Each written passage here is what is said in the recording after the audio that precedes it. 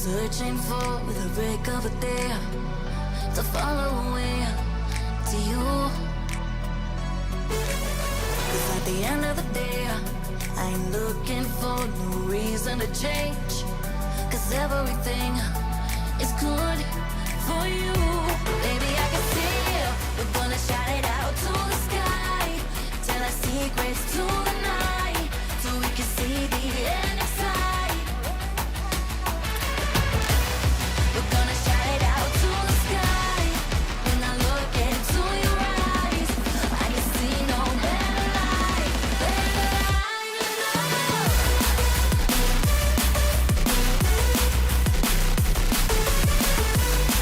gonna shout it out to the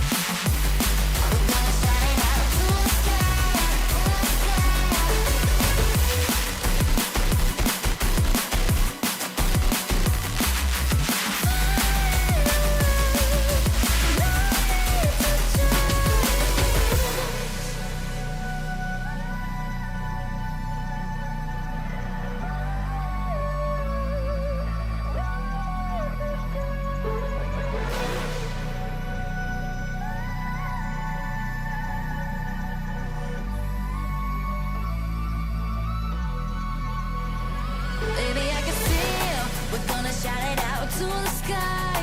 Tell our secrets to the night, so we can see the end inside. We're gonna shout it out to the sky. When I look into your eyes, I can see no better light, better light than love.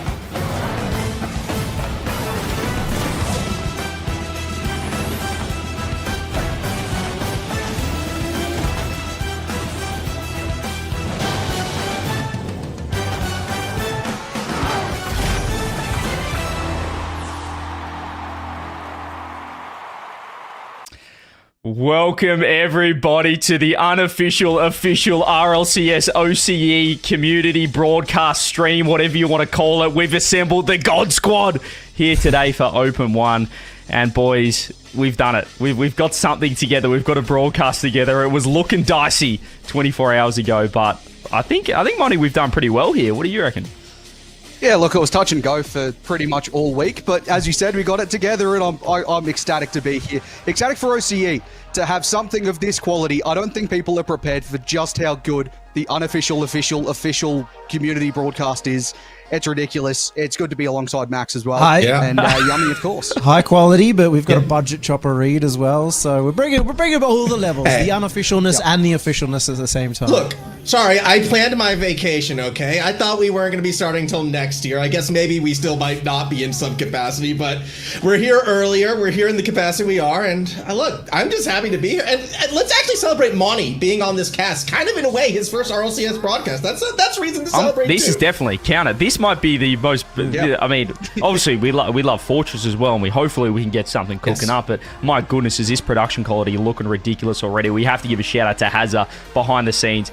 who he's just absolutely, he's cooked up a storm for you guys. Cannot wait. Speaking of just his production quality, should we dive right into what's going on? Because let's just take a quick look at the bracket. I think we should pull that up without further ado. OCE RLCS 2026 has started. It's only 2025. Yummy Cheese Man as well. I mean, you're not even in the country anymore. You've hopped across, but you're still here because you will never leave. I just thought that we needed a true New Zealand representative, and somebody had to fill that spot. Finally got that done. Of course, as soon as I leave Australia, Jaden comes in, removes our extra team. We now only have one team to qualify, but that does also make these brackets twice as spicy. Especially that lower bracket round 1 match. I'm looking at Keck Dubs versus Team Flight, the very first match we're going to see on stream. And there are big names in that one. Lunar and Laxon taking on Amphis and Faves. That's a big name to be going out early when only one spot is up for grabs. And you've also got the Bulldogs in the lower bracket. What are they well. doing down there? Three teams that were looking at top 4. Don't ask me these questions, but you've got 3 of the top 4 potential teams, well, top 5 potential teams in the lower bracket. One of those teams are going home already this stage. And the Bulldogs, prediction early, they're going to win this series that's later on the day. He's already going for it. But you've got massive ones. And yes, Bulldogs, honestly, the bracket is completely scuffed thanks to them. Yeah, but speaking I have to. Yep. Yeah, I'm just saying, speaking of massive ones, almost nuts with that massive upset relax. Get Listen, up there. Let's leave it at that. This is the unofficial official community broadcast, but you need to just settle down a little bit. No, it is crazy. We've got lower bracket teams. The Bulldogs have gone from beating Wildcard last week in the Swiss to being in the lower bracket. But you mentioned one spot only available this season. That has been the big change. It is now twice as difficult to get international representation in OCE, which is unfortunate. But they're not only playing for that one spot, they're also playing for a little bit of a wad of cash as well. Each Open will feature not only your points to qualify for the 2 majors in the World Championships, Yummy Cheese Man, but also $12,000. How much is that in Kiwi currency? Well, I was just going to ask, is this the fabled USD? In terms of the prize money? This is. Oh. I mean, that's practically the That's $1 entire million. budget of New Zealand. So, I mean, $12,000, that affords me the entire country. Yeah, I think you could buy at least one of the islands down there. I think there's 2 big ones. You might be able to buy one of them. But as you can see, 15 points for first, 10 for second, and a lot of money to be spread around all the way down to 32nd place as well, which might just be sign up and you get some cash. So make sure you guys sign up for that. But $12,000 to the winners. But they're not too, well, they will love that cash money, but they are mostly concerned about getting that number 1 spot, collecting the 15 points to potentially be our only sole representative, the first major in Boston that's now been announced. Well, it's a bit of a strange one as well, because this is an event solely in its own right, and then there's going to be a big break before the next event. It is really important for teams to not only perform here, but then to be able to carry that on for months on end to the next day.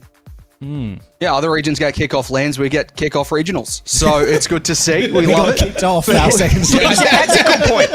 That's a good point, actually. Unlike NA and EU, we're running the entire weekend on this weekend because we just want to get it done. We don't none of this top 6 nonsense and then we park it for another event. We're going to have the entire Championship Sunday tomorrow.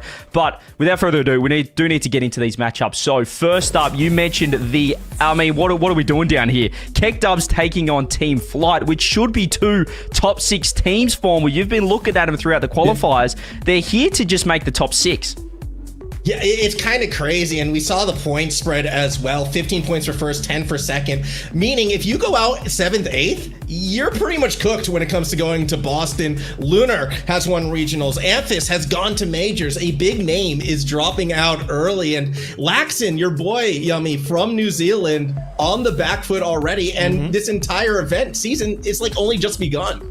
A bit of a surprise. I mean, probably the number 2 versus the number 4 seed in the lower bracket. And just like usual, but maybe even more so, this could decide your entire season.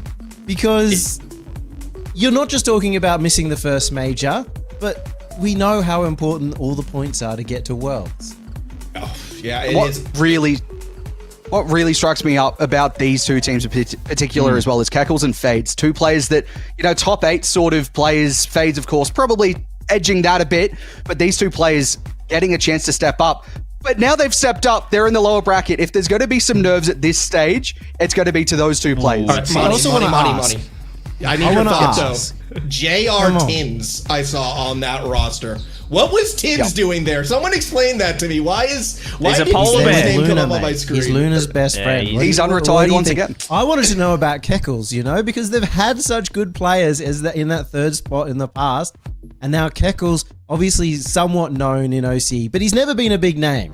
Look, it's going to be tough, but look, I need your predictions. It's a crazy matchup. Firstly, congratulations to Take Flight. Actually, forget about your predictions. Formal Yummy Cheese Man. We're getting straight into this because in the unofficial official community broadcast, we do not muck around. We hop straight into game. Open 1, OCE 2026. Here we go. Yeah, We make a didn't want to prediction, then hear kick it off. CJ's predictions anyway, Formal. Definitely didn't want to hear Monty's. We all want to hear yours so we know who is definitely not winning.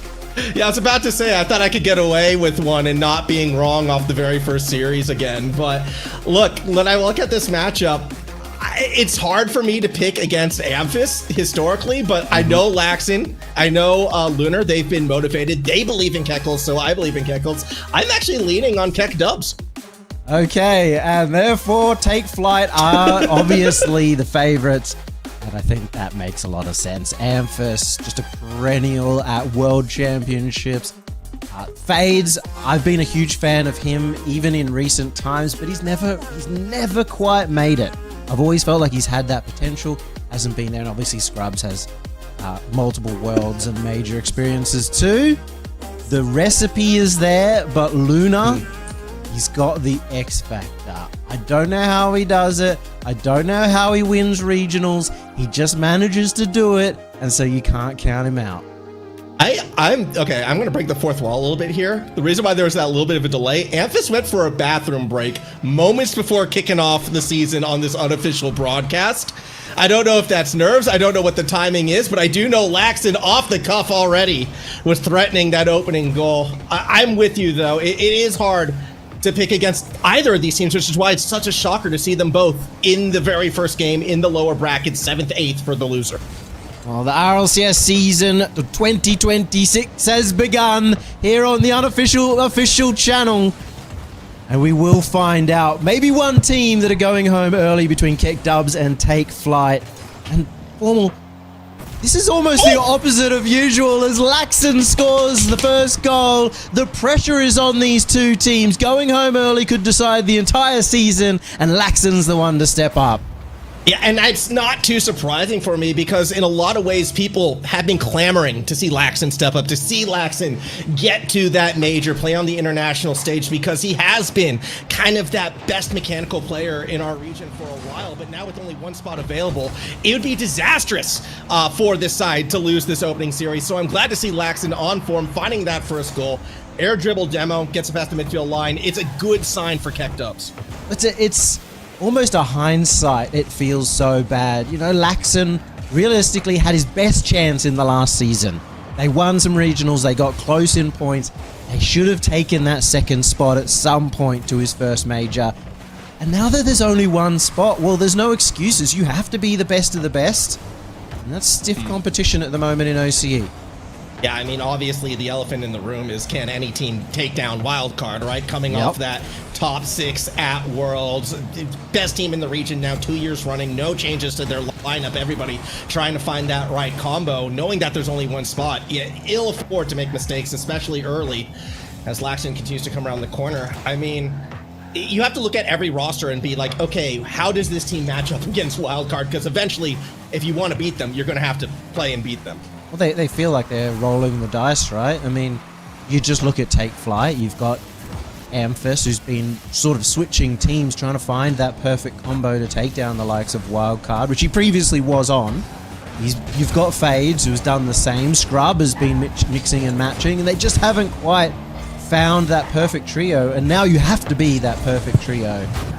It makes it even stranger that they are in the lower bracket now. They should be in the upper bracket.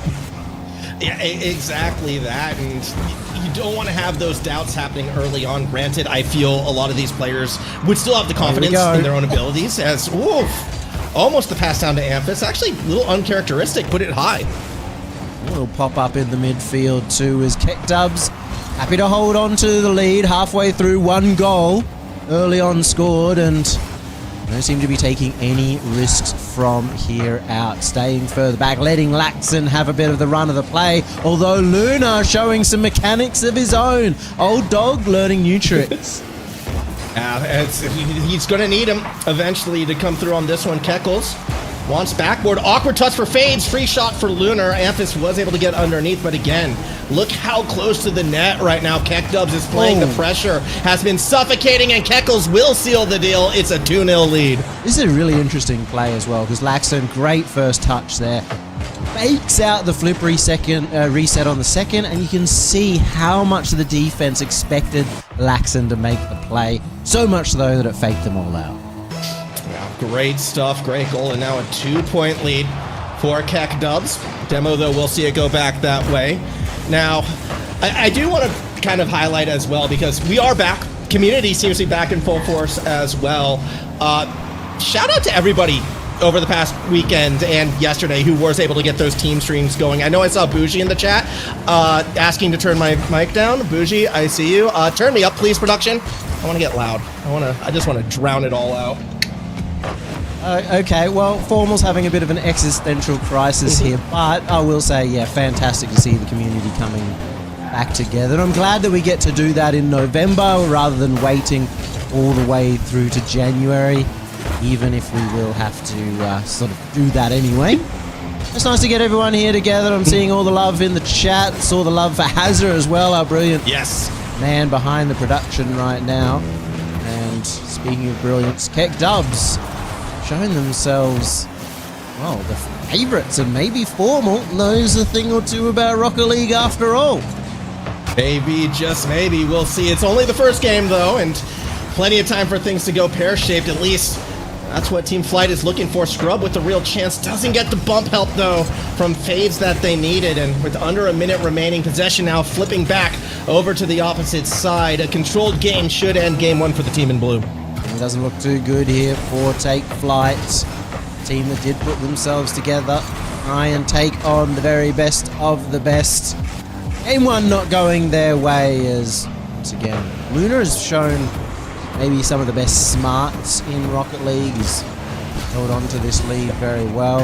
No overcommit coming out from Keck W's. No freebie goals as we head to the end. And that should be all she wrote. Keck Dubs taking game 1. Yeah, and in a shutout as well. To me, that's almost a bit more impressive. As you called out, Lunar on that back half. Great job defensively. Amphis is known to be, one of those more unorthodox strikers, I suppose. He'll find shooting angles from anywhere. Love to used to play off that backboard and the likes, but Keck Dubs ready for it.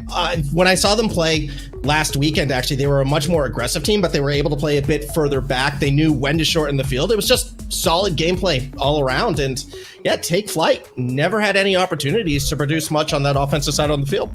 I didn't see too much, and part of that, well, I'm a little maybe disappointed to not see Amphis get a few opportunities up forward, and it almost ends up being their typical game plan. I'm assuming Amphis will move forward. Scrub really likes to play an aggressive game in terms of bumping and getting in front of the play, so maybe they're still just trying to find their feet as a trio and find, what their strengths are, because it is a brand new team. Yeah, it is a brand new team, and there's it makes me nervous, though. I mean, when you're saying, they still need to find their strengths, they don't really have the time to do that anymore. They've got 4 more games, maybe.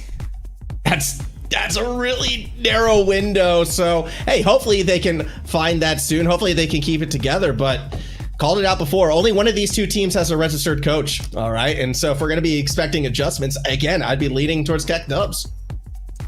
Tins doesn't know what he's doing anyway, so it's fine. I see the note in chat that I'm still alive in 2025. Yep, that's still happening, and may not have been able to say the same. If Keck Dubs was able to score that first goal, they may still just get it. Goes high from Keckles. Luna with the follow-up is hitting the backboard over and over again. No goal just yet from Keck Dubs, but a good early sign once again. Yeah, very similar to how the last game started as well, with just Keck Dubs putting a lot of attacking pressure, a lot of shots on target, although this time a bit more space was forced out, and now we are seeing Take Flight actually try to get to the midfield. Amphis, with that touch right there, yes, burns all the boost, but it's enough to keep the orange side moving forward. Second touch for Scrub, down to Fades, and the first goal for Take Flight comes in game 2. Love that from Scrub. Love seeing that. The double touch against the backboard gets so far around it. Hard to see anybody being able to get that angle, and that's why the defense caught a little off guard. Yeah, a bit of a shocker, but at that same token, good to see Take Flight put something together, and goal coming from Fades as well, who might be the player on this team with the most to prove. They're the one who would be looking to think, hey, this is that roster where I can finally compete for regional wins, maybe put something together to get to that major. Fades hasn't had that opportunity yet, unlike their teammates, so good to see them getting involved early. Hate to see it. I apparently had the wrong game selected on Twitch as well. My official apology going out to everyone. Oh, what were you in chat. streaming? Well, unfortunately, no, but I was streaming Path of Exile, which is on brand for me, I guess. Apologies to everyone, but you can't get rid of me. We've already seen that. I'm not retiring now. The Rocket League goes on, as it has Take Flight. How long has it been formal? How long have we been doing OCE Rocket League for? 2016. We're going on to 10 years of OCE Rocket League in the RLCS now. It's been going on since earlier, but that's when it really kicked off. Yeah, that is a long... I mean, I don't have that tenure. For me, it was 2019, but still, it's crazy to see how the game has evolved, how long it's been going, how the region has evolved, and throughout it all, still some familiar names. The fact that Torsos is still kicking, I know we'll talk more about him later, but my goodness, either way, this game so far... I mean, I remember when Amphis was that rookie up-and-coming Team Fury making that run. I think that was my first broadcast. And now here he is, Take Flight, trying to take the lead. Very interesting to see as well some of the back and forths that have happened over the history of OCE, and wildcard getting top 6 the last Worlds, and that's when we lose our spot. But maybe with all the downturn that we have, the down thoughts as well, with the reduction of OCE slots, it's also a great time for OCE and a great chance for maybe to go to the next level. I can't believe that comes off the post. That was the opportunity for Keck Dubs. That's what they needed, a little bit of luck. And they still find themselves scoreless in game 2. Yeah, I mean, I kind of have to agree with you right there. In a lot of ways, I can understand why players, especially in that bubble scene, might look to get demotivated. Okay, that's possibly one less opportunity. That means we have to work that bit harder. But then when I see like these rosters still giving those unproven players that chance, seeing Keckles teaming up with Lunar and Lax, and seeing Fades team up with Scrub and Amphis, it tells me that these players are just as hungry as ever, if not hungrier. So in a lot of ways, the scene, it's still going to thrive. It's still going to be competitive. I'm hoping that we don't get another wildcard sweep, that we do get, that mixed match of teams. And again, seeing this being our first series, in a lot of ways, it's kind of crazy. Scrub, not quite there in time. The thing I'm most going to be interested in as we follow this season is, well, what is the orgs going to be look like? Where's the backing of the players going to look like? As we have a bit of a split season here, a bit of the time off, obviously one less spot, and that was always a major draw for the organizations that paid players, was how do we get a team that can get over into that international stage, into the World Championship, where you get a million eyes a day. Keckles has tied it up. We thought they were down and out, but considering how much pressure they have been able to put on, it's a great angle from the youngster. Beautiful angle out of the corner, and in a lot of ways, this is what makes me excited about seeing Keckles teamed up with Lunar and Lax. And in the past, when we've seen that duo together, it's been with players like Zenulus, who are maybe a bit more reserved, to play a bit further back. That's not really been Keckles' MO. Keckles is sort of another, I don't want to call ball chaser, but definitely somebody who will challenge on the opponent's half, even if, the defense isn't really set. He's someone who's going to be hunting goals, someone who's going to show off that mechanical prowess, essentially being a more aggressive player. And I like this new look from the team. It allows him to be aggressive. It allows him to be goal hungry. And, you know, Keko's living up to it. Here he goes again. Can't get it past Amphis. Also questioned a little bit over Take Flight. They lacked a bit of ruthlessness to try and get a second goal. Felt like they took the foot off the gas, and well, that has allowed Keck Dubs to quickly get back into the game. Looks towards an overtime here, unless something magical can happen from FaZe. He almost gets the bump on Keckles, as now Scrub has the center, went for the bump instead. May regret that or may not. Fades gets bumped away from it. Still an opening. No one there to try and take a shot. We go to overtime. First OT of 2026, and it's happening in 2025. Naming convention's always fun, but it does feel kind of must-win right now for Take Flight. Amphis with a chance does fake the reset, sets up Scrub. Shot should be in. It is. We're tied. Scrub to finish it off, but all set up here. First touch from Amphis, nice and delicate. Made it difficult for Luna and Laxon behind with the bumps. And as you said, the first overtime of 2026. If it is 2025, does that also make this the first unofficial official overtime? Yeah, the first community brought to you by Unofficial official overtime of the 2026 season here in November 2025. Love to see it. And we love to see a close game between these two teams. It's now back at 1 apiece. Still, maybe would be a surprise if it wasn't for the fact that Luna is on Keck Dubs, that he's always been able to put a team together that can take down the best. One thing I have formal when it comes to Keck Dubs and their position behind here is, when is Peak Laxon going to activate? When do we see that OCE beta come to play? We saw hints of it in game one, right? Like, he came out swinging, found that first goal. Usually in a best of 7 series, it's not till games 3, 4, 5 when teams are going to start to hit that flow state, especially when it's your first time on stream, first game of the season. So if we're going to see it in this first regional, I think now is when we're going to start to see it. So it could even be next game. Not a single shot for Laxon, but I will say Keck Dubs, I didn't mind too much. They were able to sort of keep the pressure on. They never quite created the room where Laxon does thrive. So that'll be the interesting story to see whether Keck Dubs make it back in game 3. Take Flight looking a little bit more comfortable now, as they have got the first game on the board. It should give them some confidence. It really should. I mean, that would be the idea so far in this series. It has been the team scoring first, really controlling the tempo throughout. And at the moment, while that first goal is still up for grabs, it looked like it could have been Keck Dubs with it, but a couple missed challenges in the middle of the field is actually going to set up Take Flight. Scrub nearly gets the 50 in front of the net. There's been a lot of bump attempts coming out, I'd say, from Take Flight in front of the net. They're having to sort of take a little shy and then follow up, trying to remove the defender, but it doesn't work out for them. Keckles at the other end maybe gets an assist from his own teammate with the bump. Laxon taking out Fades. Fades left in an awkward position, unable to clear. Yeah, Luna, of course, doing a good job with the follow-up as well. Really, that team effort you'd want to see from Keck Dubs, everybody coming through. And again, Keckles, bit of the ball hawk right now, finding those goals and sort of being that third member that this lineup needs. Oh no! Well, a little bit of a surprise, maybe a little lack of luck there for Keck Dubs, but they still have that one goal lead. They're still showing the pressure. They're still keeping Take Flight in their own half, as Scrub has completely gone flying past that one once again, and he's used all of his boost now. He's going to be left in the corner, and that's a worrying sign. Scrub's not going to be in a good position to defend this, and in fact, he had to go get boost. He left the net wide open, and that was a play that started almost 10 seconds ago.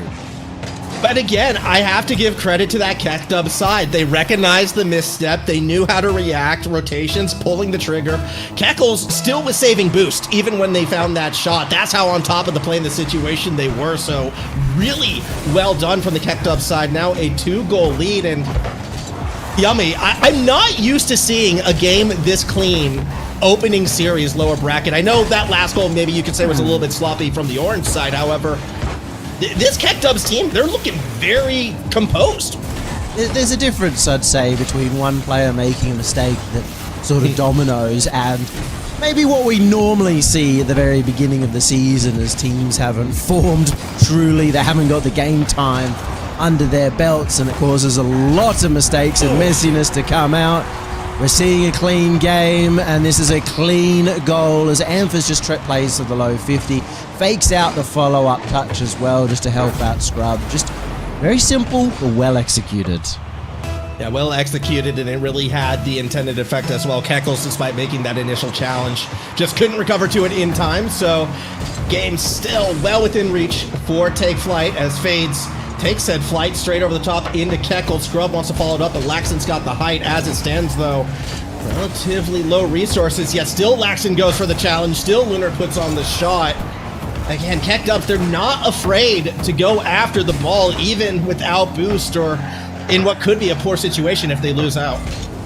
Interesting to see the impact that Keckles has been having too. Top scorer of the last game despite losing it. He had 5 shots. Now he's got 2 goals in this game. He's fitting in very well with the roster, but more importantly, he's almost leading from the front as that new player to this trio. But speak of the Devils, the older duo come together. Scrub beaten out by Luna, little extra touch on the backboard. Fades left in all sorts. Yeah, I mean, not much Fades could do when Lunar found that second touch, and of course, Laxton's going to fully commit. This is the duo that did win the regional, that first team to really take down Wildcard after nearly a year and a half, and we're seeing signs of it in our very first series. Once again, a nice 2-goal cushion, but on that opposite side, Take Flight. We've seen Scrub get a little bit of the redemption goal before. We're still waiting to see, vintage Amphis come out again, finds a demo, but it's still going to be on that defensive effort. The worrying sign here for Take Flight, well, is more that Keck Dubs have been very good with a goal lead, a 2-goal lead especially, so far in the series. However, hopefully for me, I wanted to see a much more aggressive Take Flight come out. I want to see them really going for it. Scrub even doing that with the extra bumps in front of the net, not leaving the attack for even a second. Scrub once again going for the bump on the road home. This is the aggression I was looking for. The question is, will it pan out for them? Will they be able to make 2 goals in just 90 seconds? It's going to be tough, though, if they lose out on possession right here. Fade's doing everything he can, but again, I'm always impressed with how Keck Dubs is just willing to send it, and they will send the second member to make sure they get on the attacking half. Now off the backboard, Keckle's free touch, down and in, and it's a 3-goal lead. And I will say, we've been talking about Keckles, we've been talking about Laxton, but when it comes to the sense of Luna, that is a brilliant pass. He could have gone for the shot. A lot of players would have. He puts it so high, it's awkward for the defense. Keck Dubs have all but secured the game and a series lead. It's really great to see that Lunar has not lost a step during the offseason when it comes to his game sense, and just, man knows ball, and has consistently known ball. And this is a man who retired, before previous season. And he came back and he said, you can't keep me down. He is once again looking to get at the top of OCE, and the first step could be knocking out Take Flight, one of the absolute favorites of the entire season, out of not just this tournament, but even probably the first major. Yeah, it would put, again, the losing side in this matchup is going to be put in a position where if they want to make majors, if they want to make worlds, they will have to win multiple regionals, and getting that, assignment at the very, very start would be demoralizing to an extent. So really good look right now from Keck Dubs, as it will be Keckles again trying to play it through. And I go back to that 6th regional last season and how close, at the time Team Power was 1 game away from taking down the Chiefs, getting that chance to get to that next level, to play for 3 majors in 1 event, and how disappointed they were to miss out being that close. So I know Lunar has that fire to get back to that stage, and it's great to see them competing right now. Doing incredibly well. And for, again, the Keckles, the player with by far, not just a little bit, but by far the least experience on this stage, has been incredibly impressive. There could be signs of things to come for not just Keck Dubs, but for Keckles. But for now, we've still got to close out this series, and sometimes ending it, getting those final, in this case, 2-game wins, can be the hardest part when you get that lead and you sometimes lose a little bit of your edge. You lose a little bit of that aggression because you play a bit too safe. We'll have to see if that does continue on. I'd like to think they're going to keep their foot on the gas, though, and it feels evident towards the latter half of that game where even with the 2-3 goal lead, they were still pushing, still looking for their chances. They weren't changing their play style too much based on what was happening, and that always will make it easier to carry over that same style into the next game. So I'm liking what I'm seeing from Keck Dubs. On that opposite side, though, if you're rooting for Take Flight and you want to believe in something, again, the potential is still there. I mean, I think we can talk all series long about the individual mechanics and the accolades from players like Scrub, from Amphis, Fades, maybe still that bit to prove, but we've seen this team rise from poor situations before, or at least these players, maybe not this team as a whole. So I definitely don't want to count Take Flight out just yet. We head into game number 4. Maybe a real telling one here for Take Flight. Either going to be a 3-1 or a 2-2 at the end of this one. So strap in, folks. This could be a big deciding game. As Fades already trying to get it out of defense. They're already stuck there. They're already getting attacked on by Luna. Laxon trying to get one in for Keck Dubs as well. Maybe a missed touch actually gives an opportunity at the other end from Take Flight as the bump goes through and Fades finishes off a quick counter attack. That entire sequence, it was just Scrub and Fades on the same page throughout. Defensive passes to each other, correct spacing, correct challenges, and they take it all the way from their end to the opposite side. Really well done from that duo, and that's exactly why Take Flight, despite, you know, maybe having a rough game 3, the potential is always going to be there to come back. Wow, these bumps are pretty diabolical from Keck Dubs. Some aerial bumps coming out and just making it so awkward to defend for Take Flight.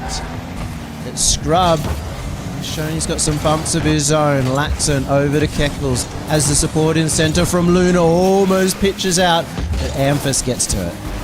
And now Laxon's going to take it backward underneath Lunar with a chance. He'll go off the wall. Has Keckles in a good spot, but Fades will still break it up. So patient defense coming from Take Flight, and it's strong enough to alleviate the pressure for now. Good touch there, but intercepted once again from Keck Dubs. Being sure to hold this midfield line as they've attempted to do all series long and have done very well. But that'll love that from Luna, stealing the back boost. Making sure that the counter-attack cannot be too strong coming out from Take Flight. Scrub with a good 50 in that front half. Might set up something here as Amphis gets 150, gets a second 50. A third comes out from Take Flight, but it's not enough. Luna still take it over the top. Can he get it off? He didn't quite have enough boost to get back down. Oh, you saw it was lined up and they wanted it. He had maybe 5-10 more boost, and we're looking at a tie game right there. Laxon now with a chance to play off the backboard. No, it's posted, and that is a missed opportunity for Keck Dubs. He just put a little too much juice on that second touch, took it wide of the net. He looked good, but not good enough. But that was the opportunity for Keck Dubs to put themselves back in the game. Instead, it's going to be Amphis with his own opportunity. Not the best first touch, but he will manage to catch up with it at least. It cost all of his boost and it did slow down his attack. Fades. Can he win the race to the ball? No. Luna getting the best of it. Amphis around the corner. Has the first touch. Into the backboard. Gets the third, and there's no one to finish it off. Not on this occasion, but at that same token, still Take Flight has possession. Lunar tries to mix it up down the middle. Scrub has it red. Doesn't quite get the play off the ceiling, but still is able to scoop underneath, and it's just every defensive touch being challenged right now. Take Flight. Well, that's a bit of a mistake. Lunar actually finds the gap straight over the top, so finally this blue side will get to hunt for a goal.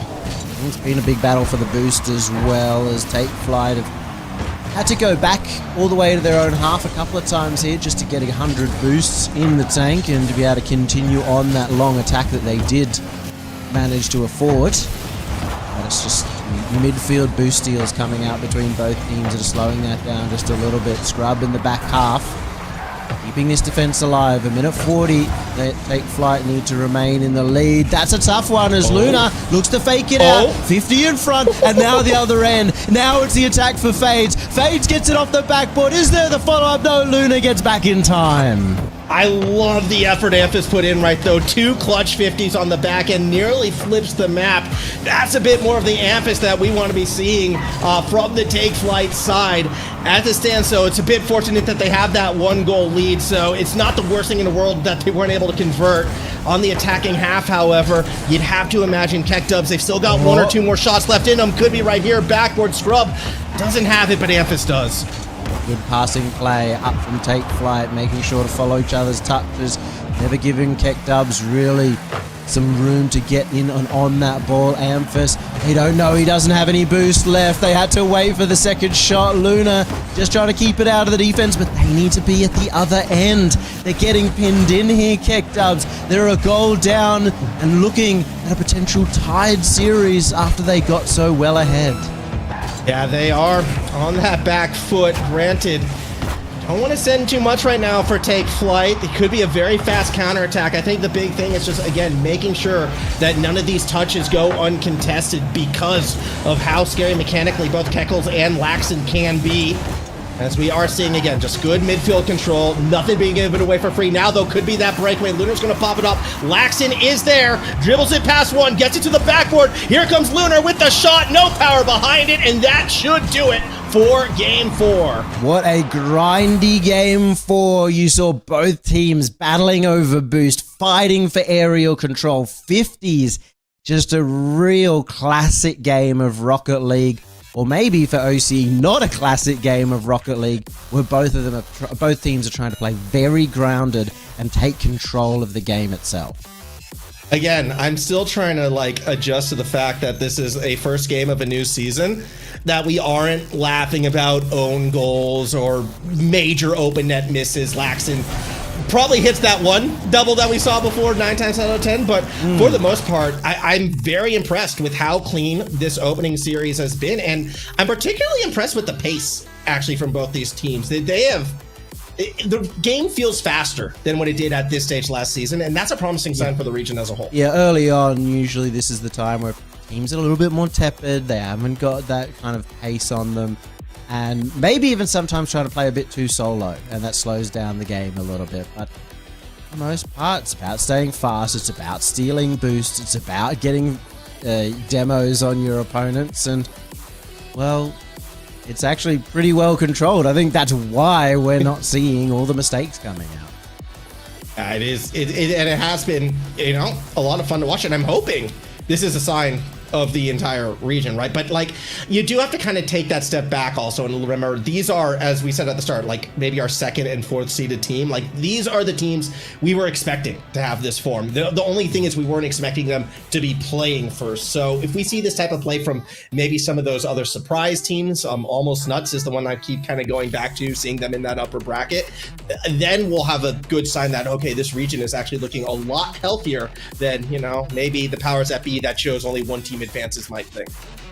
And of course, we did have a very long off season. I mean, Almost Nuts, Nerve Scorchy, Zombie Freak, they are no names, not names that you'd expect to be in the upper bracket, of course, but you never know when you've got 4 or 5 months of practice or what kind of level you can step up to, and that's almost what this exact playoffs is all about, is seeing what the level of everybody is, seeing how who's leapfrogged over the competition. We look at Keckles, of course, on in this match as maybe one of those players, but really interesting scenario right now.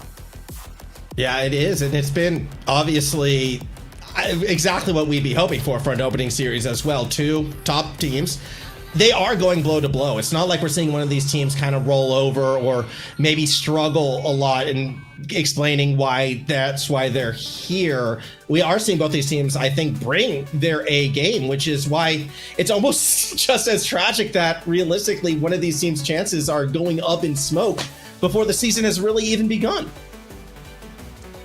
It's a little bit of a shame, of course, but, that is the breaks. That's what you get for making the mistake in the earlier double elimination. That's what led them to this spot. Of course, Take Flight, they lost to, who did they lose to? Team Freeze, It's not a team that they should be losing to. I know Big Rooster is is one of the better players around, but, well, he's not. He's not. I know we love Big Rooster, but he's not a player. He's not the sort of player who should be taking down this team. And over at the other side, you know, Keck Dubs lost to Almost Nuts, a team that they should be expected to beat again. You just unfortunately can't afford to make essentially 2 mistakes.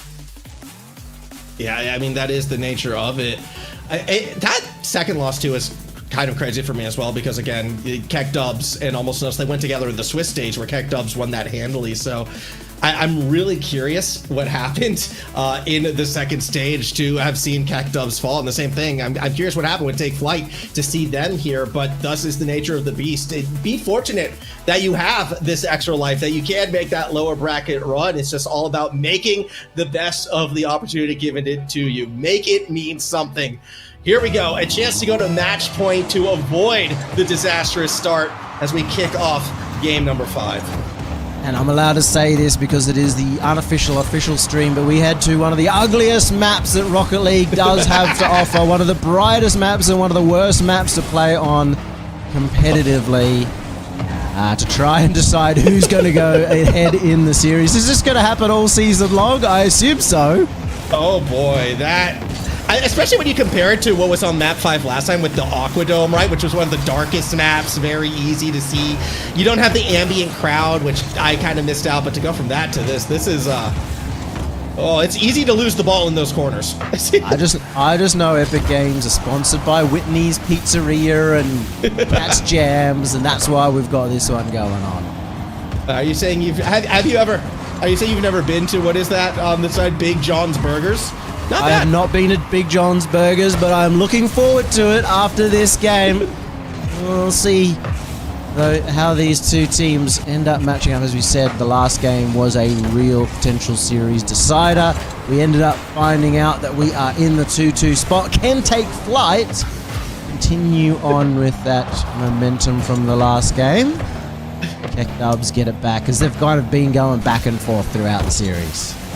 Yeah, they really have been, and so far it has been blow for blow. So if you're going haymaker for haymaker, expectation would be Keck Dubs finding it, but a minute and a half feels like the longest we've gone without that opening goal just yet. Laxon can't quite get it around Scrub, who actually saw some in the tank, so opportunity now for Take Flight. They go for top bins, can't find it, follow-up touch will, and Amphis makes it 1-0.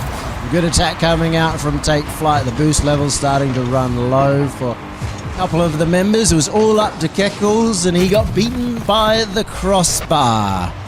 Take Flight, continue on that momentum. That they do. So, Take Flight, looking to take flight in this series now with the 1-0 lead. Immediate pressure, though, off the kickoff. Lunar down and not in. Amphis on the line with the heroic save. I will say, yes, I am hungry. No, CJ will not share any of the boon of this broadcast. He said, all the money for me. Yum, yum, yum. You get nothing. When I said, oh, yes, I will cast this. He doesn't treat us very well, but we do it for OCE Rocket League. So we're still here. We're still having fun. Maybe Take Flight having a little bit more fun than Keck Dubs right now, as they've got another one past the defense, but not quite a goal. Not quite yet. Laxon, though, who we'd want to see have that big Laxon moment, nearly dribbles it across the field. Does get dissuaded towards the end. Lunar goes for the pass instead of the shot, but with too much traffic, Keckles plays the patient game, fakes the touch. Now Laxon again with boost, with Lunar. They come together, they put the shot on. Fades finds the save. We continue on of the pressure, though. Keckles stays behind, makes it awkward for Scrubs. So does Laxon as Amphis. He doesn't have too much boost, and he gets beaten out. It almost goes in. It's going to go floating in, crushed into the ground by Luna. They've tied the game. Oh boy, that was, eventually was going to come through. A rare mistake in this game coming from Fades. Just kind of got caught in the corner and then couldn't read the ball. Lunar all over it to equalize. Tie game, 2:08 to go. A couple of tough reads, and honestly, a big shout out to Keck Dubs. They kind of just sent it. They just hoped for the best. They went for a couple of crazy almost 50s, and it worked out for them there beautifully. They took the risk and they got rewarded. Now find themselves a tied game, and maybe another chance here as Luna gets a bump. Amphis has 50 boost in the tank, gets a flick forward. There is a little bit of pressure at that back half as Amphis steals the boost. Has to get it past Luna, and he does. A 50, no, it's straight towards the net. Amphis gets it in. He set up the play and he finished it off. Oh, Amphis just again reminding everyone how dangerous he is when playing so close to the net, either off the corner or off the opponent's backboard. He always will find ways to get those ridiculous angles and was just so sticky throughout that entire sequence. Defense couldn't get rid of him. Fake kickoff from Fades allowed Scrub to create some space, so straight away take flight again, looking for that 2-goal lead. You saying he went to Joe's burger joint and got a bit of ketchup stuck on his fingers. Well, maybe it worked out for Amphis. Will they be able to hold on to the lead, though? Maybe not right now as Laxon gets it around the last two. Luna once again spooning it into the middle. Heckles was the first on the ball, but that's just a brilliant pass. The angle Lunar finds right there, so often we'd see a player just slam it into the corner, try to play around, maybe get a bit more depth, regroup midfield, but no, finds that pass back across the middle.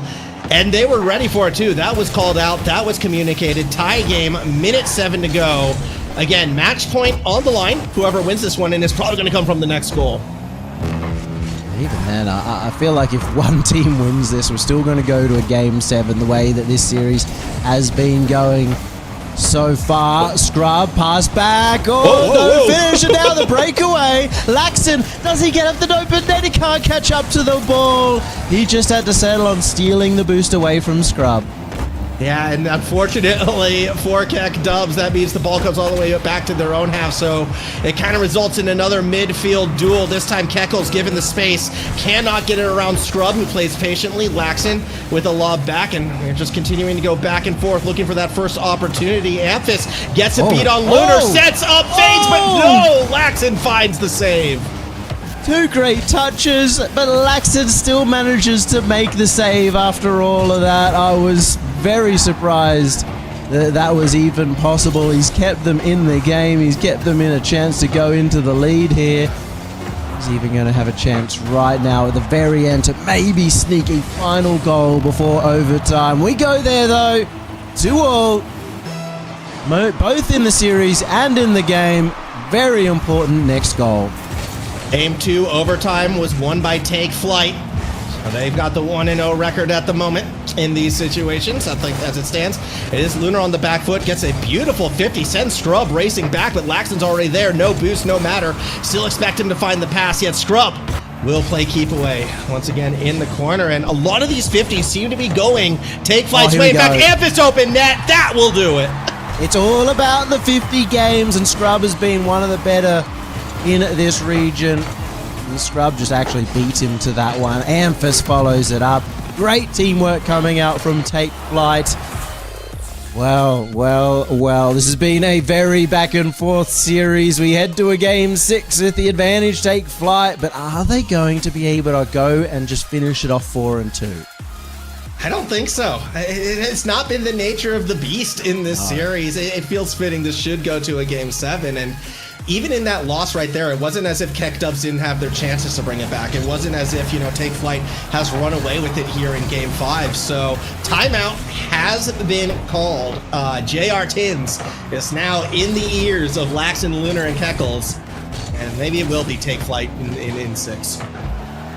Okay, I see how it is, and honestly, I respect you because JR Tins has been spending a lot of time on the golf course, not a lot of time studying Rocket League of late, so don't know what he's going to be able to contribute here. However, you can look at a couple of things. Keckles has been that main driver, that main guy trying to score goals, get in disruption, get a lot of disruption going on in that front half. Wasn't able to do it in this game.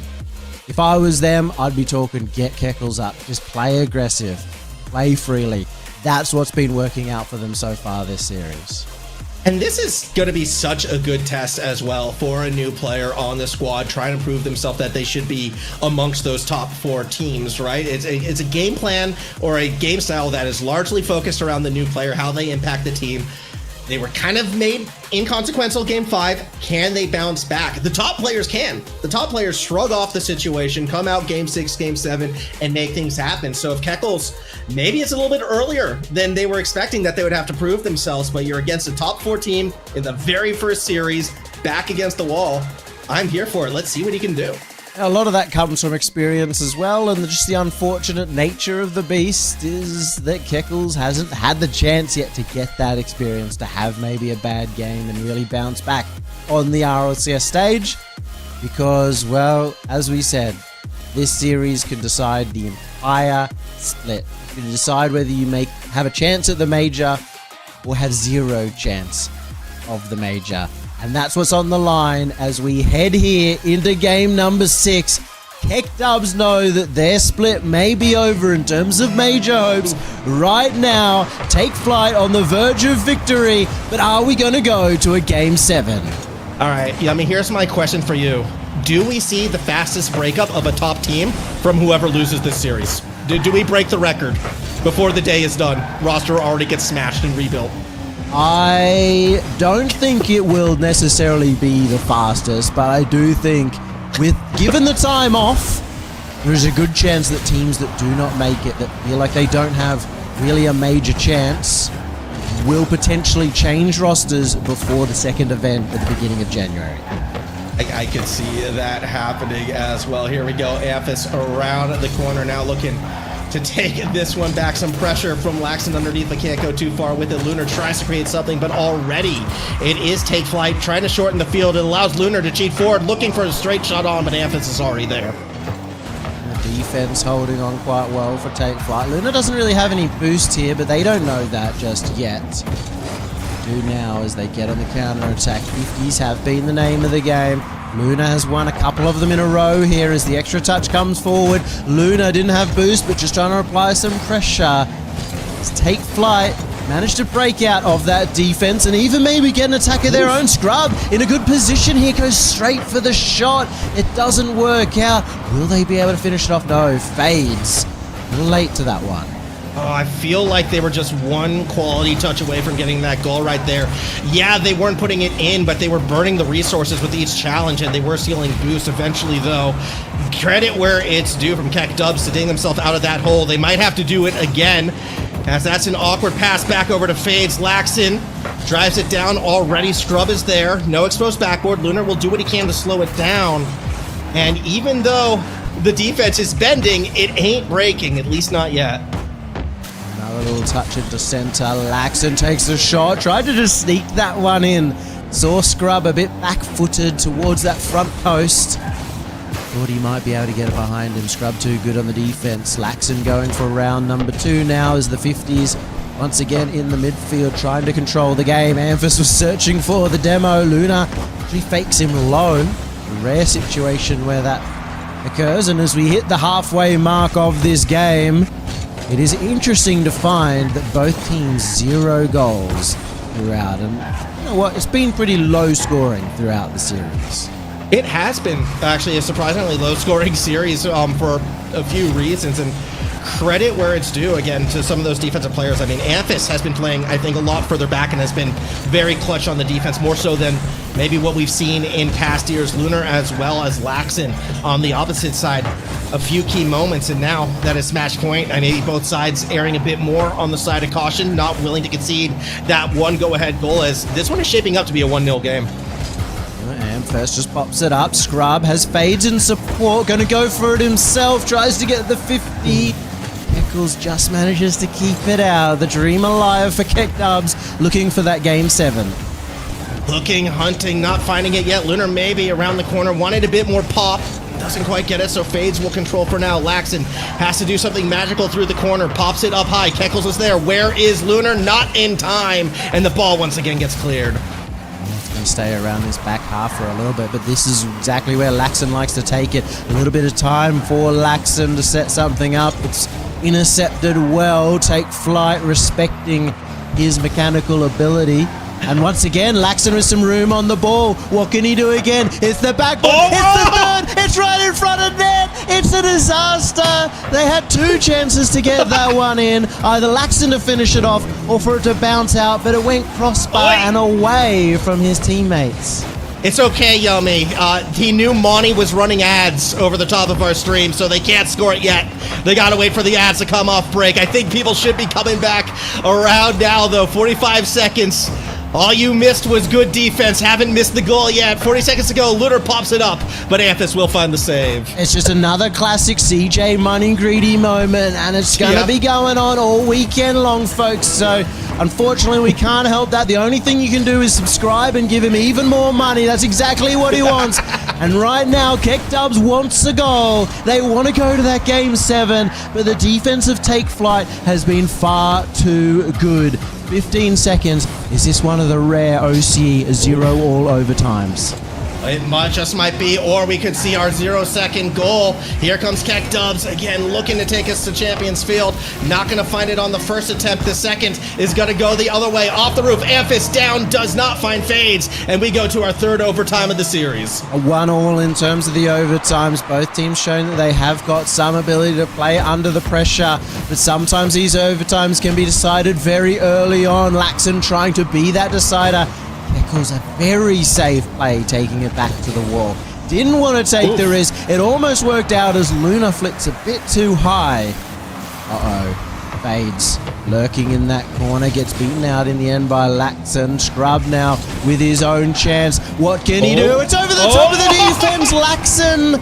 I'm not sure he quite read the play, but he recovered. Recovers and gets a bit of a clear back to midfield. Still about 2 minutes to go until everyone's back from the ads. For those who aren't seeing us now, Laxton takes it to the line. Not going to find it. Scrub can't follow it up. Here comes Keckles. Goes for the bump. Doesn't go for the pass. Laxton still gets space. Through the corner. Second touch. Not there. Lunar tries to throw it back to Laxton. Play slows down. Yet the pressure, it still's maintained through that corner. This is the chance. This is what Keck Dubs need.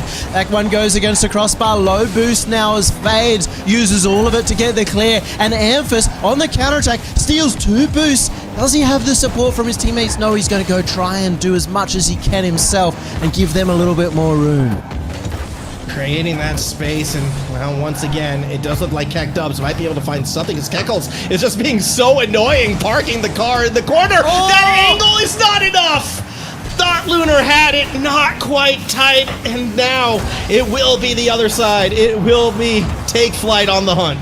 Keck Dubs are going to feel robbed. There was the Laxton potential goal earlier that was just a little bit away. Now that one off the post that many would have thought should go in. Laxton trying to make up for it now. Will they get desperate now, feeling like they should score a goal? Sometimes in those situations, you can overcommit, and that might have been what Luna just did. Is it over? It isn't. Keckles stays behind it. He keeps him in the game, and Luna managed to get back as the only player left with any boost in the tank to help out. Yes, so crazy that wasn't it. And now onto the other side, Laxton won't get the 50 in front of the net. Lunar still kind of without that boost. Being a thorn in this side, the net was open, but 2 players in front of the ball, so they're not able to capitalize. And the longer this overtime goes, Yummy, the more and more we're seeing the nerves, I feel, get to both teams. I'm really worried about Keck Dubs. As we said, they've had a couple of really close opportunities. A bump on Luna as their last defender. Luna gets up. He doesn't have anything else to do as Laxton keeps it away, but a very defensive air dribble coming out from him. Very strange to see at times. He's usually used to really aiming towards that goal. I think he didn't realize how... Laxton.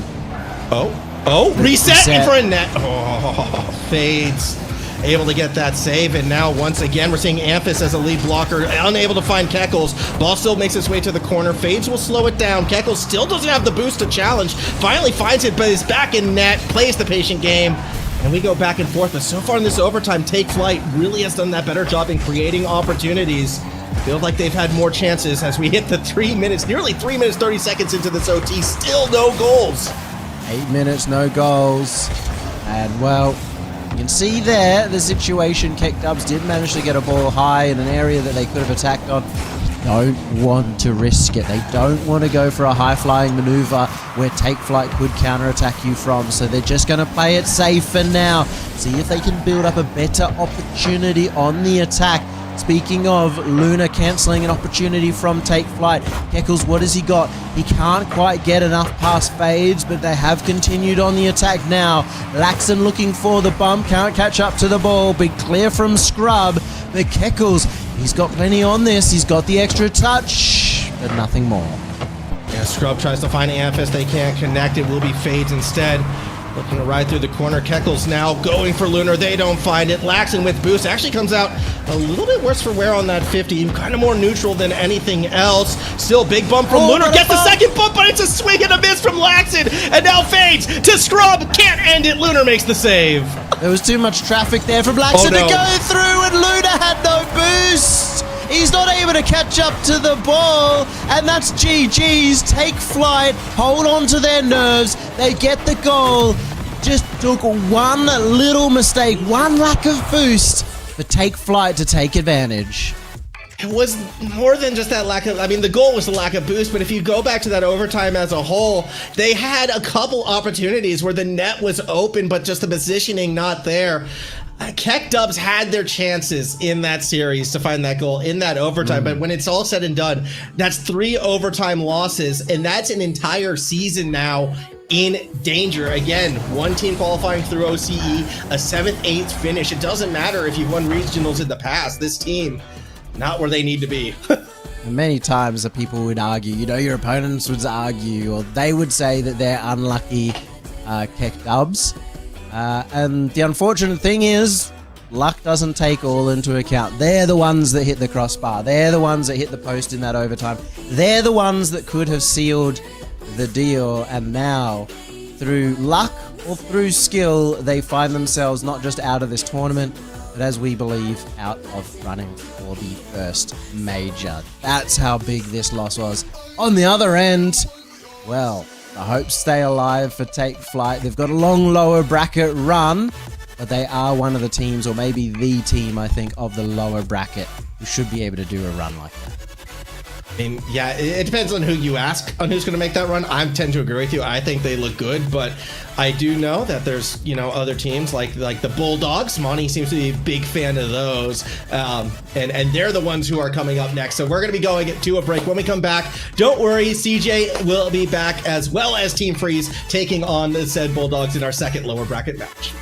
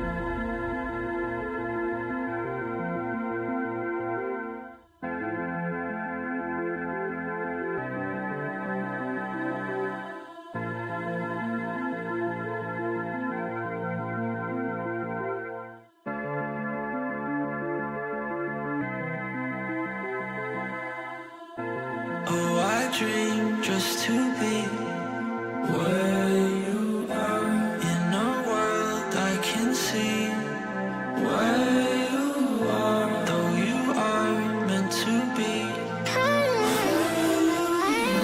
Wish you're here next to me where you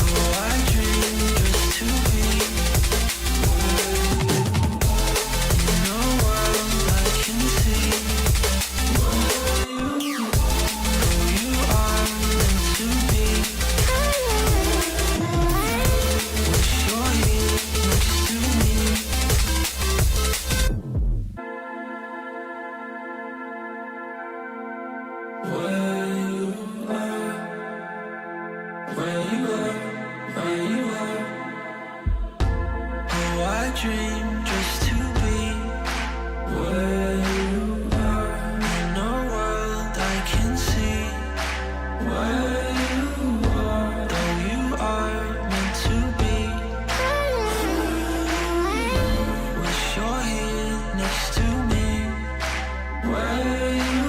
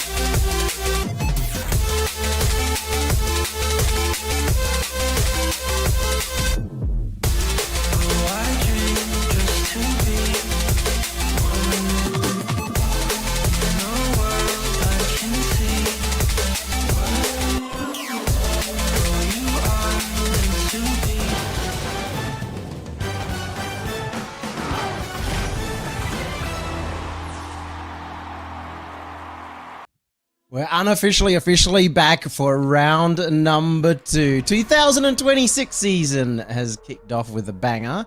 One that should have, I think, gone to a Game 7.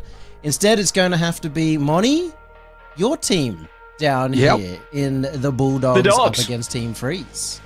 Yeah, it's... Look, not quite exactly where I was predicting them to be, if I'm being completely honest. Whether or not we're keeping bias involved, I didn't put them here. We know you're very biased, so you may as well. Yeah, I may have done some questionable things last season for my team, so we're taking it back a step. Is this the reason why this is the first RLCS broadcast you've We're just been going to on? let it sit. We're not talking anymore about that. Moving on.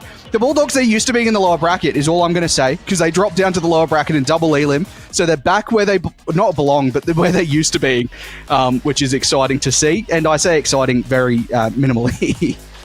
I mean, I think this is going to be an exciting matchup because we've already know Team Freeze can pull off some upsets. I mean, it's one of the reasons why we saw Take Flight down here in that lower bracket as well. So you can come into this one with all the confidence in the world. We've already seen one team overlook Team Freeze and Big Rooster already. It could happen again. This is.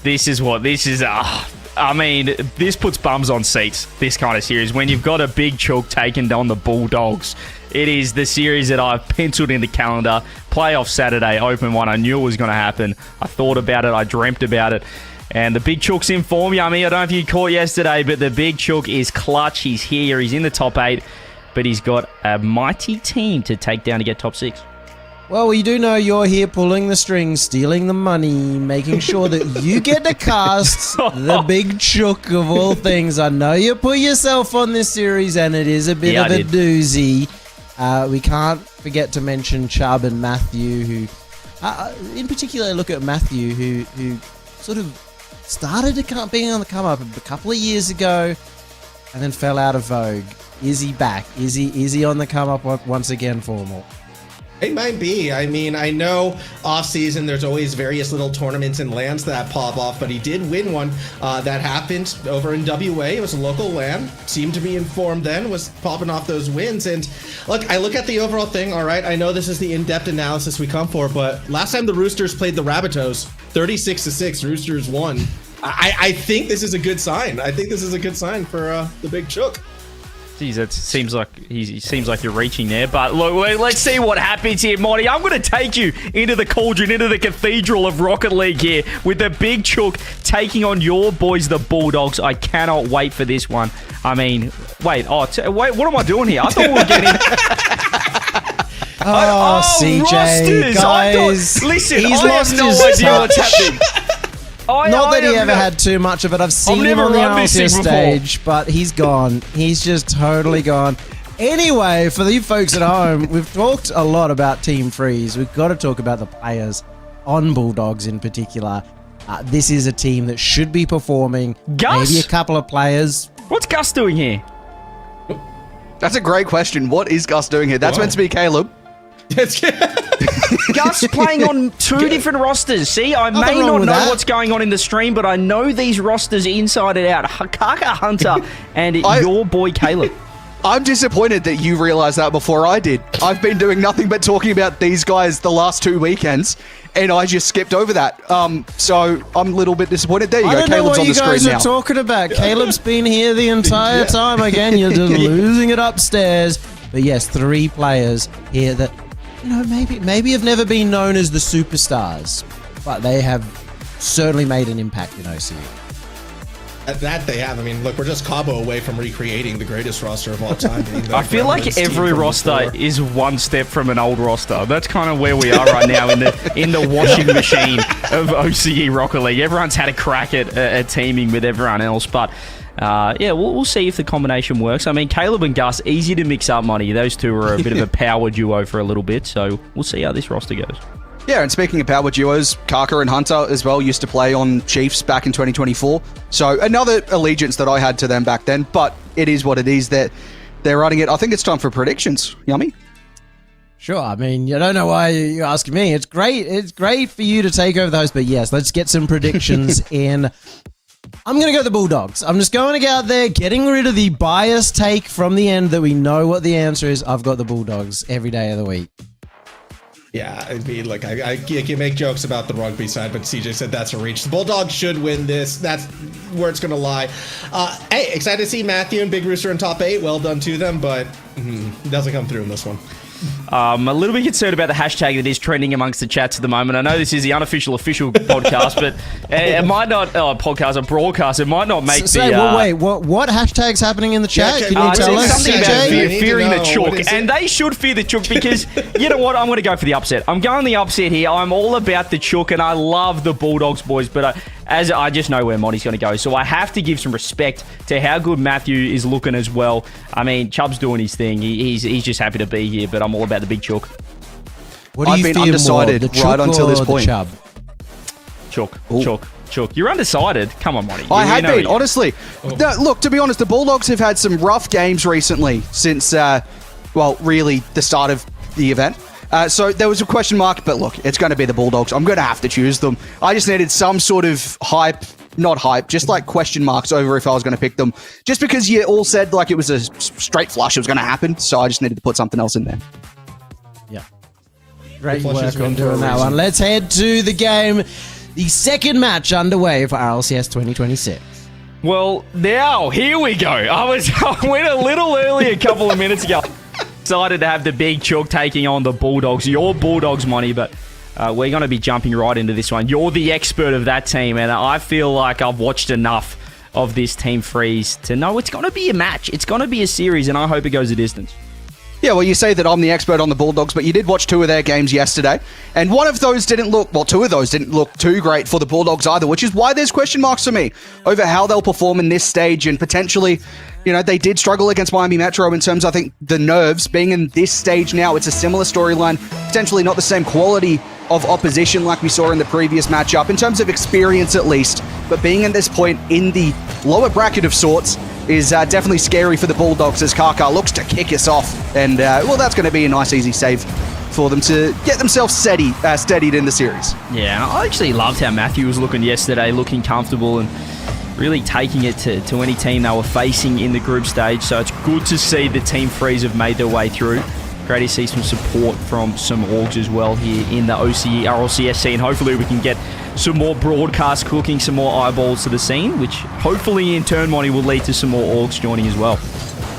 Yeah, it would be good. I've been sort of an advocate trying to get teams orgs as much as I can in the background. It's been to very little success at this stage, but it is nice to see a couple of extras popping up, which, you know, new org to the scene, Team Freeze. I think potentially an NA team, so making that step across and helping out OCE is always lovely to see. As Matthew, he's got no boost here, so nothing really doing there. Hunter and Kaka, as I sort of said before we got into this one, a previous iteration of a roster as Caleb slots that one, and I think we're going to see a lot of combinations like that today. That's really concerning. They went for the double pre-jump in defense, and then they both backed out of it, Chubb and the Chook. So they need to sort things out. Team Freeze in defense, but giving credit to Bulldogs, that's kind of the aura of some of these top players, some of these internationally represented players here, Money, where when they're on the ball, you kind of panic a little bit. That's what we saw there. Yeah, the double commit, not something you want to see, although that's a massive challenge from Matthew. Could have been an opening for Team Freeze. They're not going to step away at the moment as Kaka steps by 1. He does go up to the ceiling. He loves taking it up to the ceiling like that. Didn't end up doing too much with it, as that's put to the corner by Rooster. Infield not found. And Caleb, he's in the Fennec today. He's swapped between the Octane and Fennec across all of the event. He's potentially sticking with it here. Is Kaka across to Caleb, and that's a quick 2-0 lead. Yeah, it's just a perfect 50 there from Kaka, and a lot of panic here from Team Freeze early. As you know, perhaps you're on stream now. You're in the big broadcast, on the unofficial community broadcast. So perhaps some nerves here in game 1, just a minute 30 in, but you can see the class of Bulldogs just really taking it up to them right now. Kaka from the corner. Looks to slow it right on down. Rooster will play it out, and Caleb keeps it up. That's a massive demo. Uh-oh. That should open it up for 3. Caleb, can you score it? Yes, of course he can. Gets a nice angle. And, well, look, we're talking about the aura.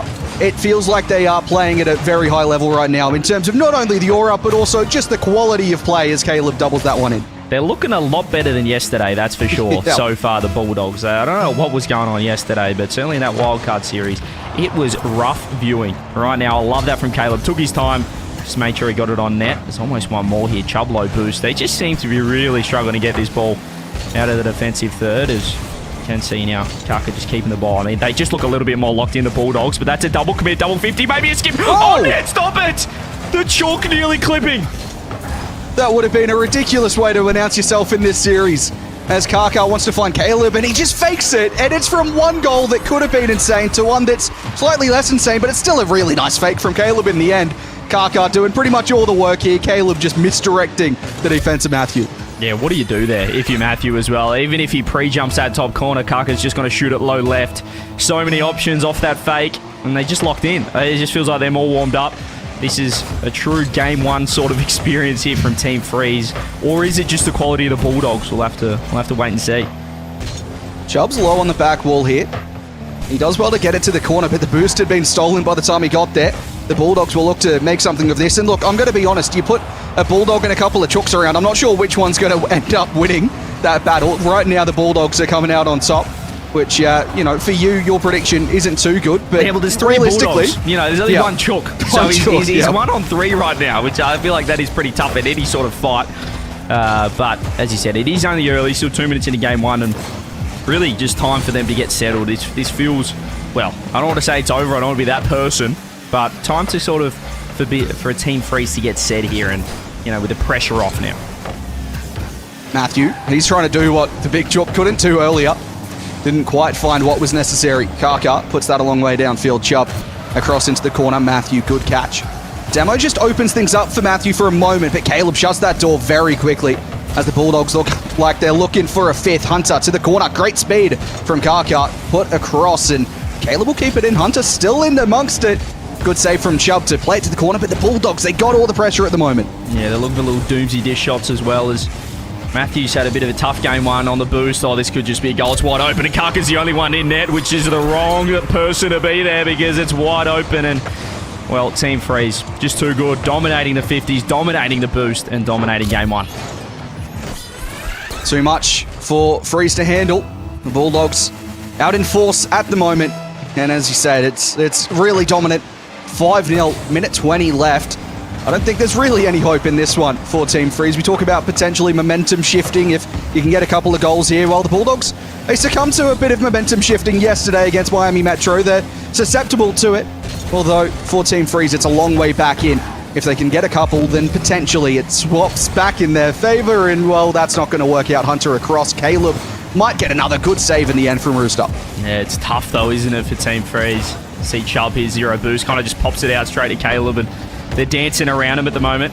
Infield to no one there. Rooster, though, no boost at all. Look at the positioning from the Bulldogs, sitting so high, so confident the ball's not going to get down into that blue half. And 35 seconds left. They're doing as they please. They're going for pre-jumps. Maybe one demo can open things up. Karkar's got to spawn in time, but he's got demoed. Caleb still gets back. They had to hustle, but they keep the clean sheet alive. I simply don't know how that hasn't found a goal for Team Freeze, as Rooster looks for another one. Trying to center it, trying to make something of it. Hunter's going to have another. What is going on? We talk about the positioning being so aggressive, and Hunter's just stayed on the halfway line. Rooster's flip resetting, and he's just stuck there, and he's gotten a goal for it, which, if your Team Freeze, is not ideal. Yeah, I think he was just directionally challenged a bit, the Rooster. He just didn't know where to go, and he's infielded it straight to Hunter. 6-0. Not what I was expecting. Open it up here. There's the first goal, though. Brazil is on, which we would like to see. It would be a great way to start us off in game one here. And it's just a kickoff goal. No one seems to go from the Bulldogs. Everyone turns away. Not sure what the plan on that one was. It doesn't work out. Potentially the plan was to Brazil this. We'll see what they do on this kickoff to potentially turn it around. It's an alternate kickoff strategy. Matthew down the line. They might even get a second here. Chubb doesn't connect. And that's a good one. A bump comes through. Matthew will get another. Well, Brazil's denied, but potentially that momentum shifting I mentioned could be coming into play. Yeah, this could come back to bite the Bulldogs a little bit. Just giving a couple of cheapies late. Took the foot off the gas a touch, and see Hunter or Karkar in that situation getting bump 0 boost. So just a couple of goals for the confidence. Can go a long way into game two. But these double kickoffs keep continuing. The confidence. They're just trying to completely walk Team Freeze down, and it has worked so far. Yeah, a solid game one from the Bulldogs, taking that one out. Team Freeze, look, they did get some answers. They started looking better by the end of the game, which the Bulldogs probably allowed in a sense with that one odd kickoff that never really found anything. But for the Bulldogs, they'll be very happy to be in the position they are. Everyone getting plenty of goals across the board. Team Freeze, they're going to struggle to find some answers when you've got Bulldogs pushing up so quickly on the halfway line. Like you said, they're just dominating the position on the field. They're so confident. Team Freeze, how do they get back into this? Yeah, it's gonna be a task as we do take a look at the game one highlights here, sponsored by Hazard. I mean, how good's the production, ladies and gentlemen? We're seeing on the Unofficial official community broadcast. Can we get a W Hazard in chat? He's absolutely cooking, and we're only 2 series into the weekend. Plenty of more action in store as well. Now you can look at our ugly face as well. One beautiful face on the right there, but I tell you what, I need to remind everyone as well. I don't think I've said it, and you guys might have no idea, but I'm also live on YouTube. You know, if anyone wants to go hop over there, we've got a couple of viewers hanging out. People are saying it's fantastic. There's, the quality's pretty good over there as well. If you want to throw it up on your TV, if you want to tell your parents to come tune in, if you're playing on one of the teams this weekend, you can also find it on my YouTube, CJCJ. So tune in there, but we're live everywhere on Twitch, Monty, and we're having a good time. You're lucky that I'm in a good mood right now, because otherwise I would have called you out for the just ridiculous self-promo there.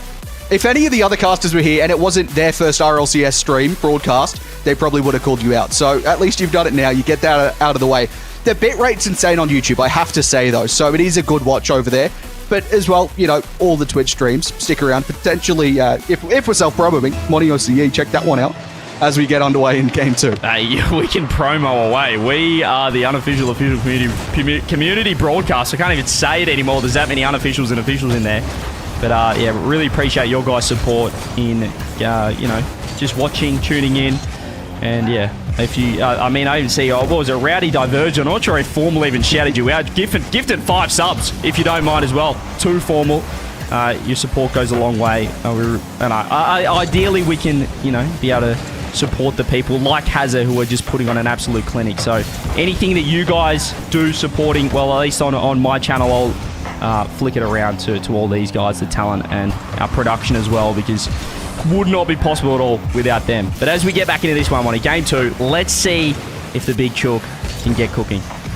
What I'm just curious about for Team Freeze here is the Bulldogs just notoriously pushing up too often, too quickly, but it doesn't matter. Caleb, he's kicked us off in style again. I'm talking about being too aggressive at times. Who cares? It's Caleb, one end to the other. He's got the flip reset, he finds the goal. He's gone the full Diaz, off his own back wall, off the ceiling with a reset, and just felt like he had a 3 million boost.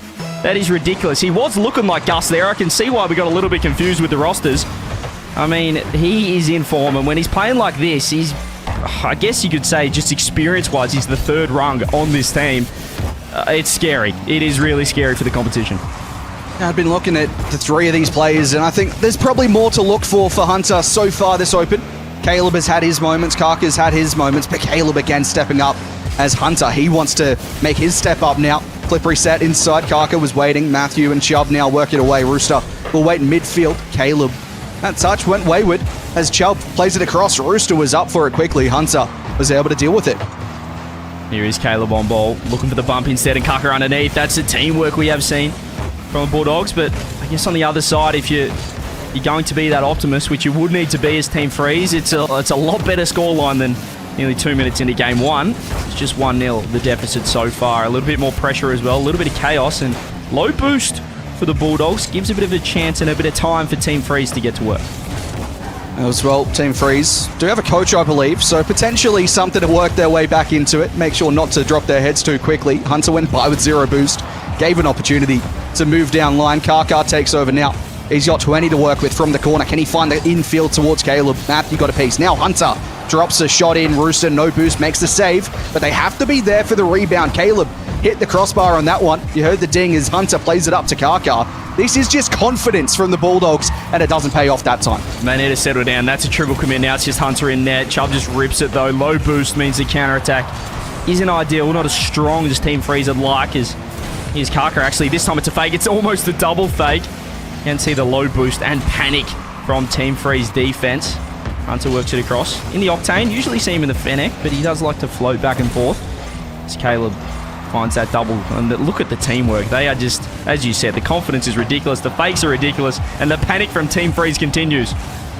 And what I was going to say before Caleb scored that ridiculous opener goal was that potentially that confidence might come back to bite them, the Bulldogs, because the positioning has been out of this world. They've been all past the halfway line so often, and if Team Freeze find their way back in mechanically, make sure to keep the mental straight as well, and they'll be pretty well back in if they can find a couple of counterattacks, which they might do here. Rooster, he's got nothing to work with, but he still makes it happen! 1-1, big Rooster, the Chook stepped up! He's just clucking crazy. What is this? The big chook goes bang. This is what we were waiting to see. Team Freeze on song, and we have a ball game. And that's what I was talking about, potentially getting too overconfident, the Bulldogs. They even gave him time. They gave him time with no boost. They went, surely he can't do anything here, but he made it happen as Karkar looks to instantly respond there. It's a play into the corner. It's going to be a midfield ball for Caleb. He wins that race. Hunter's up quickly, but not quick enough. It's the Chook again as he gets the clearance. This is, now we're on. Now we're talking. They got absolutely stomped in game 1, but I mentioned the confidence, the ego challenges, the ego offense from Bulldogs. It can come back to bite you when things start going the other way, because all of a sudden, you've got to start playing properly. Yep. And they haven't been really doing that in a way. They've just been so dominant. So be interesting to see if they can recompose here, as Karka's still got to sit downfield, almost want to redirect. A little bit awkward. But there he is. The Chook once again works it out of trouble.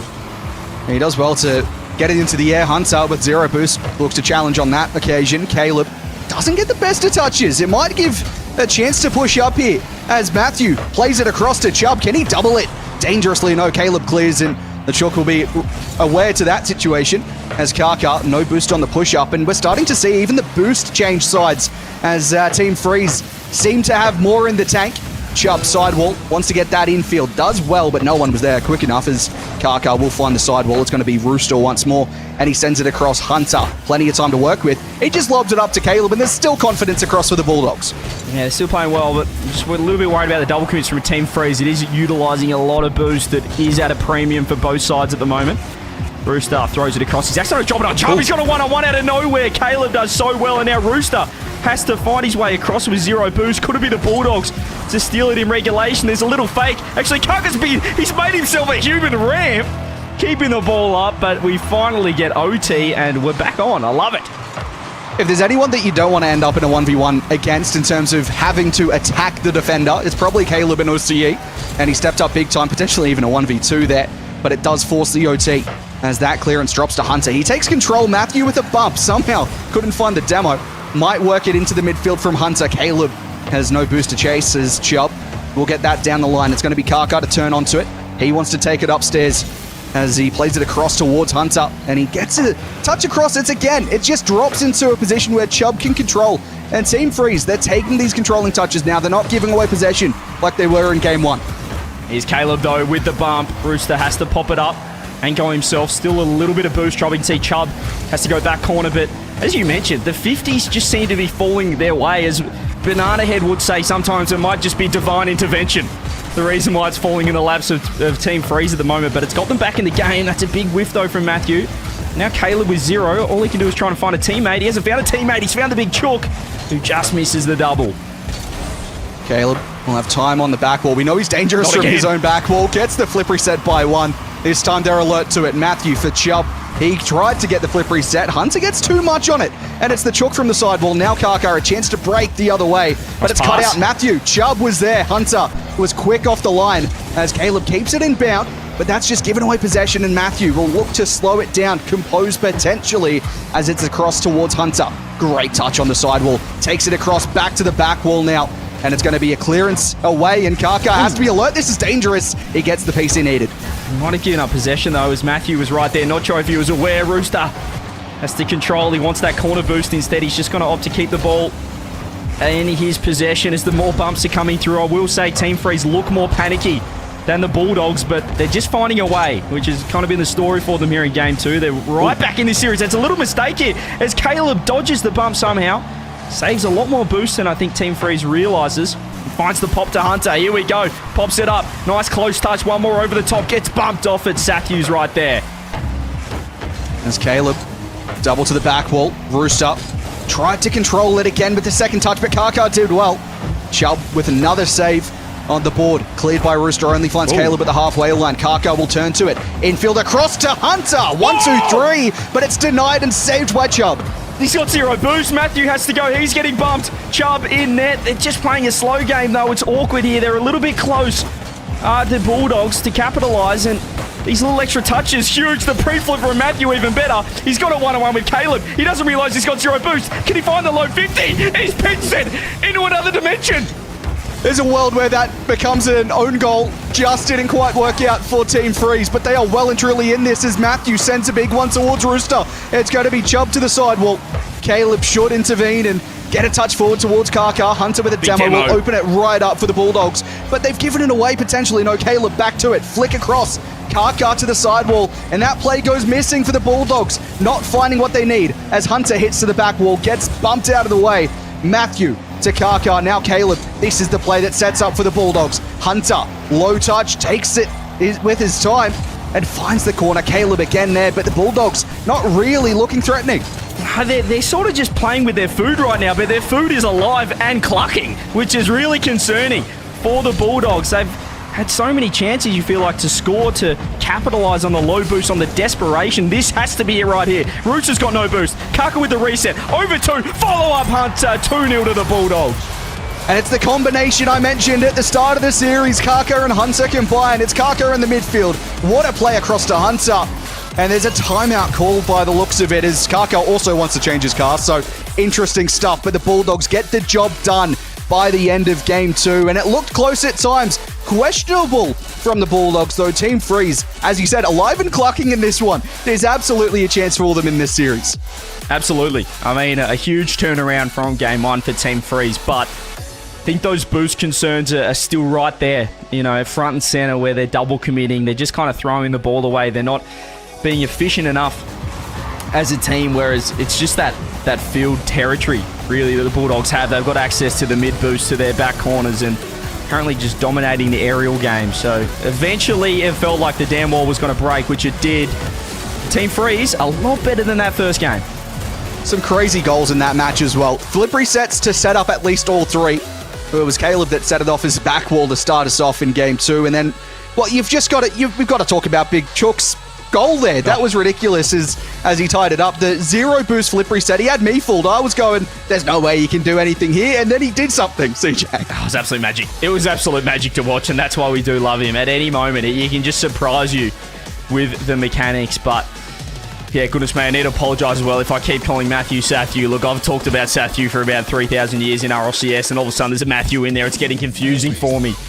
But yeah, great return to form there for Team Freeze. Still yet to get their first series or game win on the board, should I say. But this doesn't feel like the sweep it was going to be after game 1. No, and I think this timeout will really be telling to see what we can see here from Team Freeze. I did mention they have a coach, so what can they get into the year and mention it's Quavy in the coaching position, in the coaching booth. See what he can mention and potentially change up for this game. But it's honestly, they're right in this. There's not much that I think as a coach, well, you might have more to say on this, but as a coach, what do you say here? You're playing pretty confident. Yes, there's nervy moments, but your team's going to have nervy moments, aren't they? Yeah, I think it comes down to communication, because I feel like there's times where they have more space than they realise, and if you just get that extra word, a little bit earlier from your teammate that you've got time, you're not throwing the ball away, you're not just, bombing it downfield, you're actually keeping the ball. And I think when you're the only player on the team with boost, you're on ball, you have to buy time. You can't just throw it away. You've got to buy time for your teammates to get there, get boost, get resources, and get involved in the attack. So just want to see a bit more patience. All comes down to communication. Well, will that happen? Will that change come into effect in game 3 here for Team Freeze? Matthew looks to kick us off in style. Hunter does well to marshal it off the back wall, but Team Freeze, this would be a really deserved game. If they take a game here and potentially look at going for another one, it would be so well deserved off the back of that performance, although they're not quite getting across the line yet. What can they really do as Matthew slows things down again? It's awkward from Kaka on the back wall, and I haven't been too impressed by the Bulldogs on defense overall across this series. There's been a few moments where you go, well, that looked shaky. You don't do that again. It was a serious concern yesterday as well, particularly in that wildcard series where it was just 3 seconds into the game, they just concede. So the defense has certainly been the weak point, which has probably been the weak point of most OCE teams that have formed in the last 9 years, I dare say. So it's certainly something to work on for the Bulldogs. But I like early, I saw Matthew just slowing it down a little bit and, just taking his time. I like seeing the confidence. It is tough to play with confidence when you're playing these international caliber players, but we're seeing glimpses. There's a few moments that are really concerning me for the Bulldogs where they're just too far forward in a positioning that's never really going to work out for them. I think it was Hunter the last time round. He was too quickly into position, but it doesn't matter this time. It's Kaka and Hunter combining once again. Nice play off the back wall. It's given away there from Matthew. Not ideal. It gets bumped out of the way. But what a touch across to Hunter. Yeah, I mentioned just ego offense before, and that's pure ego offense from Kaka. He's pre-jumped to the backboard, found a bump, and pops it out. Complete solo playmaker ability there, and yeah, that's just confidence. That's going, I don't care about what these guys are going to do. I'm going to get the ball, and I'm going to put it in Hunter's lap. Kaka looked to find something off the back wall. As now Hunter forward towards Kaka again. He had no boost to really contort himself around the ball. Hunter leaves it for Kaka. Takes it up. Good play. Bumps as well. Matthew awkward. But Kaka never got back around it. As Chubb looked to clear, it was Hunter that got the clearance touch in the end. Caleb now flip reset. He's dangerous from those positions. Rooster does enough to just delay the play. And that sort of stalemates in the midfield. Team Freeze looking to slow things down. Hunter, he's forced to slow things down. Caleb takes over. Tried to find the corner. Now Chubb, can he redirect it towards the net? Yes, he can. But Kaka never concerned in that position as he finds the sidewall. Good bump as well. Opens up for Caleb. 1v1 sort of situation as Matthew gets back and stretches for the save. Kaka's accidentally cleared it on his way out from the bump. A pitch middle could be huge. He's pinched it backwards. What on earth are you doing, Big Chook? Now he's got no boost. Tracking back. Caleb, so dangerous in the air. We saw that in game 1, but So we can see, Hunt's a beautiful first touch, close touch, but that second shot was way too wide and way too powerful. Still a similar situation to game 2 here, Buddy, where little 1-0 deficit could quickly turn around as a triple commit save. Is enough to keep the ball out of the net, but gee, this ego offense, the defense, as you mentioned, they're respecting them a lot, the Bulldogs. It does look shaky. Ego offense, absolutely anything but ego defense at the moment for the Bulldogs. Caleb into the midfield. Hunter takes over. Rooster does well to control it. Takes a 50 as well. Hunter doing ever so well to get that back towards Kaka, who takes it up nice quickly. Finds Caleb in front of him. Matthew had to stretch again. And he's in those positions so often, is Matthew, having to stretch for the saves as Rooster sends one long. Kaka to the sidewall as Caleb now controls it. Challenges on Matthew, and Chubb takes it up once more. Good play towards the back wall. Kaka has it covered. He looked sort of shaky off the back wall, Kaka. Typically, I like to talk about how good he is on those back wall plays. He's looked shaky so far this series, and that's the defense I'm talking about. Sometimes they're questionable for the Bulldogs, but Caleb moving on to offense, trying to double it towards the net. Kaka will slow this one down and take it up once more. It's back wall. Can he double it? There's no defense. Someone needs to put a hand up, and they simply don't. I mean, this is what I'm talking about. If they could take a leaf out of Kaka's book, Team Freeze, because he just recognises when he's got space.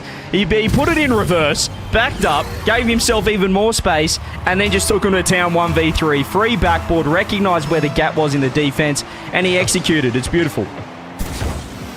Kickoff going the Bulldogs' way as well. It could be 3 instantaneously. It is. Caleb gets the shot away. But it's all sort of fallen apart for Team Freeze. They'd held on so long in this match, and then all of a sudden, it's another one for the Bulldogs as Caleb grabs his first. All of the Bulldogs on the score sheet now. Caleb without an assist, though, so he's got to step up in that category. Yeah, well, I think you got to call a spade there, or a chook as well. I mean, that was just lazy from Chubb. He drove into the ball and got completely dunked backwards into an open net for Caleb. So that's it, just with boost as well. He's got to be better than that. Got to recognise the pressure that was on him, the threat that these guys, I mean, particularly the Bulldogs, as we said, they mentioned the confidence they're playing at. You know they're going to be right there. You know they're going to challenge.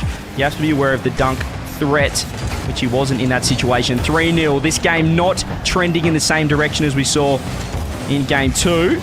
But, as you said, it's not series over. Best of 7. The timeout buff is gone, which is concerning. Yeah, this game more similar to the first one, where the Bulldogs got their lead nice and early. They not quite to the same scoreline. And in that one, Team Freeze brought it back towards the end as well. If they can do the similar here, they might just have a bit more hope heading into into match point for them, as they will drop out of the tournament if they lose one more after this one. Chubb's up, trying to get something towards Rooster, and just no connection there as this game goes by for Team Freeze. As he said, the timeout buff didn't work for them, and they just have to look to this 1 minute short break to see what they can change, see what they can do, because whatever they talked about previously didn't go to plan.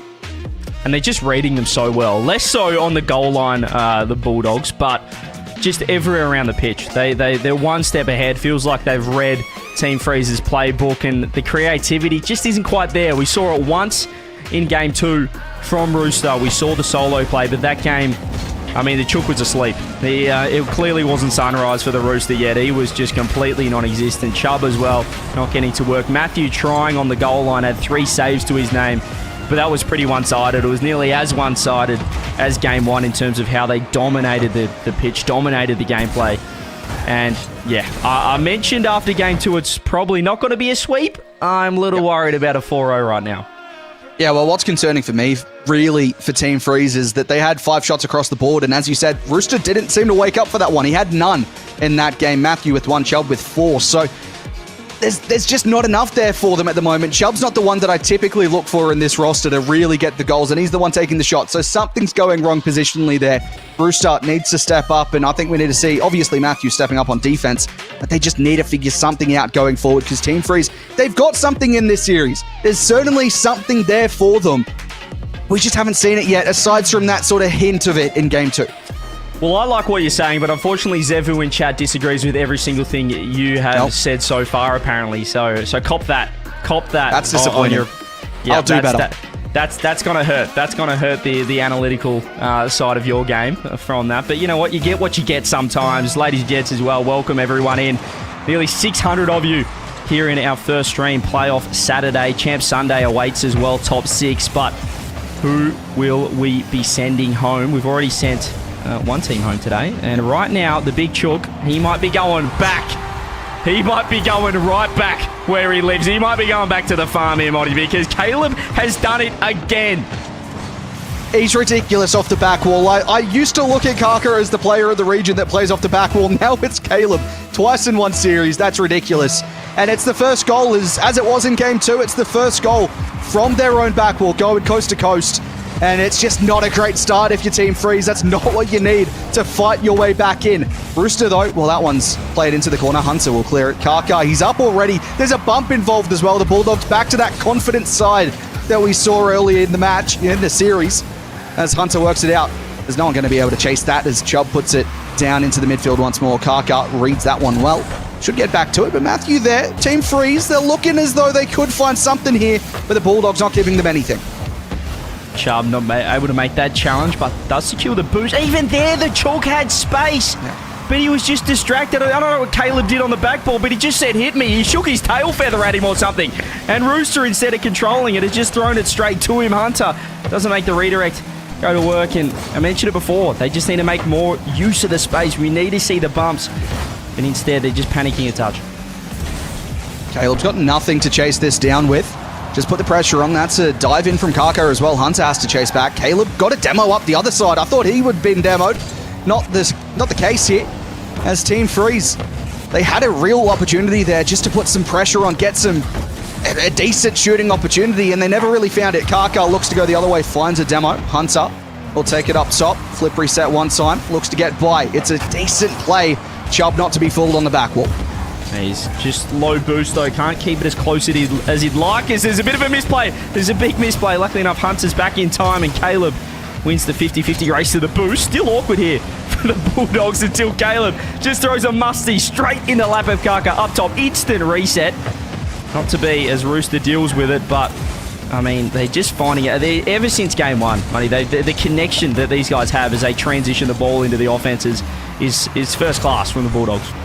When the Bulldogs are confident, they look so good. When they're not so confident, they don't look so good, which is brilliant analysis from me, but it really is the case that this team thrives. Was right. He was right. This is my first and last broadcast for the RLCS. Thank you very much. As Hunter looks to put this across, Kaka could turn Matthew clears. As Caleb downfield, he's just going to let this one land. Matthew is ready for it. Chubb, this is where they need to really make it work, and it was a great shot in the end. Caleb making up for his misplay. Hunter now just trying to find that 50. More time in orange half and more demos and bumps and challenges coming through as Kaka tried to absolutely rip that, saving his flip. Here's the first real chance, but every time that last chain in the attack comes through, they're low boost or they're out of position, they can't make it work. Just not connecting with the power that they need. Kaka off his back wall once more. This is dangerous for the Bulldogs. They seem to thrive when they're on their own back wall, at least when they get the chance to take possession there, if they're there and defending. It's been shaky at the best of times. Matthew down into the midfield. Chubb is up with low boost, does enough just to keep it there. Rooster puts it into the corner. Kaka doesn't get the touch, and here's a chance for Team Freeze, but Hunter just denies it, and he's got heaps to work with. Caleb with the pre-jump in the midfield goes flying past it, and Matthew gets it clear towards Chubb. He doesn't get the touch he needs again, and runs out of the boost in the end. And look at this, Hunter's already pre-jumped Matthew up as well. He's found Hunter, he just drops it on the ground. Rooster up for it, and Kaka's so aggressive third man as, yeah, they're just looking a league above at the moment. I thought after that first series maybe we get close games all day, and I didn't think it'd be the big chook money that'd let us down. I thought he's a lock for a great series, but maybe we've just underestimated how good the Bulldogs are. Maybe yesterday wasn't, I guess, their usual standard, and this is. Yep. Yeah, well, it's not even yesterday. They've gone to a couple of Game 5s already across the season. One in the double elim, which is interesting to say the least, as Kaka looks to chase down the other way. Another goal here, and you'd think that it's done and dusted. It's Hunter that turned away, had a clear-cut opportunity, opted to leave with no boost.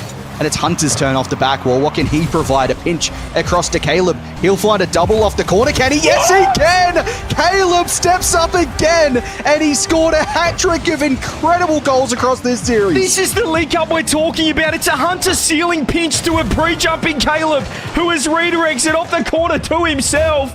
And that is one way to call game. He puts a full stop on this lower bracket match. He says, we'll see you in Champ Sunday. We'll see you in the top 6. And that's, whoa, hold on. 30 seconds. Big Rooster, he's done something here. He's got one back off the kickoff. And it's credit to Chubb to play that pass across. Hunter just took his time. He was dilly-dallying on defense.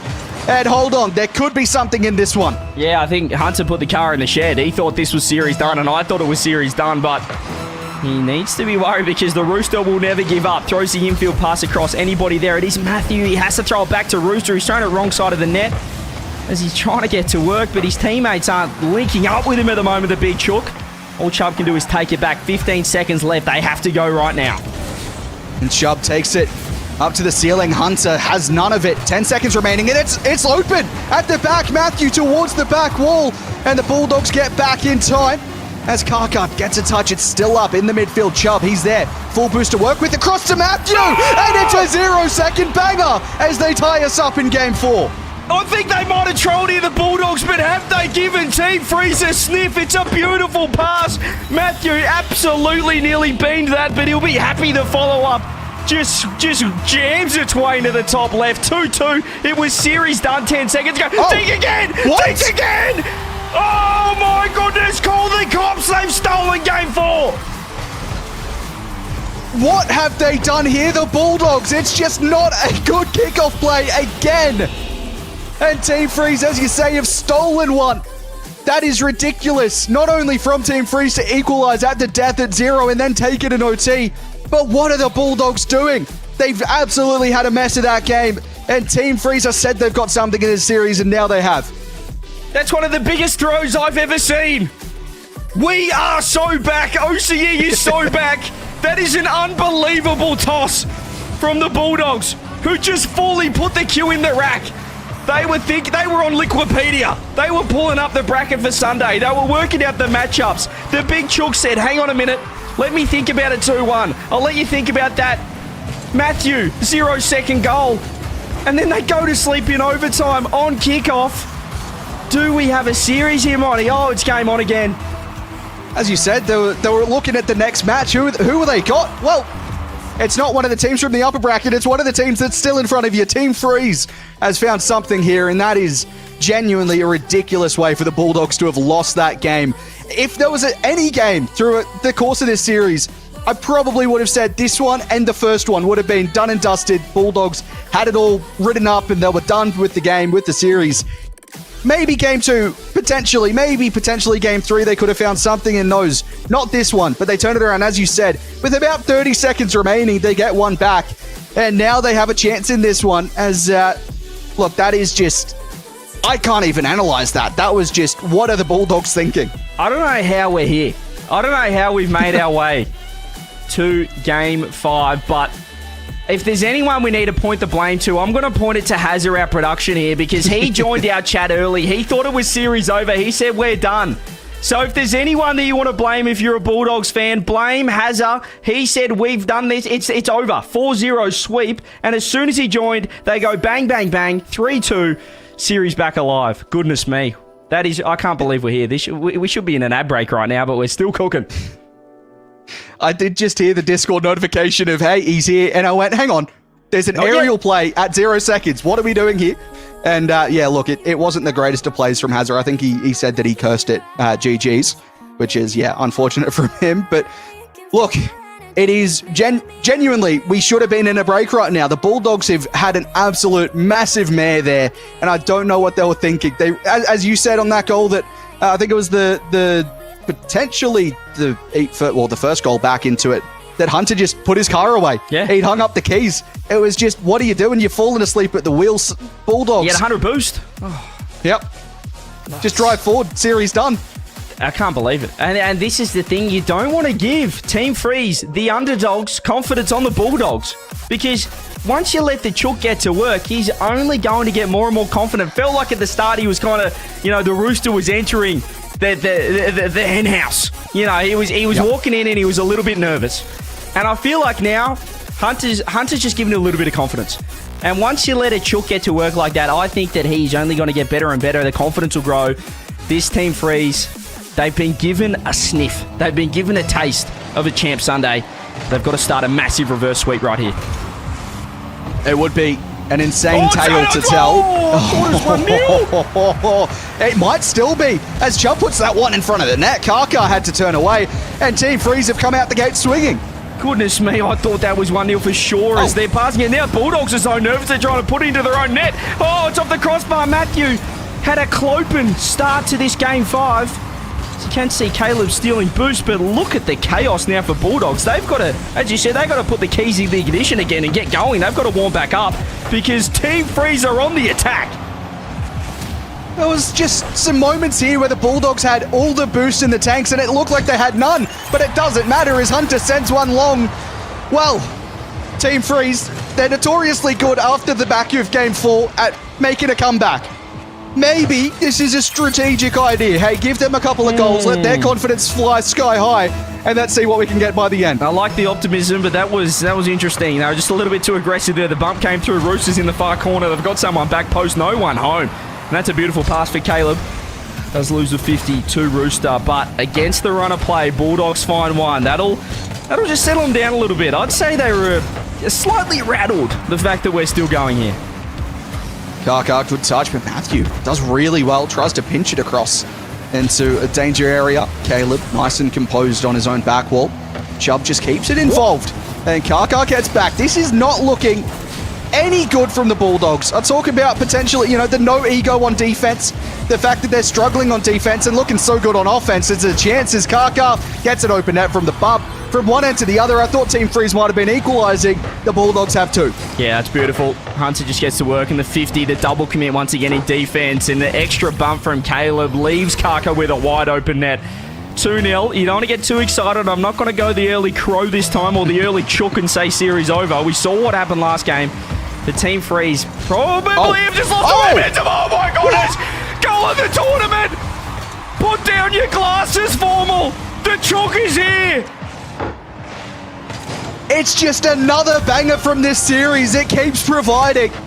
And they've got one back again. It's the chook again. Bringing one back for his team. Team Freeze now. They've got plenty of time to get themselves back all the way. It's not going to need a 0-second goal potentially as Kaka looks to just extend that lead once more.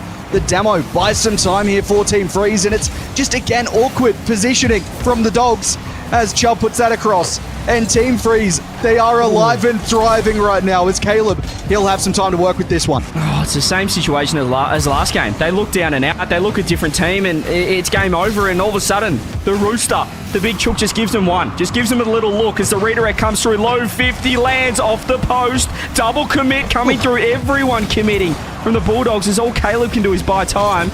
Big Freeze will be able to get their way out. They're throwing themselves at the ball. Still a few boost troubles coming through, but the Rooster has kept this one alive once again. Matthew takes the touch that we've been begging for Team Freeze to do, but ends up giving possession to Kaka as he gets a good touch up high and a bump as well. It might just open up. Matthew out to the sidewall. Now Hunter looks to get up into the air and gets demoed instead. And Rooster has time to take now, which is, again, it's a much improved side from Team Freeze. They're taking these slow touches. They're composing so much better now. But Kaka, what can he do? The demos, the physicality coming through from the Bulldogs, nothing found. Yeah, Rooster's in a great spot, though. Finds a good 50. As Matthew, I don't mind the soft touch. It's slow enough that it gives time for everyone to get back.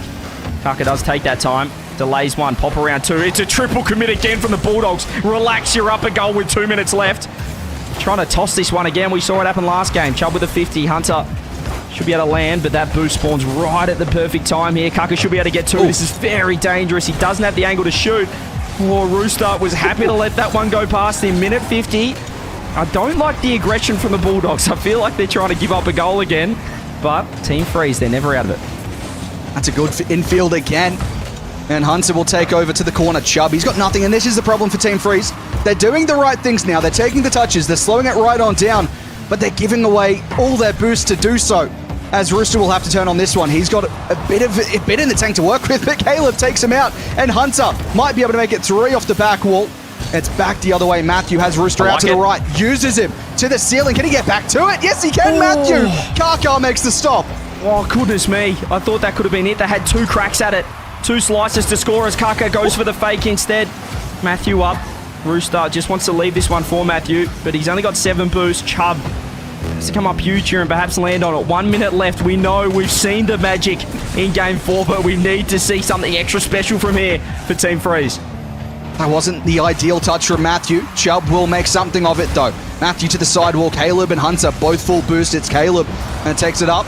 Good flip reset. A demo ahead of him as well. Doesn't matter. Matthew clears. And that's kept alive. Karkar to the ceiling. Drops it down. Who's the first to respond? It's Hunter. And they might have just killed off the series now. Oh, what a change up as well. Just using the angles here. It's a beautiful assist from Karkar. He threw it straight off the roof. Straight into the lap of Hunter. Beautiful shot. They just recognised the danger and just saw where the space was. It was right where Hunter was sitting. 3-1. Is this over now? Hazza, join the call. Do it again. Hunter, he tries to get another and, well, he's responded. He's doing the done call it. and they're on the attack. Hazza, Matthew. the greatest curse I've ever seen, Monty. What's happening? It's almost a chance, but they need something before 0 seconds here. They can't rely on it. As Caleb looks to take it the other way. Good touch across Hunter. He's Takes trolling it to the again. corner. And he's trolling again, as you said. What a touch in field, though it's not going to matter. And the ball stays in this corner. It might just be done and dusted, but Team Freeze made us believe. Oh, it doesn't matter if they troll from here because it is all over Red Rover. We took one extra game to get here, but the result was always going to be the same. The Bulldogs too good all series long. They made us believe with the big chook. They put up a great fight, but top 8 is where their run ends. The Bulldogs through to Champ Sunday, through to the top 6. And you've got to say for Team Freeze, potentially, if they come back again next time, there might not be a Bulldogs. There might not be a Team Flight. There might, these guys might not be in the lower bracket to face them, which is just very unfortunate for them to come up against any of these teams. But for the Bulldogs, they've done what they needed, and I'm still not convinced on a couple of things from them. Potentially when we see them against a better, well, a more experienced side at least, then maybe we'll see, something more serious come out from them. But they have been such up and down. They've been such an up and down team since the start of this season. In the Swiss, in the GSL, against Wildcard, 1 loss, 1 win.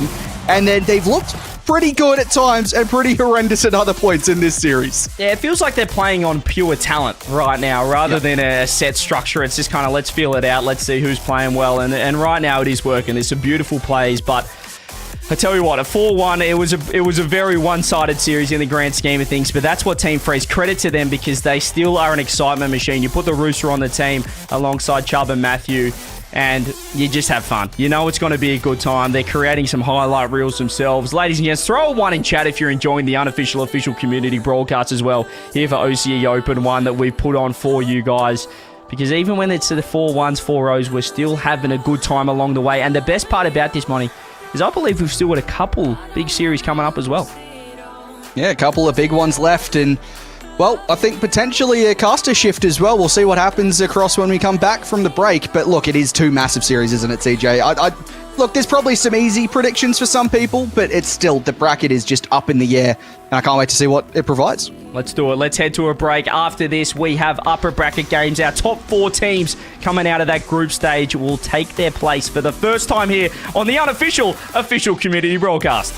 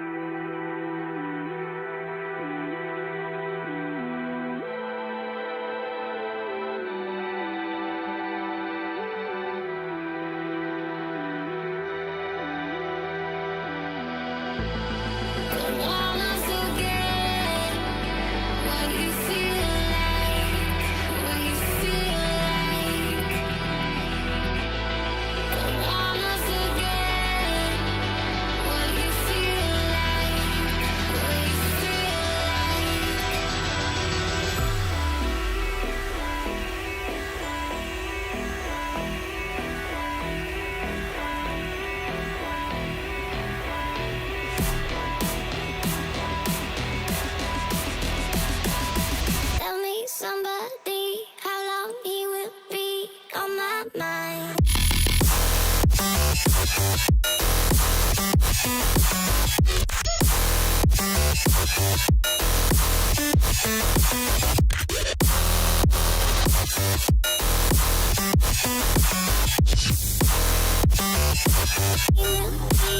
my mind.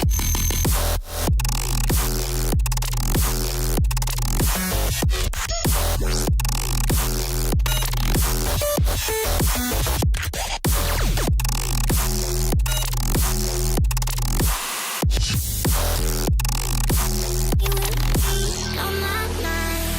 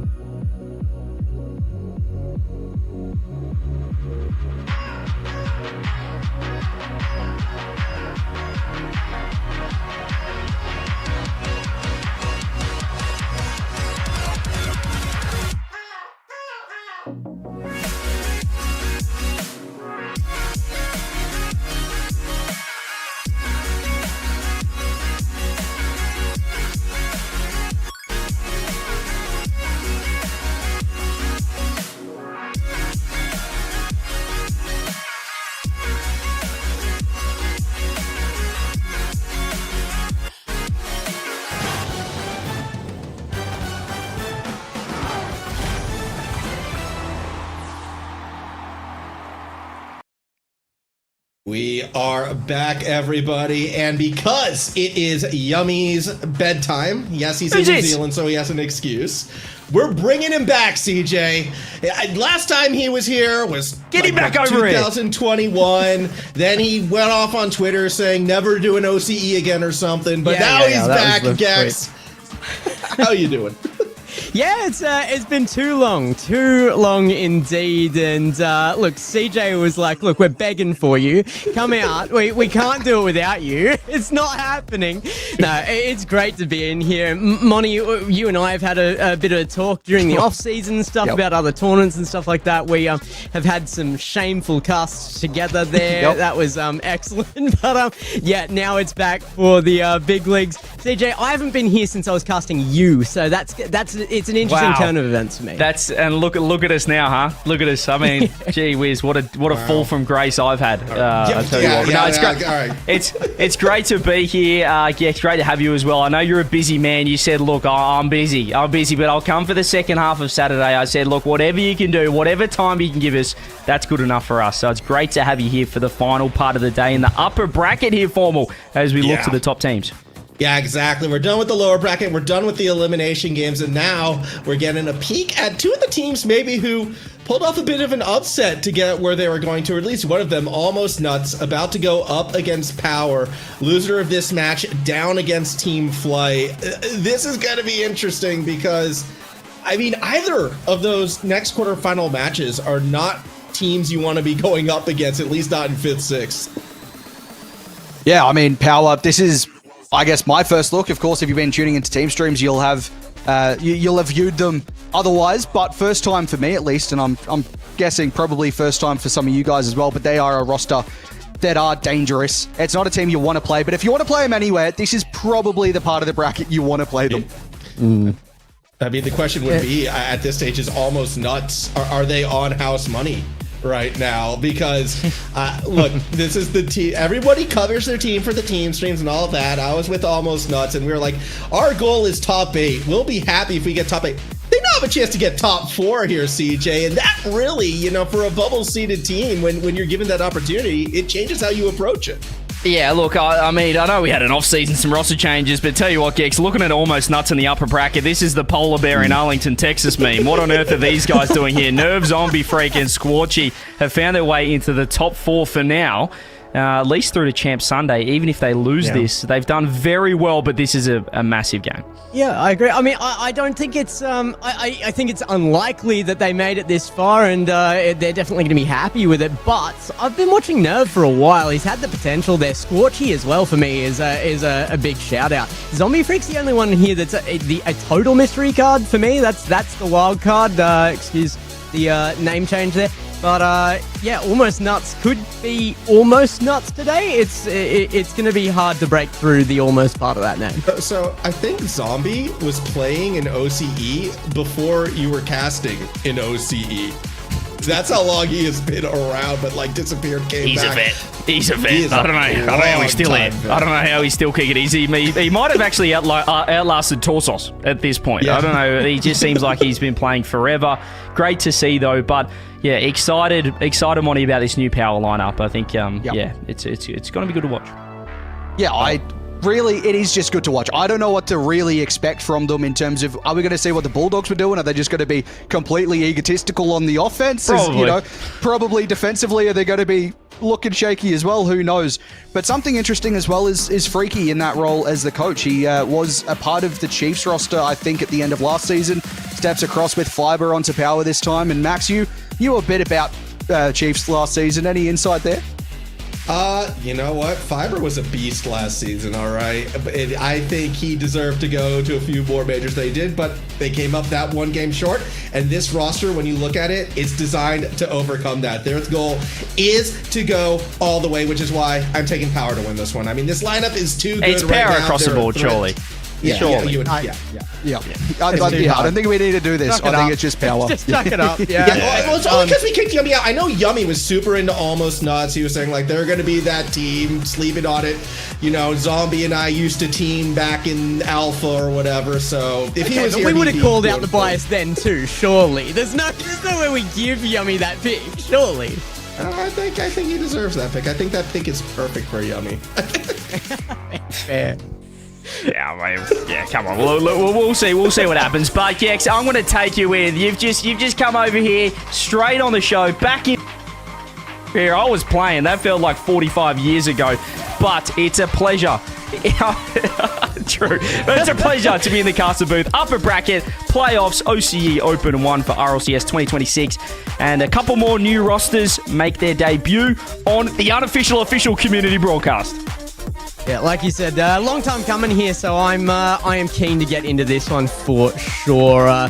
Really, it has been too long for me, and to come back in immediately to see a team like Power on field as well. I'm a huge Super Lucky fan. I'm a huge Fiber fan. It's got to be Power for me, of course, here, and Gus is filling out that roster so well. He's been fantastic over the last few seasons. Yeah, there's a reason why Wildcard went to pick him up when they were formerly Team Power, and they had a crack at the FIFA E tournament, which obviously will be coming up in a couple of weeks' time, where this time it is Banana Head again, but they had a little off-season, Torsos and Fever, where they did pick up Gus, and Banana Head was off and thought he was off the greener pastures as well, and they realised, actually, you know what?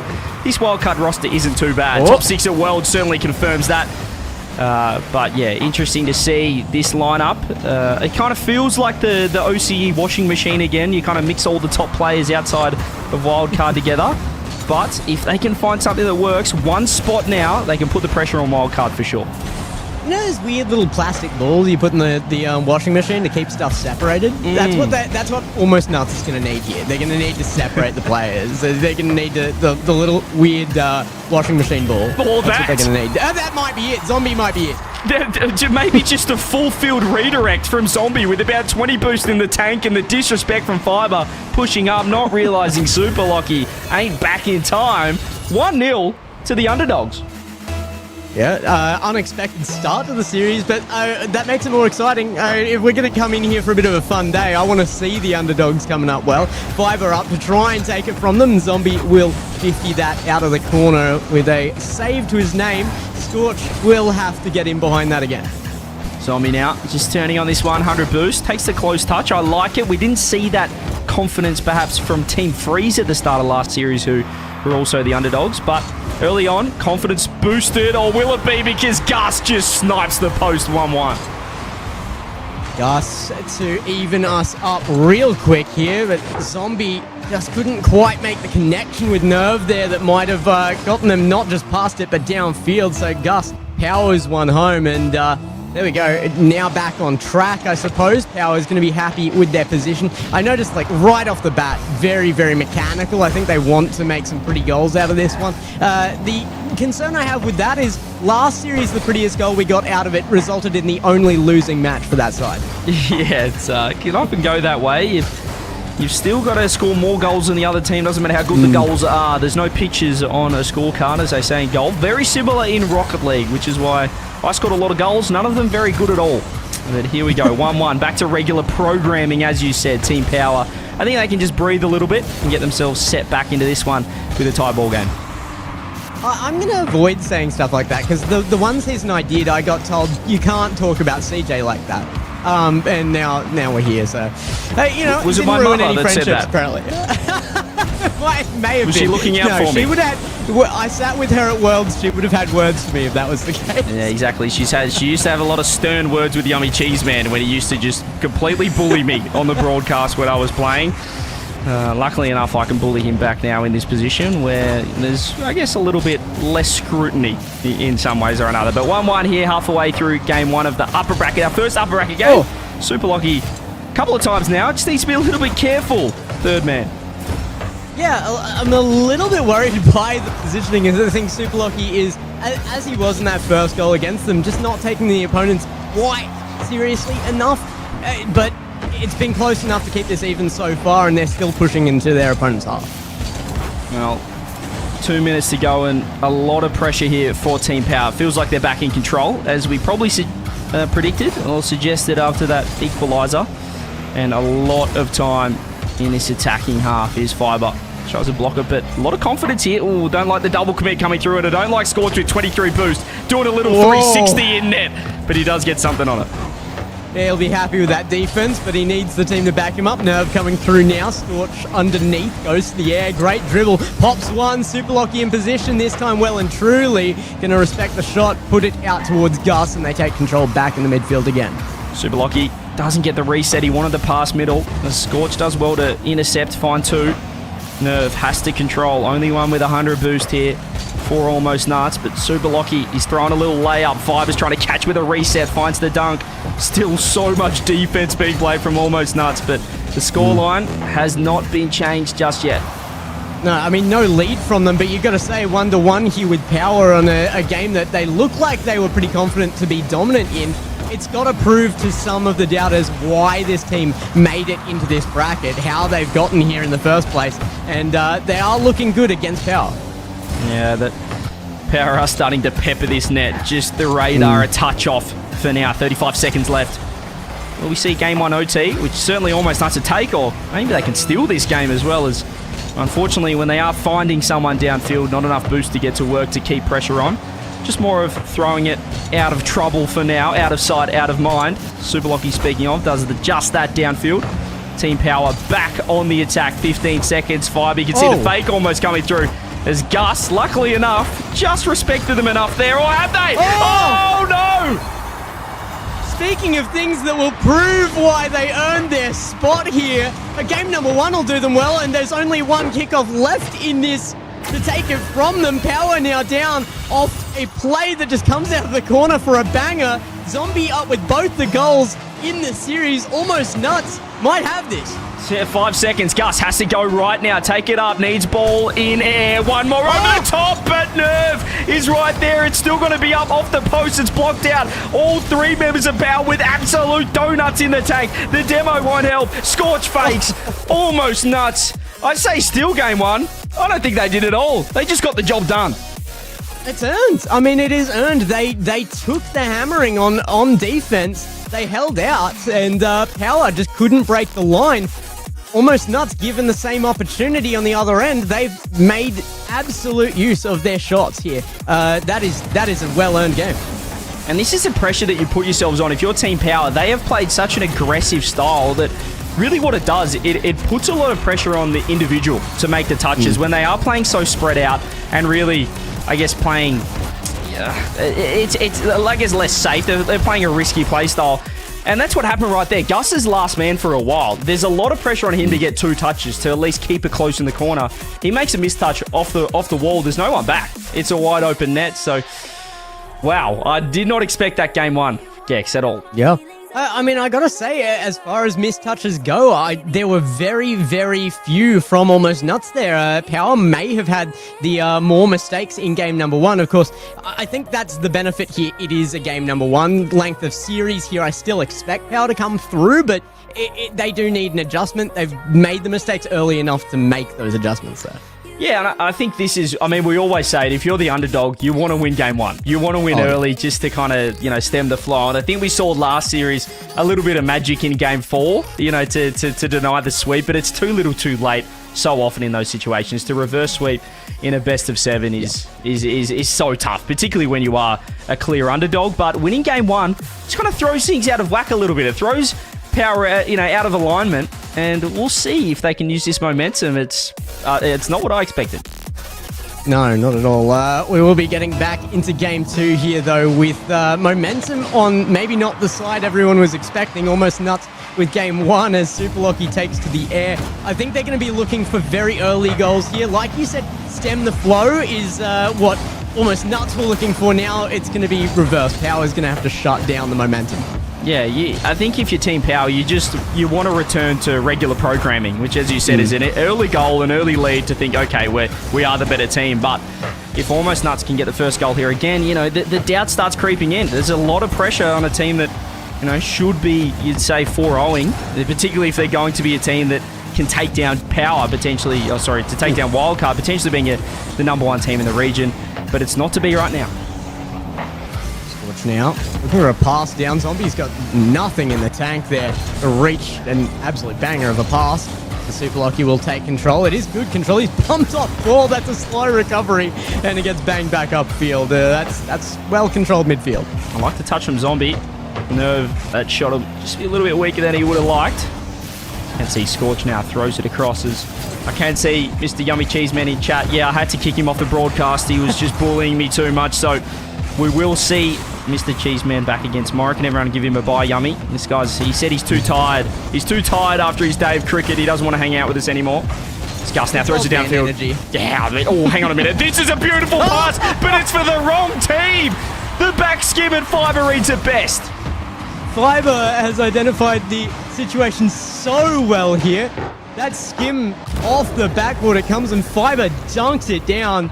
What a backboard read. And like we said, you need that first goal to feel like you're back in normality for Power. I think they're going to feel it out of that one.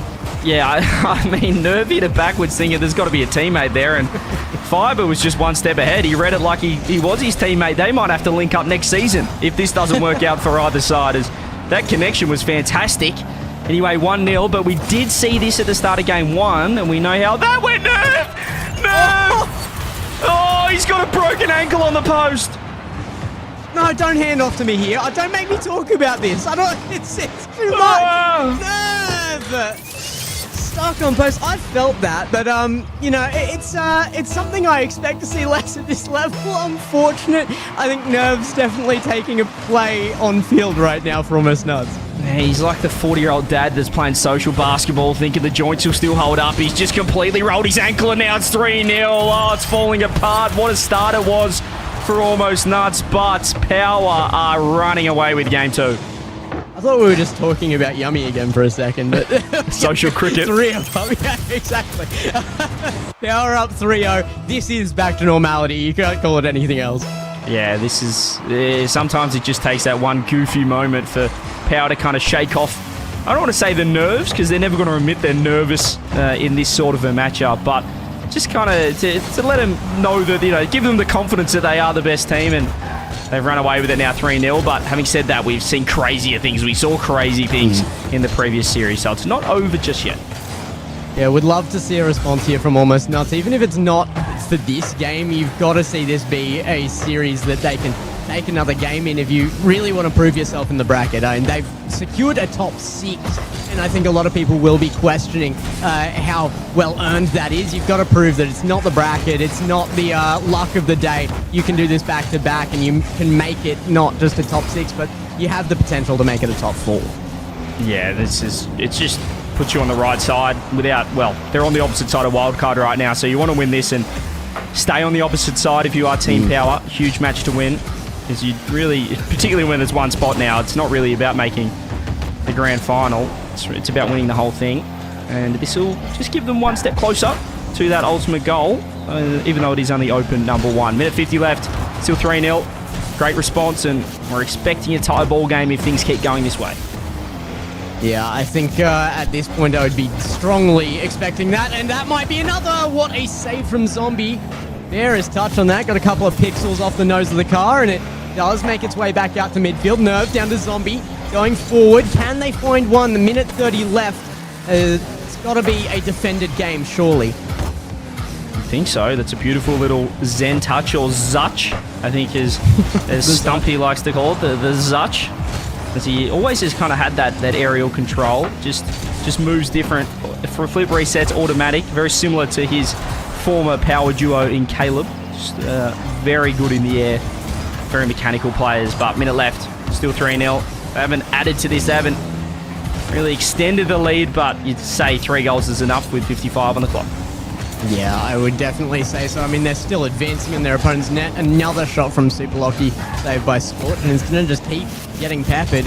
We saw the peppered net out of game number 1, but I don't think it was anywhere near what we're seeing right now. It's an avalanche of shots. Yeah, 38 seconds. Let's see if maybe a little bit of momentum. We did see it work for Team Freeze just to get one back, but I mean, Power look like, I don't want to, you know, not calling out the Bulldogs. Oh, I was about to say that. Look more solid in defense. Think again.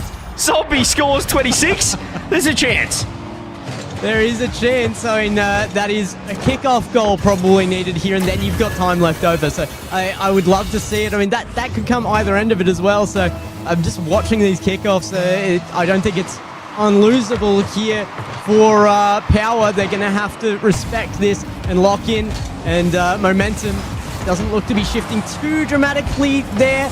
Chances, but held very, very softly at that quarter mark of the field. Now, we saw it with the Bulldogs last game, and it looked like Power just did it again there. They just took the foot off the gas a little bit, but they've locked back in straight away, and he regained that 3-goal lead, 4-1 now, and really in control. The Power's not interested in stat farming. They're just here to win. That's all it comes down to, I think. You can drop a goal, just don't drop a game. Game number 1 has to be the anomaly if Power want to go through and look like that top contender against Wildcard. And I do think that they should be. They have been historically, but it's yet to be seen this season. Yeah, great response. Great response there from Team Power as they look to make a charge towards the top of the region. And after a little bit of a worrying game 1, they've gone a 10-shot to 1 game 2 to give us a tied series. And I'd expect them to keep on improving, but almost not just keep on surprising. So I've seen a lot today. I'm not going to make any crazy calls just yet. Once again, Nerve, unsurprising to me seeing Nerve step up with those 4 saves there as well, but not a single save from Power, and doesn't talk to Power's lack of defense. It talks to a very, very dominant midfield defense. If Almost Nuts can't break through that midfield line more often, there's no chance of taking a game.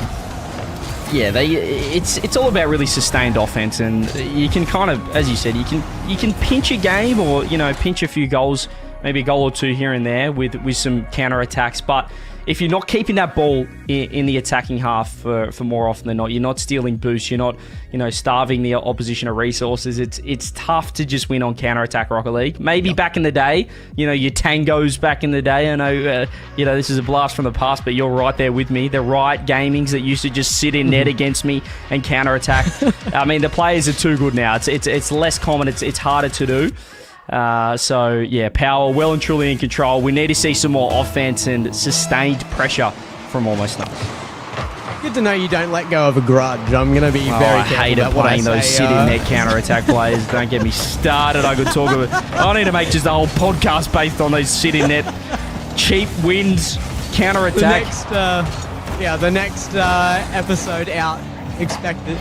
It's going to be all about the sitting net meta. I'm fired up again. Just as Scorch is nearly getting fired up. Here we go, Zombie. We talk about sustained offense. Power struggling to keep it out as Fiber does find 2. Oh, this could be a goal. Super Lucky finds top corner. He does, but it's just a little bit high. Yeah, a couple of pixels difference between a goal and the save made by the net itself there.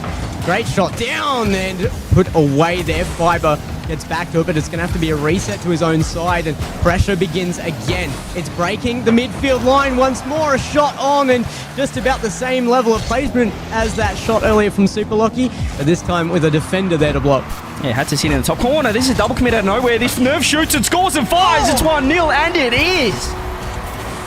And the first time they've been able to pull it off as the first goal in a game as well. So, I mean, if they can make a comeback, they certainly should be able to hold a lead.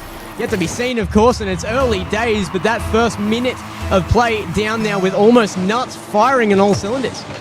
Here we go. They've found a bit of a spark out of nowhere.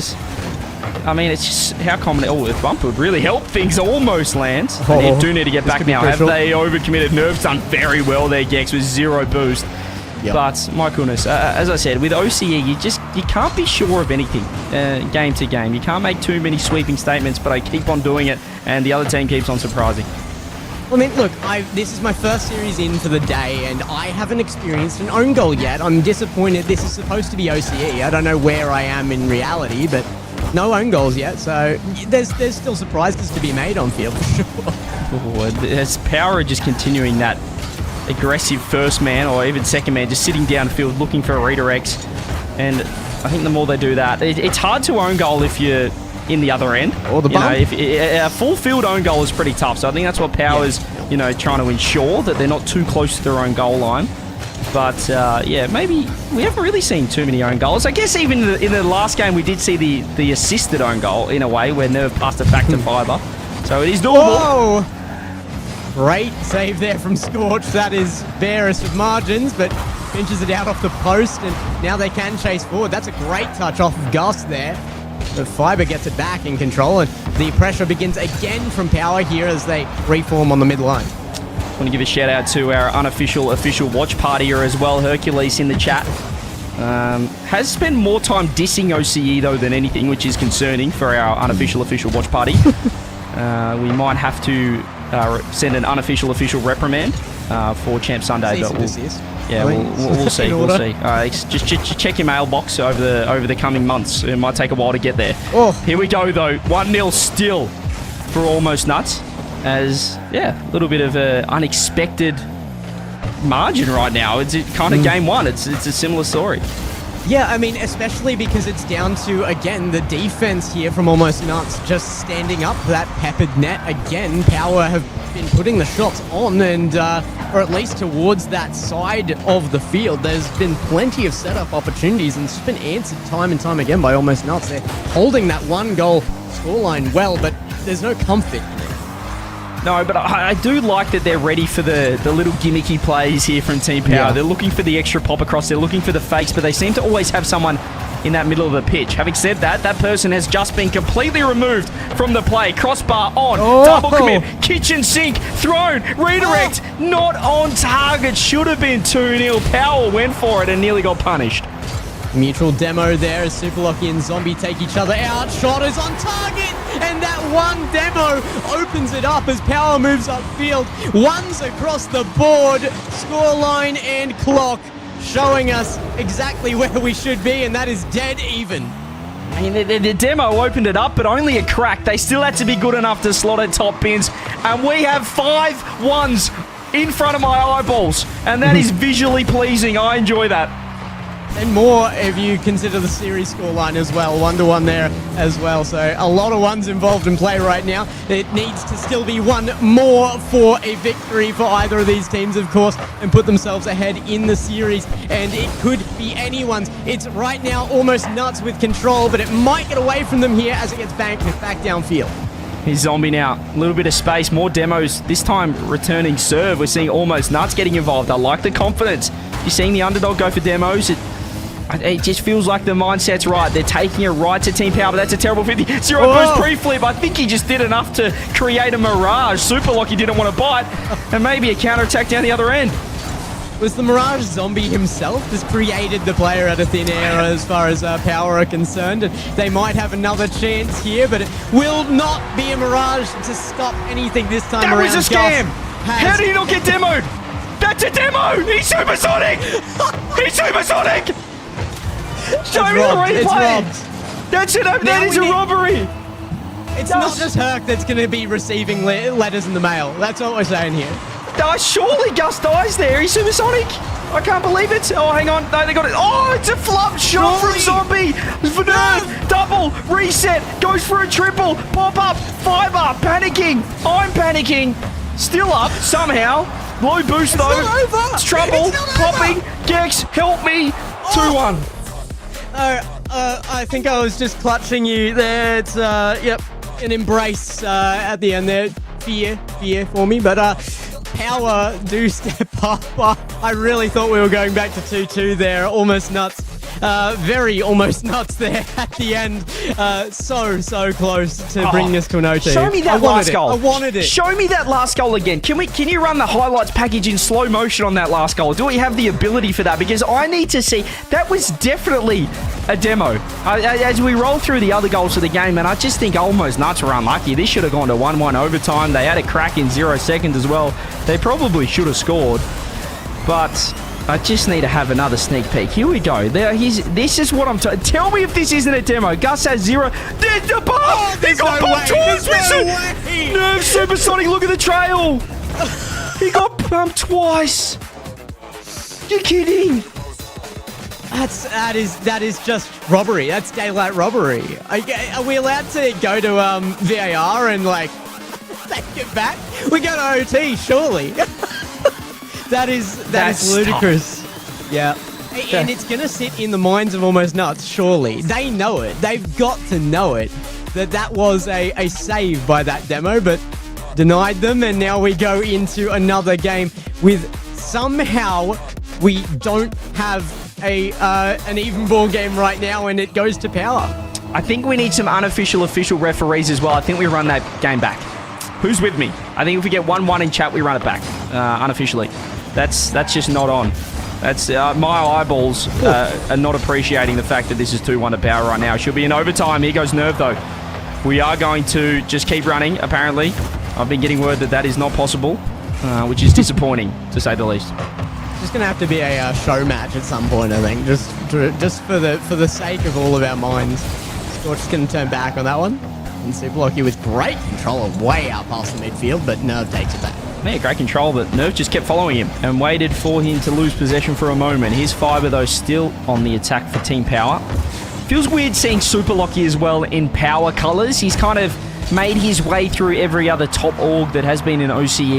You know, you look at TSM, Pioneers, Chiefs, and now finds his way to Team Power. But great to see support. As we said, hopefully, you know, if we can, you know, we're showing the importance of a broadcast here, Gex. We do get an actual broadcast. I'd say this is probably the best broadcast globally, unbiased though, even though this is the unofficial, official community broadcast. But it's huge for the orgs. They need the eyeballs, they need the engagement and the viewership. Do indeed. We need to cross all the regions, really. You call them developmental regions. They've got to be developing, and you're going to get a lot more of that out of situations like this. So, a shout out to you and everybody else involved in making this happen. Well, we're just trying to keep our head above water here, Gex. That's all we're doing. We're just kicking and scratching. Half the So we're spots. almost nuts. Oh, And it's not happening. They're being drowned here. that's down. I mean, they bobbed their head above water and Gus just held it under. Top right bins. Yeah. He just threw the snipe. The headshot, bang. See you later. 3 minutes 20, but Gus is making statements to try and stretch that series lead. The only thing more fitting for that goal would have been if the bubble goal explosion was equipped, but not to be. There's Scorch back the other end, though. We're 1-1 again, and Almost Nuts are still not dead in the water yet. He said, call the ambulance, not for me, son. I'm all good over here. Scorch fires true. Open net off the kickoff, off the rip. Game on. Game on, indeed, and still a lot more in it than the last time we saw the 1-1 scoreline as well. So this one, very definitely anybody's at this point and for a while on from here. But great cut through from Zombie. Will keep it safe towards the midfield it goes. Scorch has to get in front of this. Good save early on in that shot. Yeah, I was worrying for a second. Thought there might have been a window, but still low boost. Nerve just had to worry about that bounce. Can be pesky on that little curve on the backboard off that sidewall, but Super Lucky, a lot of control. You can see how deep Almost Nuts are sitting, just waiting, just hoping that there's a mistake, hoping that they give them free possession. And Power have done it a couple of times. I wouldn't say they're keeping pressure as well as perhaps the Bulldogs did in the previous series, but you got to give credit to Almost Nuts. They're here for a reason, and they're representing. I want to give credit to Nerve again. It's Nerve with the defense. He's got nerves of steel. Maybe that's where he's got the name from. But yeah, just solid on that midfield line, and he might need to be again. It's right in front of net. Fiber finds the dunk. Somehow it's into the top left corner. Throw everything at the ball, and I guess it's going to work eventually. I mean, it should have been a goal. That was a perfect shot from Gus in a way, but it was just post, corner, crossbar, everything and out. But the dunk was too good. 2-1. Power once again. It's just Almost Nuts are kind of just, they're nipping at their heels. They're getting close, but Power just keeping them at arm's length for now. Look, personally, and as many times as it's broken my brain in the past, I love when the goal itself becomes the fourth member of a team. For a bit, Almost Nuts nearly get away with it with that fourth member coming through. Yeah, I mean, in OCE it feels like there's 4, 5, and 6, the crossbar and both posts sometimes as well. That goal gets smaller and smaller the more you miss. Trust me, know it from experience. This is nice from Nerve, though. With a pop over the top, if you can get one more. Super Lucky has lost possession. I don't love the pop into the corner there. As now you can see Zombie, if he gets demoed, it's just going to be open. Nerve has to make the save. He's done well. Gus, demo, follow up. 3-1. Yeah, that's tough to fight through. I mean, Power throwing everything, not just at the ball, but now at the team itself. Demo, respawn Demo, no boost on Nerve. Scorch beaten by Gus, and that is just an absolute recipe for a goal there. And pulled off perfectly. Power up by 2. Yeah, 3-1, double 3-1 on the scoreboard, and looks like Power are trying to make this series 3-1 also. You can see Gus looking for pinches. He does like to rip them every now and then as they have overcommitted a touch. That's just a beautiful alley-oop potentially for Scorch, but this time Gus too quick to get on the backboard. Team Power, minute 13, have been well and truly in control. Probably, yeah, their most locked in, most promising game yet in terms of just how dominant it's been. Yeah, very, very dominant. I don't know why, but when you said 3-1, double 3-1, for some reason my mind, especially since we're here on the OCE cast, went to 1-3-0-0-6-5-5-5-0-6. 1-3-0-0, yeah. Anybody who gets it. Yeah, you got that one. Yeah. Okay, well, I got you. they're going to need a few more reads here. Fiber's pounding it forward. Yeah, we all need the reading writing hotline, and they need to work out how to read that defensive wall because, my goodness, they're in trouble now, almost nuts. Getting dusted. They're just too good. Super Lucky fakes corner. Recognise the open net. Zombie too early and not on the right line. 4-1 and 41 seconds left. Why does this keep happening? And I'm lucky it. Yeah. This is definitely like the normality we were talking about in game number 2 has been found here, and Power looking very, very good for this. They're trying to really put this to a dominant series at this point, and they still could do it with only a single game loss. It feels like that would be unfair for it to go out that way. The representation from Almost Nuts has been crazy good, but they haven't earned that second game yet. Not just yet, and with 14 seconds left, they're not going to be able to earn anything at all in this game number 4. Going to be a 3-1 lead for Team Power. Well and truly in control of this, and could have some back-to-back 4-1 games, but Almost Nuts just keep throwing a little spanner in the works. Every time I think I've figured them out and Power have gone up a step, they keep right in the hunts. But Power, that was a really solid game. Yeah, now though, I think the mental fortitude gets really put to the test, and we'll have to see if he has the skill. But Almost Nuts now on match points against them. Power looking really, really good here. We do have a timeout from them as well, from Almost Nuts there as well. I just saw in the chat that there was the 311 313 in chat. Can we just like make an effort to make that the new bathroom code? That's what that should be. What is the bathroom code? No? Pat's gonna go off. I've Pat's forgotten gonna it. go It's off. been we've had our off season. I've actually forgotten the code. Yeah. Oh, I'm surprised we're not seeing it on somebody in the chat. So many people were rocking that as their title for a while there. Yeah, it's I mean, I tell you what, when we do, and we don't have any here on the Unofficial official community broadcast gigs, but when we do get sponsors in the RLCS, we slam them. I tell you what, we know how to run ads. We love it, but unfortunately over here on the no sponsor. Unfortunately over here on the Unofficial official community broadcast, it's just us hanging out, doing it. What's 9914 by the way?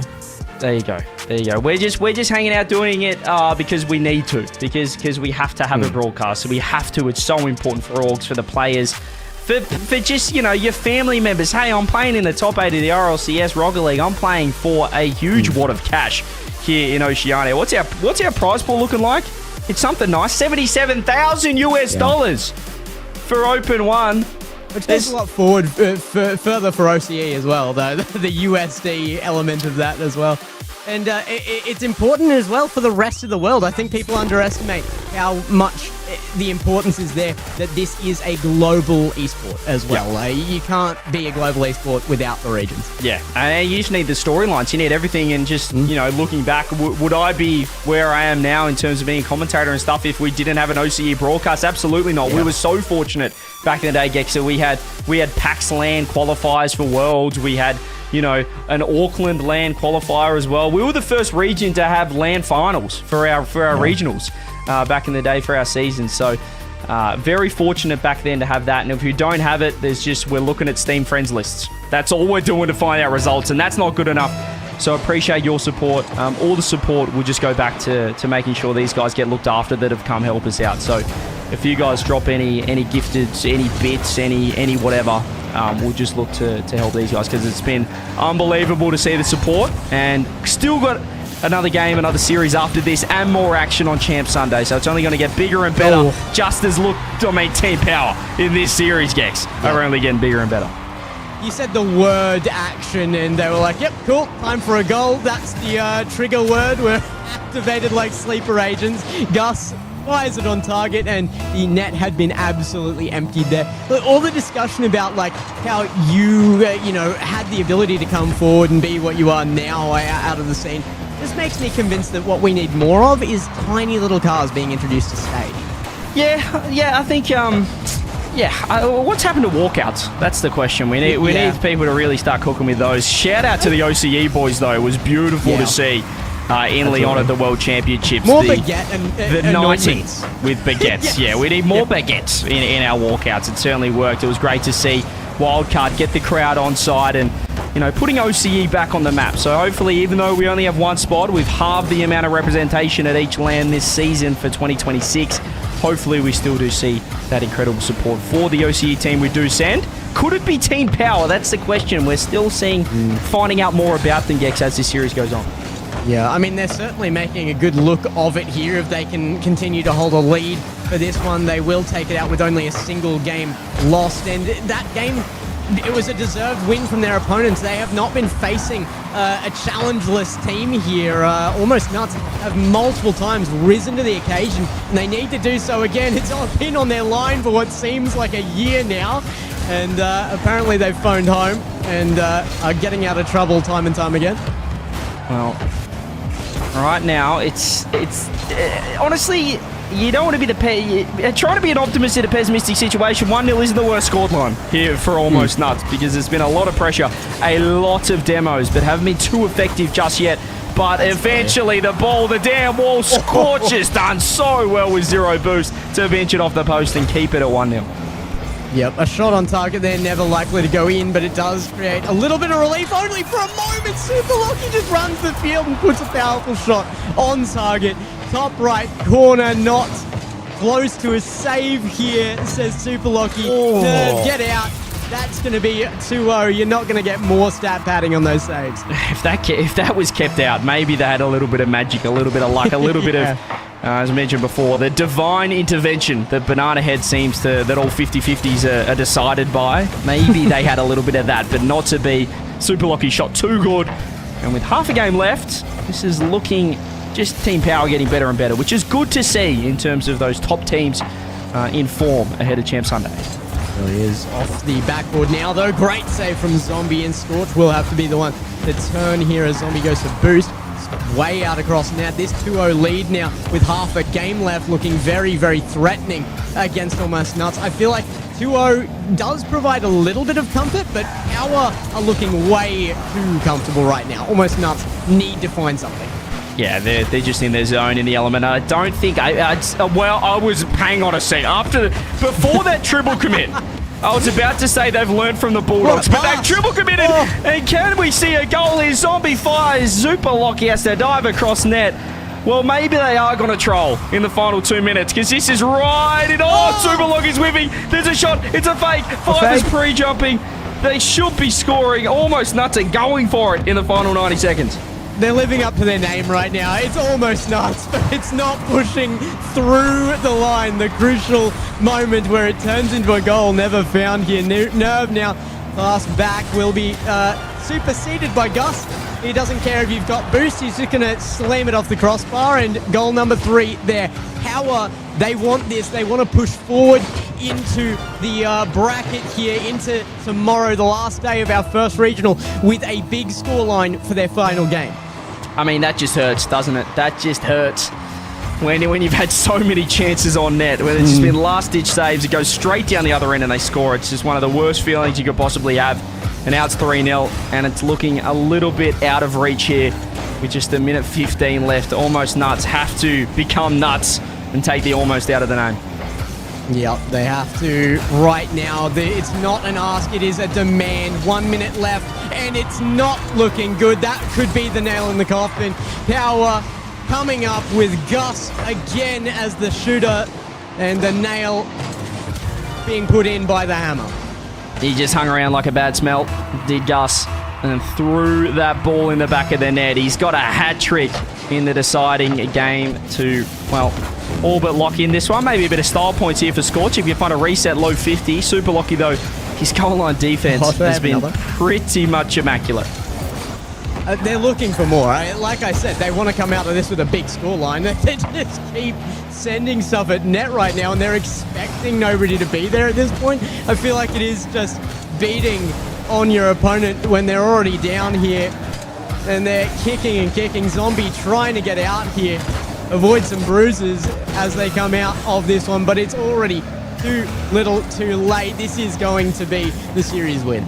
Yeah, they're just comfortable now, and you can see that Almost Nuts have thrown in the towel. But the good news for them is that they're still alive. This upper bracket run, this phenomenal performance from Friday, earns them another chance. Lower bracket still through to the top 6. What it does mean is that they've put Power through to the top 4 already. Team Power will be the first team straight through to the semi-finals here of OCE Open 1. GG's in the chat. A 4-1 victory is good enough to take them right to the pointy end of Champ Sunday.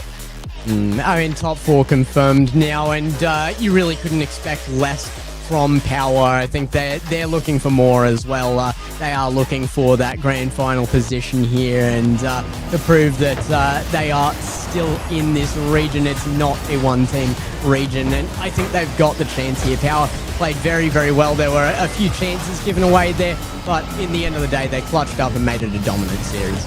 Yeah, they really just... I mean, it kind of felt probably similar to Team Freeze taking on Bulldogs, our previous series. You know, obviously the scoreline was the same, 4-1, perhaps a little bit less excitement, but they just they did enough to keep you interested. Almost Nuts. They did enough to suggest that, you know, if they do put in a strong performance game to game, that they can show up on Sunday and maybe do some damage, create some upsets.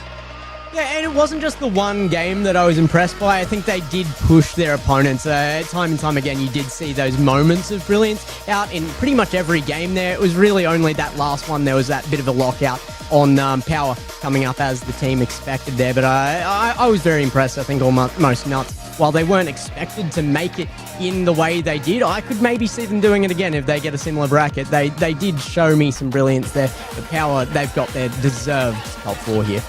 Yeah, they look fantastic. And, well, it's one series to go here on Playoff Saturday for OCE Open 1. And, Gex, it's a team we've all been waiting for. I want you to stick around because I need your expertise. I'm pretty sure you know this guy called Torsos from back in the day and a few others on Wildcard. They will be taking on a couple of veterans as well, or at least one, which is, well, Dougie making his return, formerly Decker, since 2021. And Mock as well, going from coach back to player. They will make their debut here on the Unofficial official broadcast. Cannot wait. Do not go anywhere, guys. We'll be right back after this short break.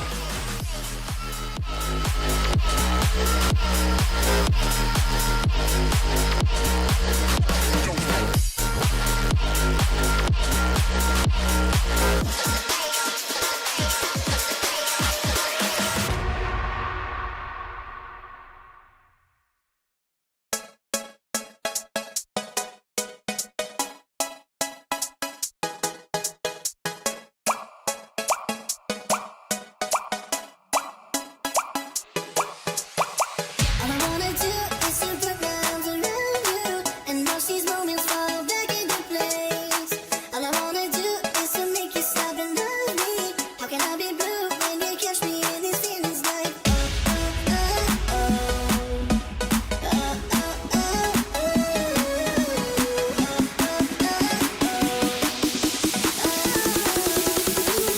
okay. I love you, I do need you, I do love you. I do need you. I love you. I do need you. Oh, I love you. I do need you. Oh, I love you. I do need you. I do love you. I do need you. I love you. I do need you. Oh, I love you. I do need you.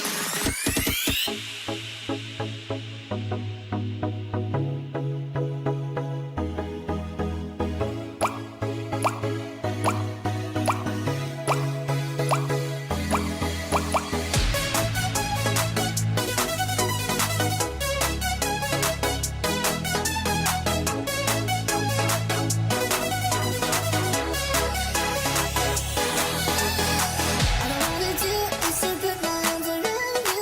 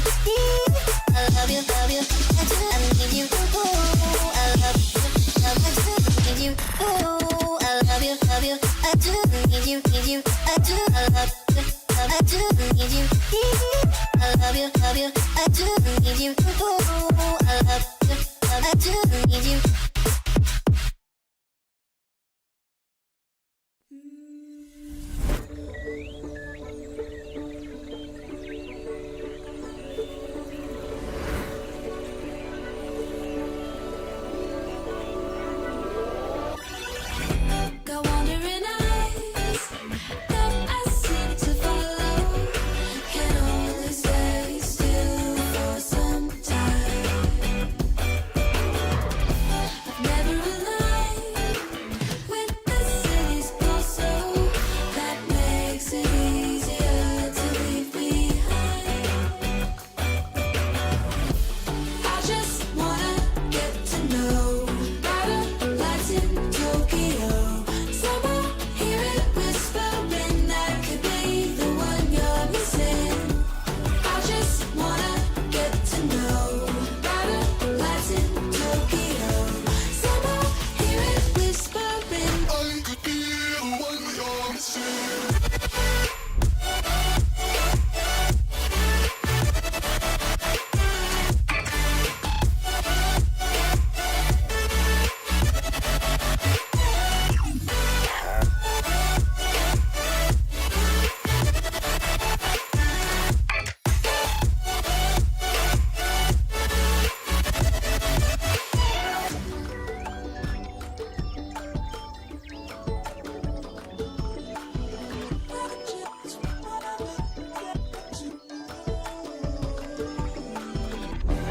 Wondering why I don't know the feeling of walking through these streets like they're mine. Trying to find a way to new beginnings somewhere in a different life. I just wanna get to know brighter lights in Tokyo. Someone hear it whispering that could be the one you're missing. I just wanna get to know brighter lights in Tokyo.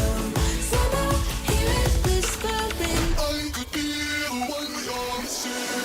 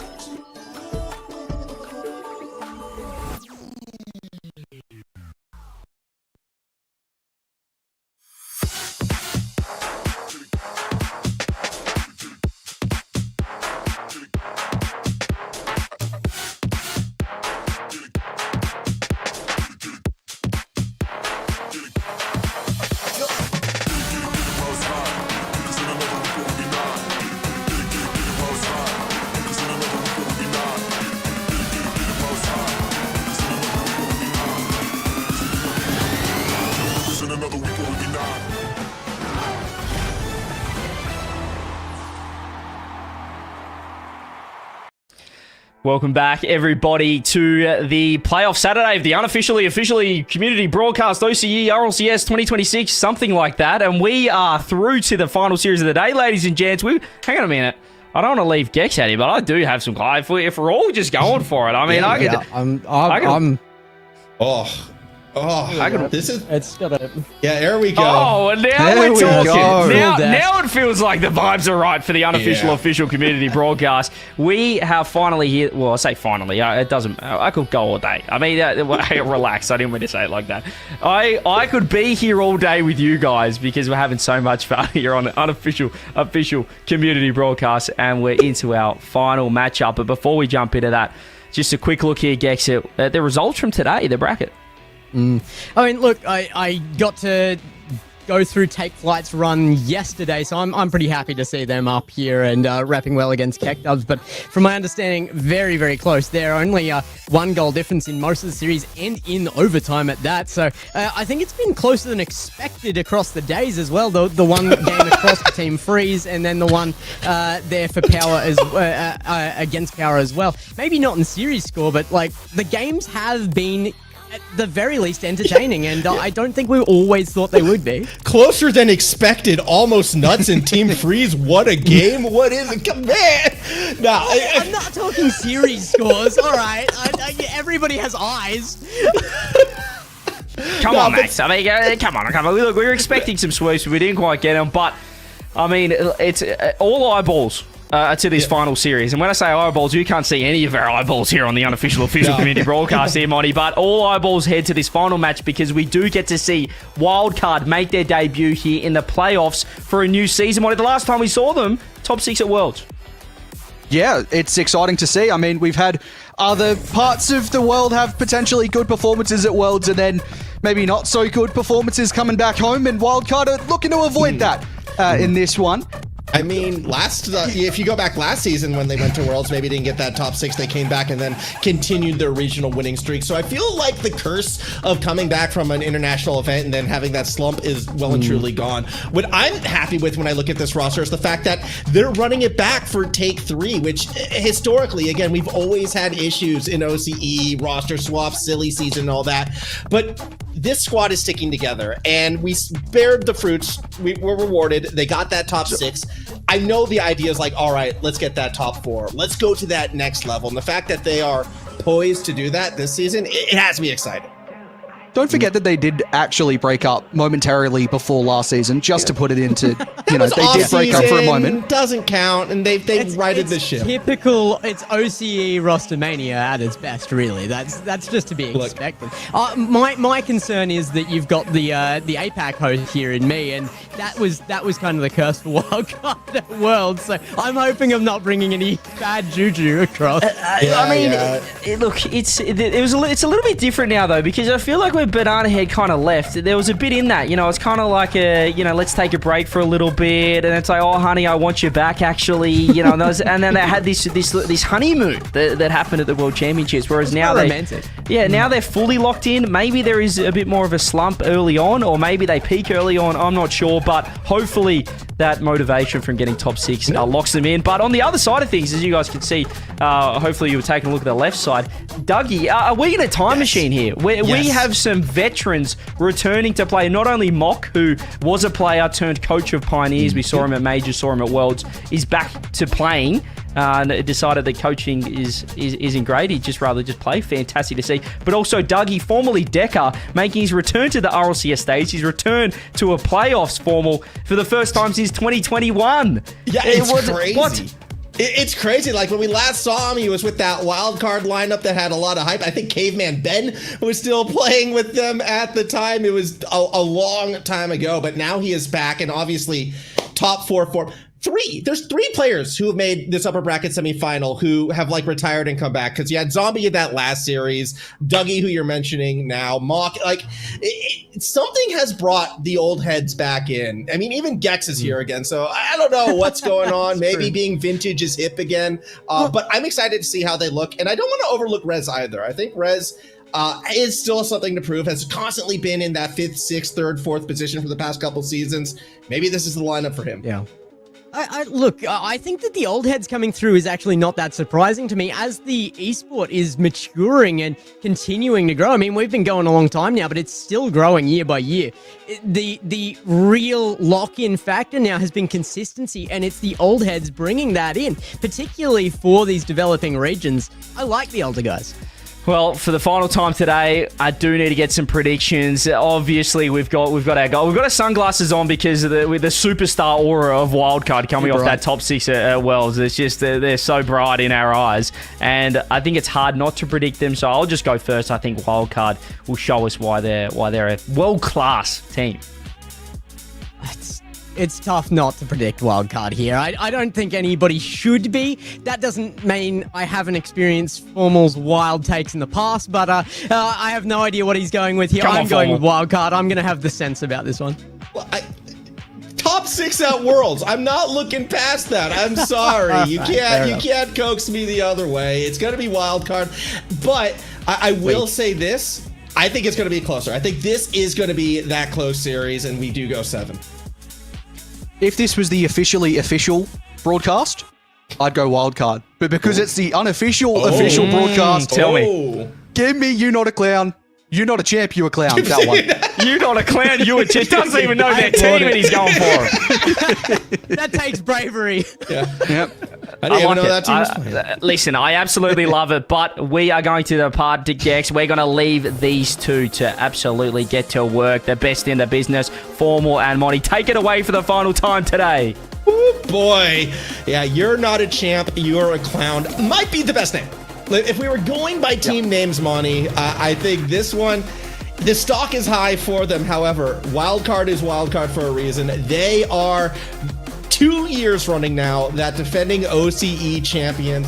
They did us proud. They got that top 6 at Worlds, and I think anything less than a regional win is a disappointment for them. So it just feels like such a monumental ask for this team of Dougie, Reza, Mark. Yeah, absolutely. They deserve what they expect, nothing less than a first place, and they're looking to start off firing there. Hit the post it out.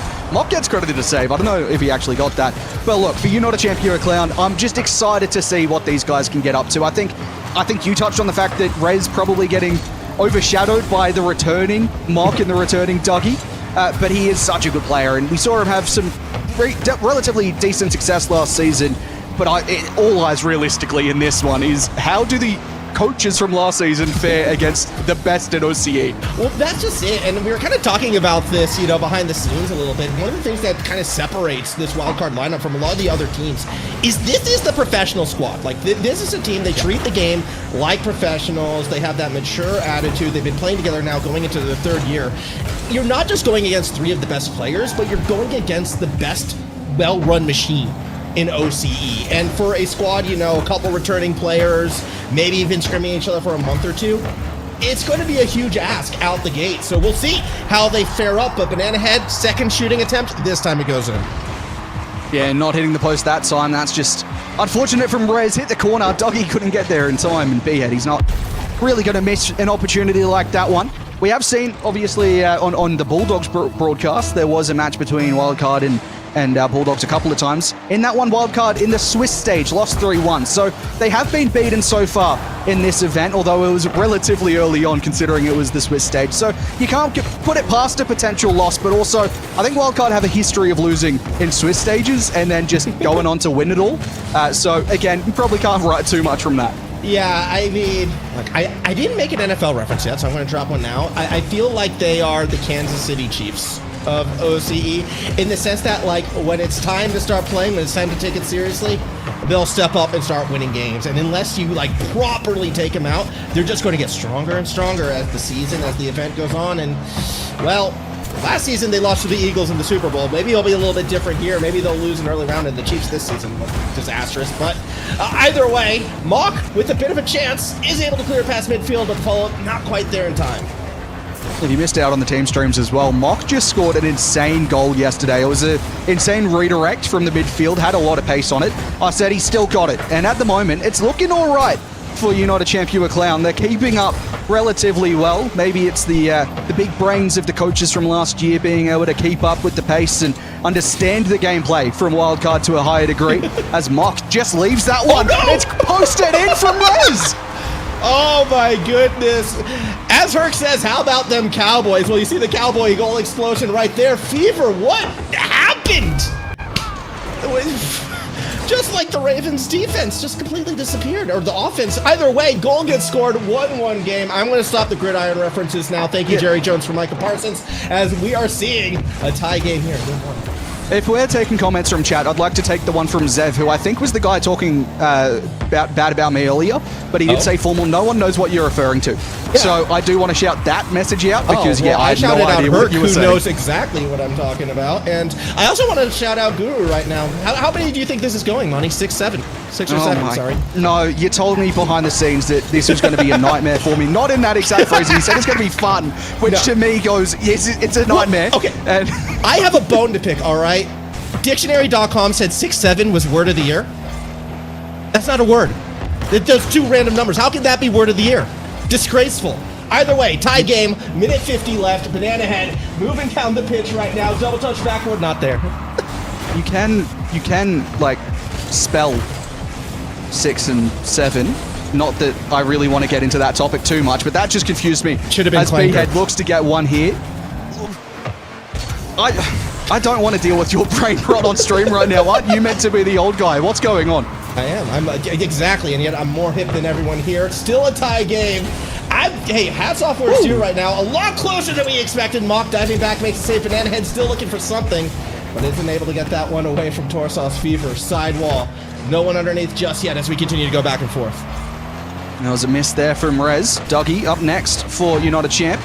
That's a good touch towards the back wall. B-Head has it covered though, and out to the sidewall now. Has a bit of boost to use. Mock will be back to cover it and looks to play it out. Fever might be able to get back for the shot. Not quite connecting with what he needs to. I personally, everyone talks about B-Head last season. I personally put Fever as my MVP and looking to see if he can step up here in game 1.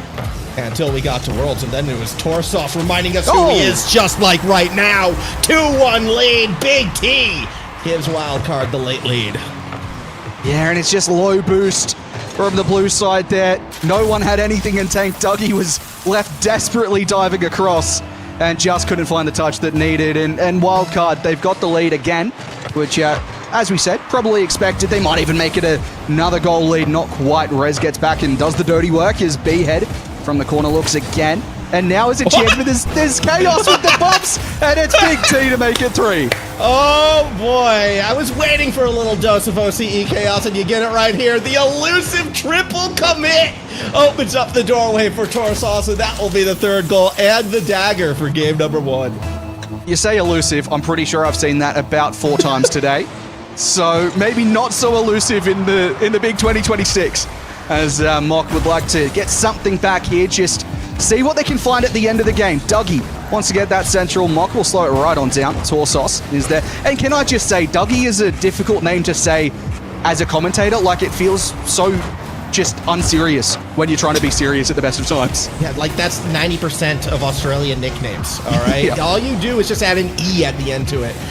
Bikey is the least intimidating thing I've ever heard. Either way, Mock trying to end on a good note, but is going the wrong way. So Wildcard will take game number 1. Yeah, and they get the job done nice and easy by the end of it. There was, half a game there that United Champion Clown looked half decent. They looked like they could do some sort of damage. Just didn't quite get across the line when they really needed to. And look, it's a good start for Wildcard. Nothing that they weren't expecting at this stage. Yeah, it was a very good start for that Wildcard side. 3-1 win. Credit where it's due, though. Rez was able to find that 1 goal. Not a champ. They were going toe-to-toe for the first 3 minutes of that affair. So, yeah.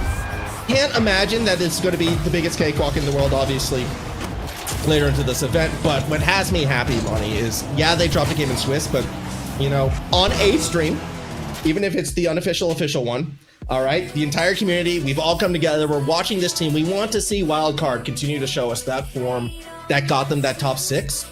So far, so good. Hold up. My camera has died. Give me a second. You keep yapping, and I'll get this sorted.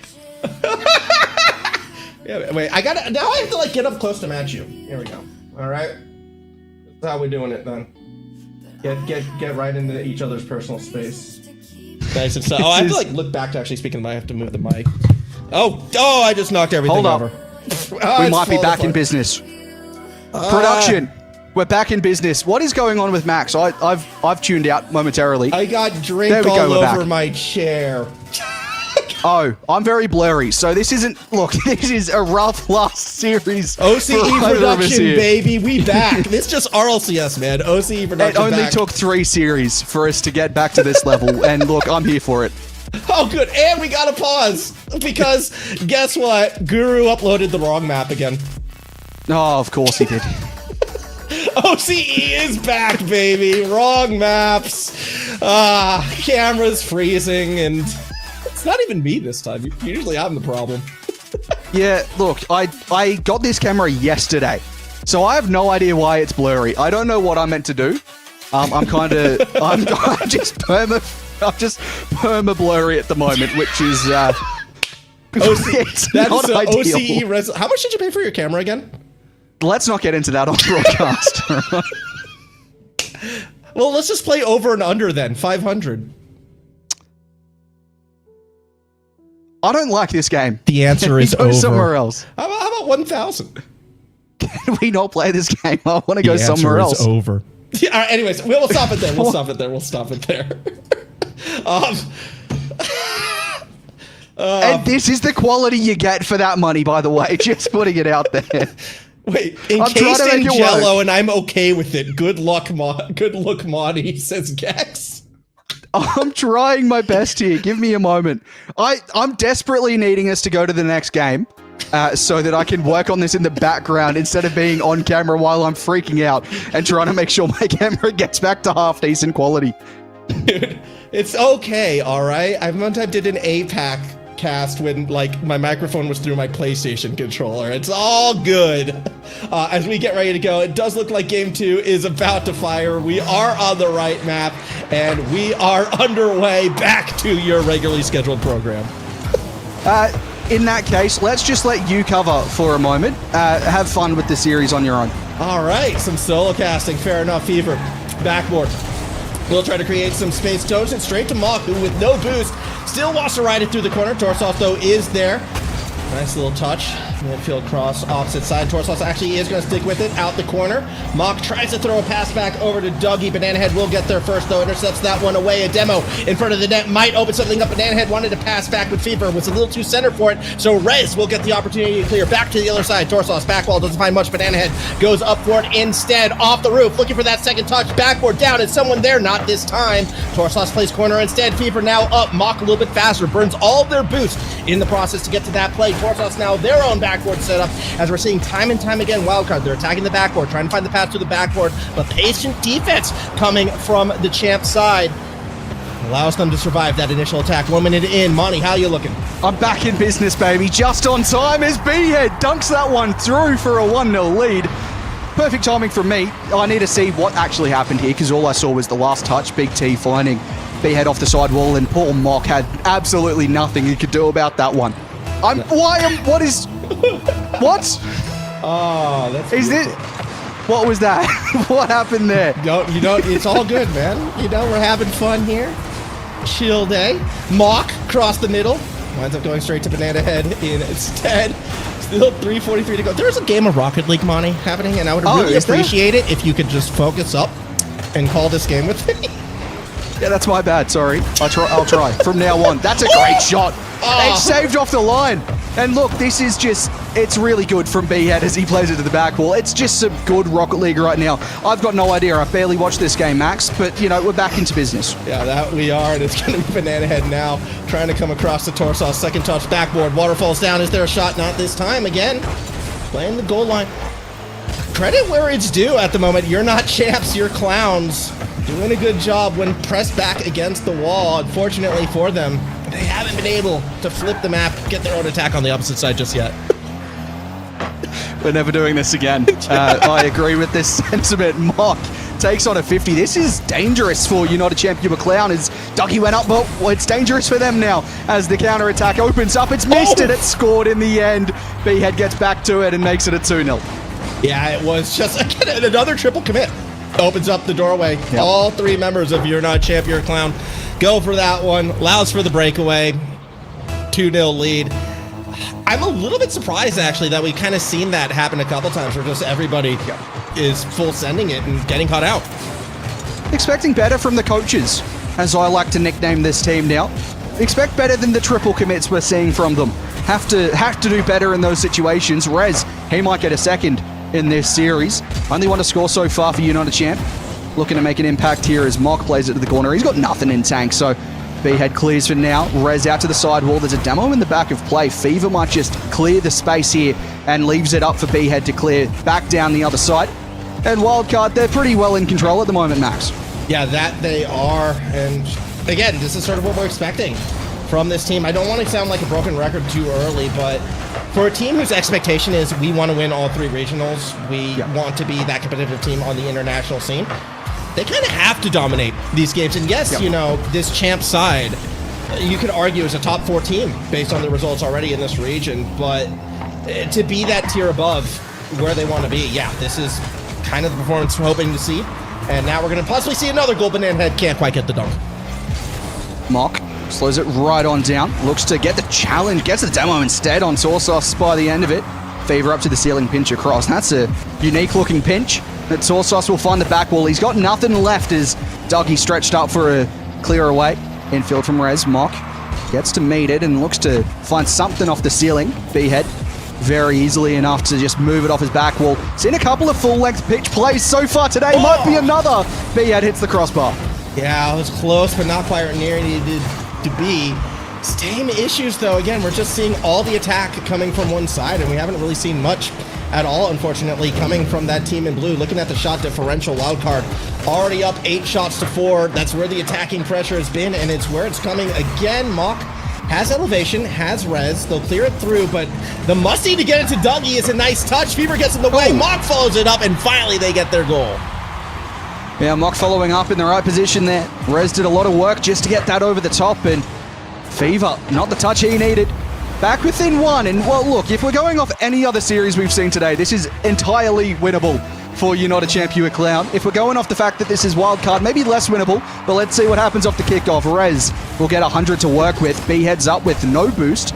Decent challenge in the end, and Dougie finds Rez, and he finds the bottom left. We're tied up.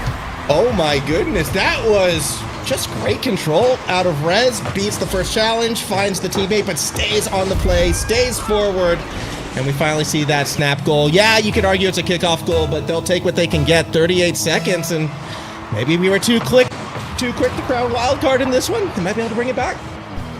Sauce from his own corner gets the flip reset. Dougie did enough to get a challenge. Half a minute remains as Rez look to go for the bump. Dougie's up as well. This is better from United Champ Hewitt Clown. Not quite connecting on that side, but they are looking as though they're working as a unit now. Sauce down the line. B-head with a demo. Might be another. It opens things up, but wildcard, no one to follow up for the shot. No one to follow up, at least not straight away. Fever, though, tries to bring that one to the net, but Mock will take it away. Oh, a little bit backflip of Dougie, and he bumps his own teammate. Still works out, though. In fact, it's going the other way. Champs are going to win this game. Hold on a moment. Sauce is forced to dive, and it's worked out the other way. Mock goes down the other end, and he puts it away, and it's 3 seconds. You're saying it's done and dusted. This is OCE Max we're talking about here. Let's see what happens, but it might just be a tied series if this one touches ground, which it's up momentarily. Mock has absolutely nothing to do with it. He goes, no, give us a game. It's only game 2, Monty. It's only game 2. We still got potentially 5 more on this one. Hey, cats off. Not a champ. Certainly not, although they did win this game. They had that cut above. I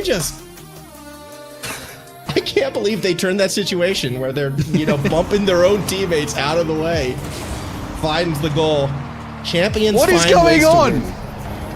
What is this replay? It's me fixing. What is going on? Look, I'm trying to be so serious. I genuinely am.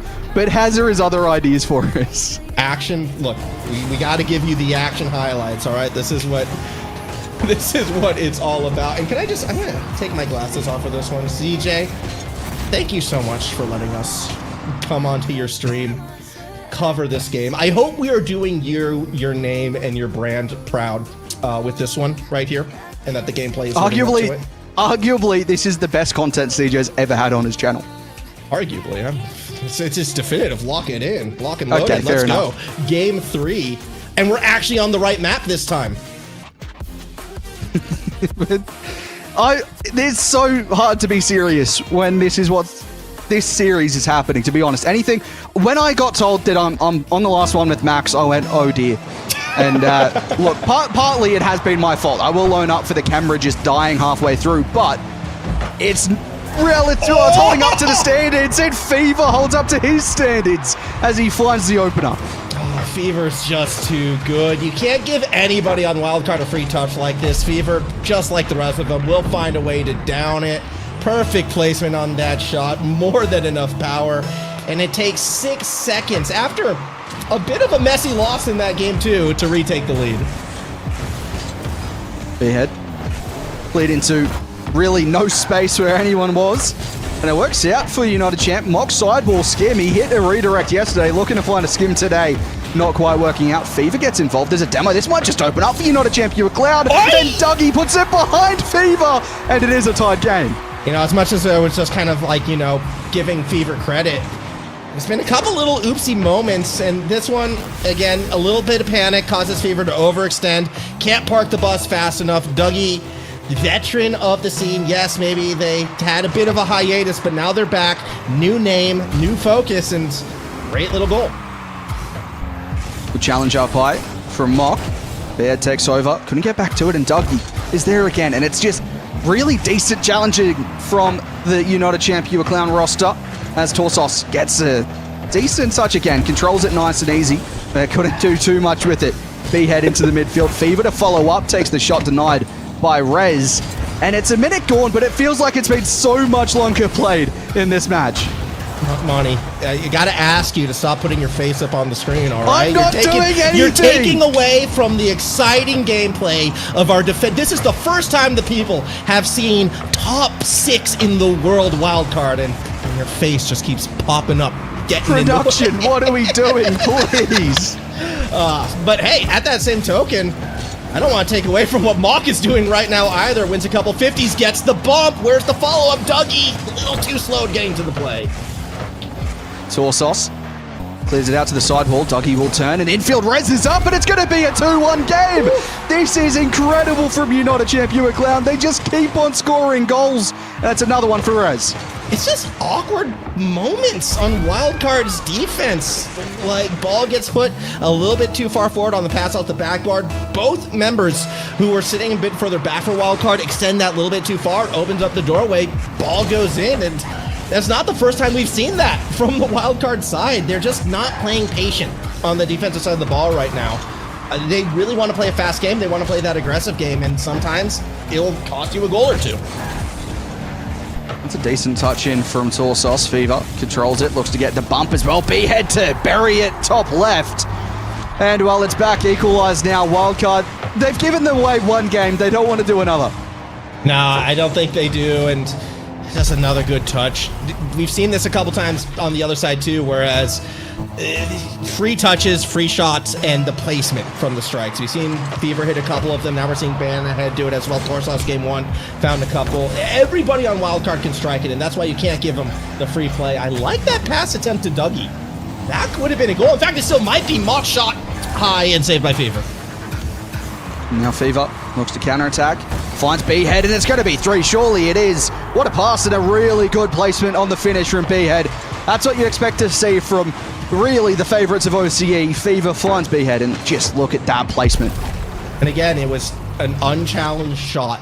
And if you want to beat this wildcard team, you got to get in their face. You got to find ways to disrupt them. You can't let them get these shooting opportunities. Now, obviously, that's easier said than done, right? Like, they are fast, they are efficient, and they'll make you miss, as you saw right there. Fever forcing, an awkward play from Mock, who then gets demoed by Banana Head, as if, the challenge wasn't awkward enough. But, I mean, again, Champ has done it a couple times. They found those openings. No doubt they can find it again, but at the moment, it is looking like Wildcard about to set something up. Mock takes it away.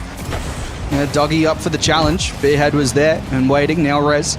He's run out of boost. Should leave it out to Mock. He takes over. Good 50 on Torsos at the halfway line. And Fever now from the wings. We'll look for the back wall where Rez covers for United Champ Clown. But the pressure's building at the moment. Wildcard are starting to put the paces through for United Champ Clown as Fever towards the back wall once again. And Mock. We're starting to see these touches that might just be going astray. And that one's a challenge from Behead. Oh my goodness, that was diabolical. That dunk right there from B-Head. Perfect placement right in the middle of the net. Diabolical, by the way, another word that would have been better for word of the year over 6-7, but I digress. Great goal nonetheless. And it's a 2-goal advantage now. Wildcard starting to stomp away with it. However, this might just open up for Dougie. That's another chance as Mock flies on through. Double from a dangerous position. And they hit the post, followed up. It's finally a goal. This is OCE. Okay, how many misses did we get here? So 1, Rez, open net miss, 2, 3, 4, 5th time's the charm. Fever, I guess, missed it as well. So you could say 5.5. Fever in an awkward spot. Chaos in front of the net. Champs recover, get it through, 3-4 game. Well, there's something left in this one for you not a champ, you a clown, as Mock takes on a challenger up high. Fever, what can he do from the corner? Decent touch, and that's actually very good. On the counter-attack, it might open up, not quite. Wildcard, just deal with the danger. They're dealing with what they can, but here comes Dougie, and that's just straight in. Nobody back on defense. It's a 4-4 game. Well, hold on. What's B-Head doing there? He's hit it into the center, and what a pass, by the way, from Rez. It's so good from Dougie to get up and get that flick away. And how is this tied? This should have been done and dusted for Wildcard. It really should have been, but OCE is putting on a performance today. Monty, you're asking how it's tied. The previous goal to that one, we saw all 6 players miss the ball. Yeah, okay. That's how Great it's point. tied. And now we got more friendly fire bumps, ball bouncing every which way. Rez out of the corner. Gonna try to stay with it. Ooh, couldn't get the wave dash. Ends up falling, so the ball's left up for grabs. Mock gets there first. Torsos towards the opposite corner, but doesn't quite get it. Dougie throws it in, and it looks like Wildcard are now starting to set themselves up for maybe one last attack in regulation. B-Head takes it up. Just tries to fake it out, and he does so well at his banana head. He's just waited and waited. I don't think he's ever used his flip there, but there was so many opportunities where he could have. He's waited out the defense, and he gets the goal. This is so fast how he gets into the perfect 50 position, right? And again, without the flick, but just the car positioning, the acceleration from getting off the ground to above the ball to be able to read the defender. So impressive every time you see it. And we got a rule 1 in net. Because of course we, or do we? It looks like it got broken up. I couldn't tell if that was a rule 1 or people bumping each other. I think Banana Head broke it, though. Doesn't matter. Fever gets a goal. This is ridiculous from Fever. Have a look at this one. He's down in the midfield, gets a flip reset as he hits it to the ceiling and gets back to it. That is crazy. And Fever, well, hang on. I was going to say it's a 2-goal lead. Surely they've closed it out now, but I can't say that. Look, man, it could go any which way. Mock almost got the kickoff goal. I will say, though, not getting the kickoff goal will probably be the dagger in Game 3 wildcard, about to go up by 2. But after they looked so clean in Game 1, Monty, what has happened here? Look, maybe, I don't know. You're not a champ, you're a clown. They might have gone to the drawing board. Say, look, this is, honestly, I'm just excited for a timeout from these guys. Because you've got 2 coaches. What's going to be said is my question. But I think potentially, you know, they've just made it awkward for Wildcard. They're really struggling when the level has been brought down for what we typically see. And look, it's I don't really know what to say about this other than it really has the feels of an OCE upper bracket semi-final at the moment. It feels like an OCE classic. I think it's the best way to put it. And here's the thing, like, is the gameplay chaotic? Yes. Is the pace maybe a bit too fast for what the players are like trying to do right now? I would argue so, and that's where a lot of the chaos is kind of stemming from. A lot of the whips is one person misses and you get that chain reaction. But if you want any player to thrive above that chaos, and we saw it in that last game, it is Banana Head. I feel like Banana Head is exactly that, and Torsos as well. Like, they're the duo that create and thrive in that chaos. And people maybe forget that's kind of what Wildcard is sometimes. They're fast, they're aggressive, demos, bumps, shot. It's how they like to play the game, and it's kind of up to you to kind of match that. And when you struggle to, you get the chaos that was that last game. So a very Wildcard game, a very fun game to watch. Going on to Game 4 right now, we'll see if Not a Champ, You're a Clown can bring it back. My favorite thing in general about this event has been every time the match ref goes, hold up, guys, make sure to wait for the go when we get into the next match. And without a doubt, there's always someone that joins the match and goes, hang on, I need to leave. Always one. Also, I do have to agree with CJ, man. Open net miss into fever ceiling reset redirect. Yeah, it is pure OCE. Banana Head up 1-0. Yeah, and I think this might be worth the rewatch, is it? Hang on, from the there's just no one in net. I'm not sure where they've gone, but they've left the net wide open for wildcard, and this is such a difficult one to call. As He's going to have a second, and well, if we know anything about this series, that means that champs are about to score 2. Yeah, look, I don't want to look too far ahead right there. That was just good touch from Banana Head, right there, top bar down and in. 2 goals in 20 seconds. Wildcard thriving where they last left off. What was your first series again that you had today? That second series today? Compare that to this, man. Now you are truly breaking into OCE RLCS.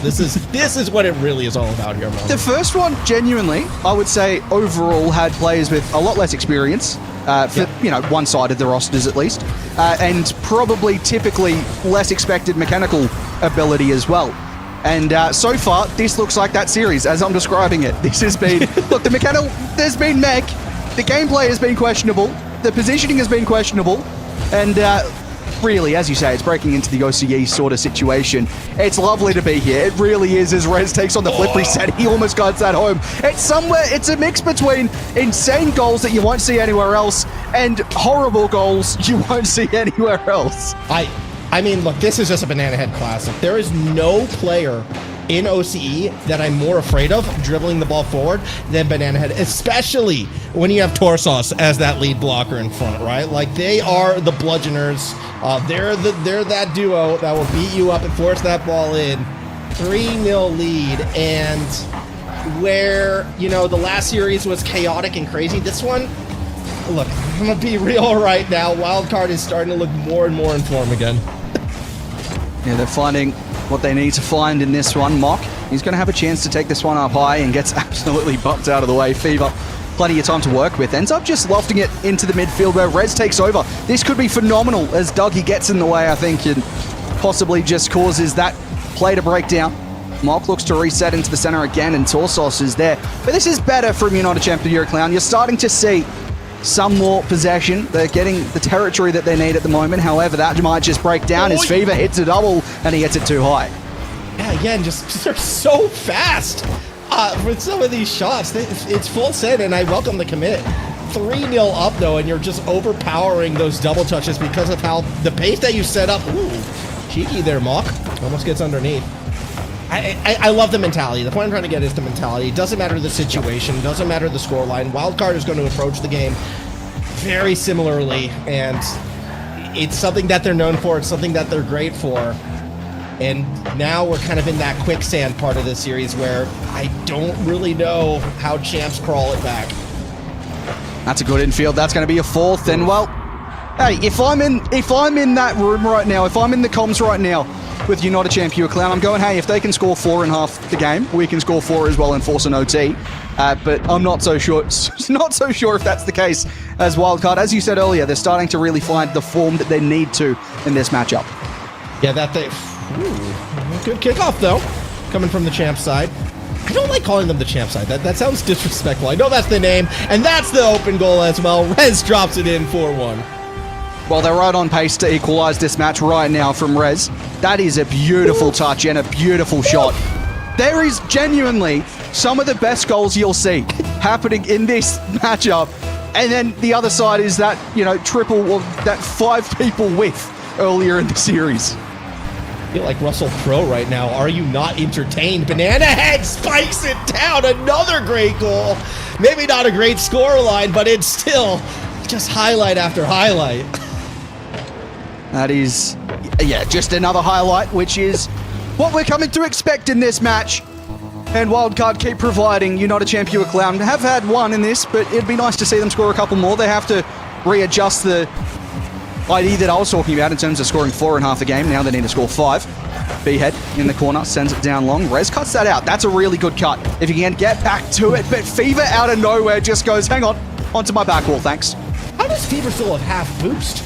That's what I'm curious. Where did he come from? He came from above, behind, and still is sitting on half a tank. I really would have liked to see where he came from. Either way, double touch, Banana Head again.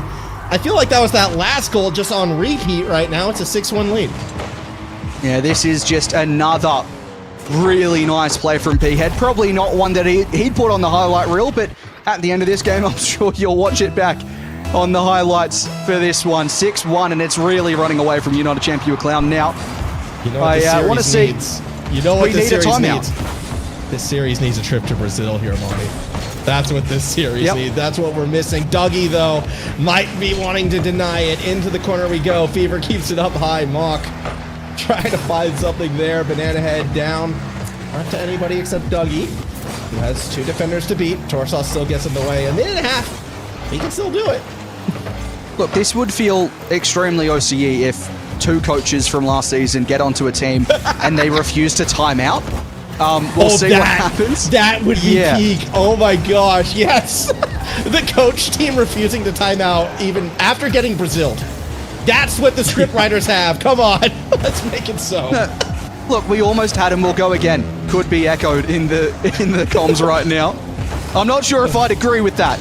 As Mock, he'd love to get something extra here. Dougie's up as well. Almost found the bump on Fever, but he was evasive. And B-Head finds the back wall. Can he find the double? It's highlight play on highlight play. B-Head makes it 7. Oh, clips upon clips upon clips. We're in Brazil. Banana Head. How many times is he going to find this angle in this game alone? 7-1 lead. Yeah, no shot you call a timeout after this, team coaches. Just keep it running. Yeah, the momentum's in our favor right now. Let's just, we just need to get a goal and we're right back in this as Dougie looks to do exactly that. A couple of bumps as well might open it up as he plays it to the back wall. B-Head's there and clears Rez. I have this gut feeling that they're not going to call a timeout when they really should be. But at the same time, when this team was sort of announced, I think Shaw's took to the socials and said, look, if you're losing to a team of part-timers, what are you doing? And right now, well, Wildcard are winning. Dougie, what a touch onto the back wall, a follow-up here, and that would be a highlight play not to be found.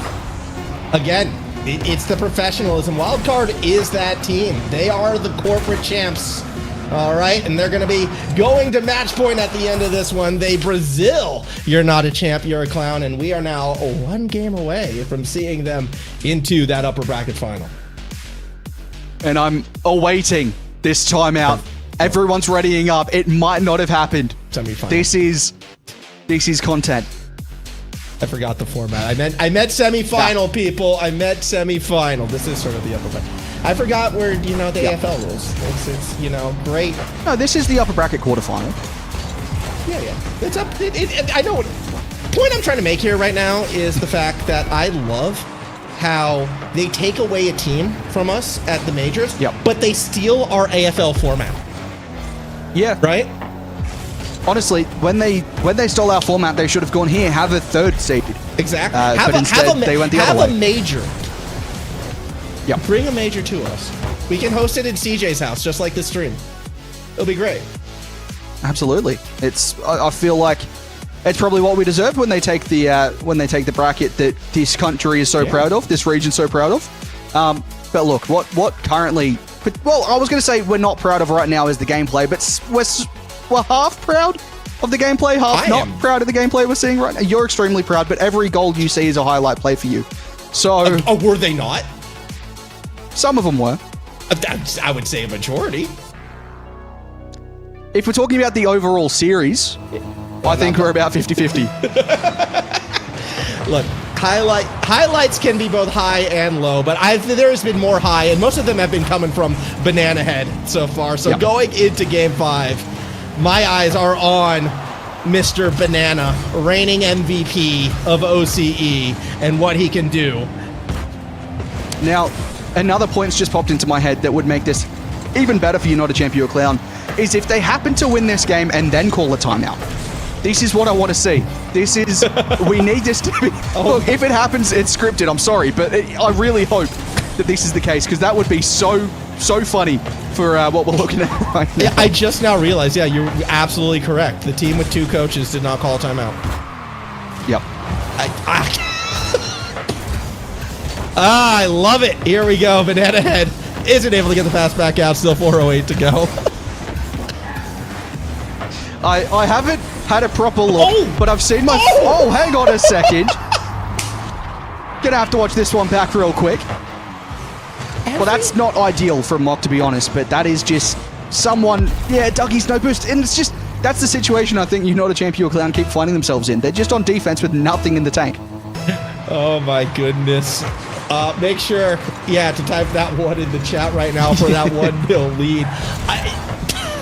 Every time Banana Head's touching the ball, it's coming across as a highlight to me. I don't know. Maybe I'm just in a joyful mood. Maybe it's because we're having fun again, watching the best teams in OCE, surrounded by friends and our little OCE Rocket League family right here. But if you can't hear the smile on the faces of all of chat and all of us, I don't know what you're doing. Banana Head, do they get another? Not this time. Sidewall Fever doesn't get there. Torsos, he's got nothing to work with here. Just hits it hard towards B-Head, and he's nowhere near it with the pace that he had. That's a backflip from Rez. It was intentional, let's call that, as Torsos finds a double from a dangerous position, and he's got one on the board for himself. Oh, that was just... Yeah, I mean, Torsos keeps it slow this time around, and through the traffic, no boost because it was stolen away. Able to get that goal, 2-0 lead. And Wildcard continuing where they left off in that last series. They have control of this one. B-Head would love to get another one on the board. Dougie takes this one up quickly, has nothing to work with, so just drops it down for the 50. Mock in to follow up, and a goal here at least for Not a Champion Clown could be something dangerous towards Wildcard, but it looks like it could go the other way. Torsos works it towards B-Head, and he works it towards Torsos, who goes, hang on, that's my goal, thank you very much. Yeah, I mean... it feels like You're Not a Champ, You're a Clown. They're trying to overcompensate. They're trying to overcommit, and it's just not working out for them. And a Wildcard won this game, won this series, it feels like, at the end of Game 3. They have not looked back since then. They've got that peak form. And I kind of mentioned this before, right? Like, it's really Games 3, 4, and 5 in the Best-of-7 series where teams hit their stride, where we start to see them peak, as it were. And Wildcard, when they start to peak, still they are the raid boss of OCE, and we are seeing why. And unfortunately, You're Not a Champ, You're a Clown may have burned all their mana.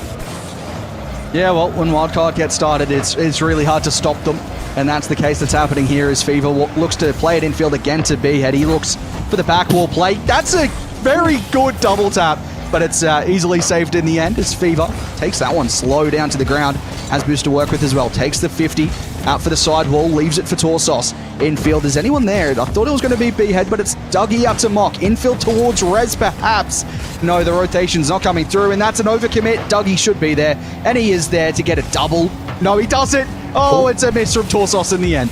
Yeah, a couple swings, couple misses, but it's all well and good. Banana Head still trying to do what he can. Gets that ball towards the neck. Mock pops it up. Torsos is there. A reset? Maybe? Not quite. What? What? Big T still got it. We talk about highlight plays, and Torsos goes, hold on, let me have one, as he makes it a 4-0 lead, and that might be a 4-1 series, as it's looking right now. Just under 2 minutes remaining, and I'm not sure if there's really a way back in now for Not a Champ, You're a Clown. I mean, Torsos has a chance for another goal right here. Doesn't quite get the air dribble bump. It feels like at times Wildcard right now is freestyling a little bit. And when Torsos is freestyling, you know they're feeling good. They're feeling very good right now. Them playing in this form, like looking back throughout the day, Monty, who beats this team? Yeah, great question. Look, I'd give Team Freeze a shot. Okay.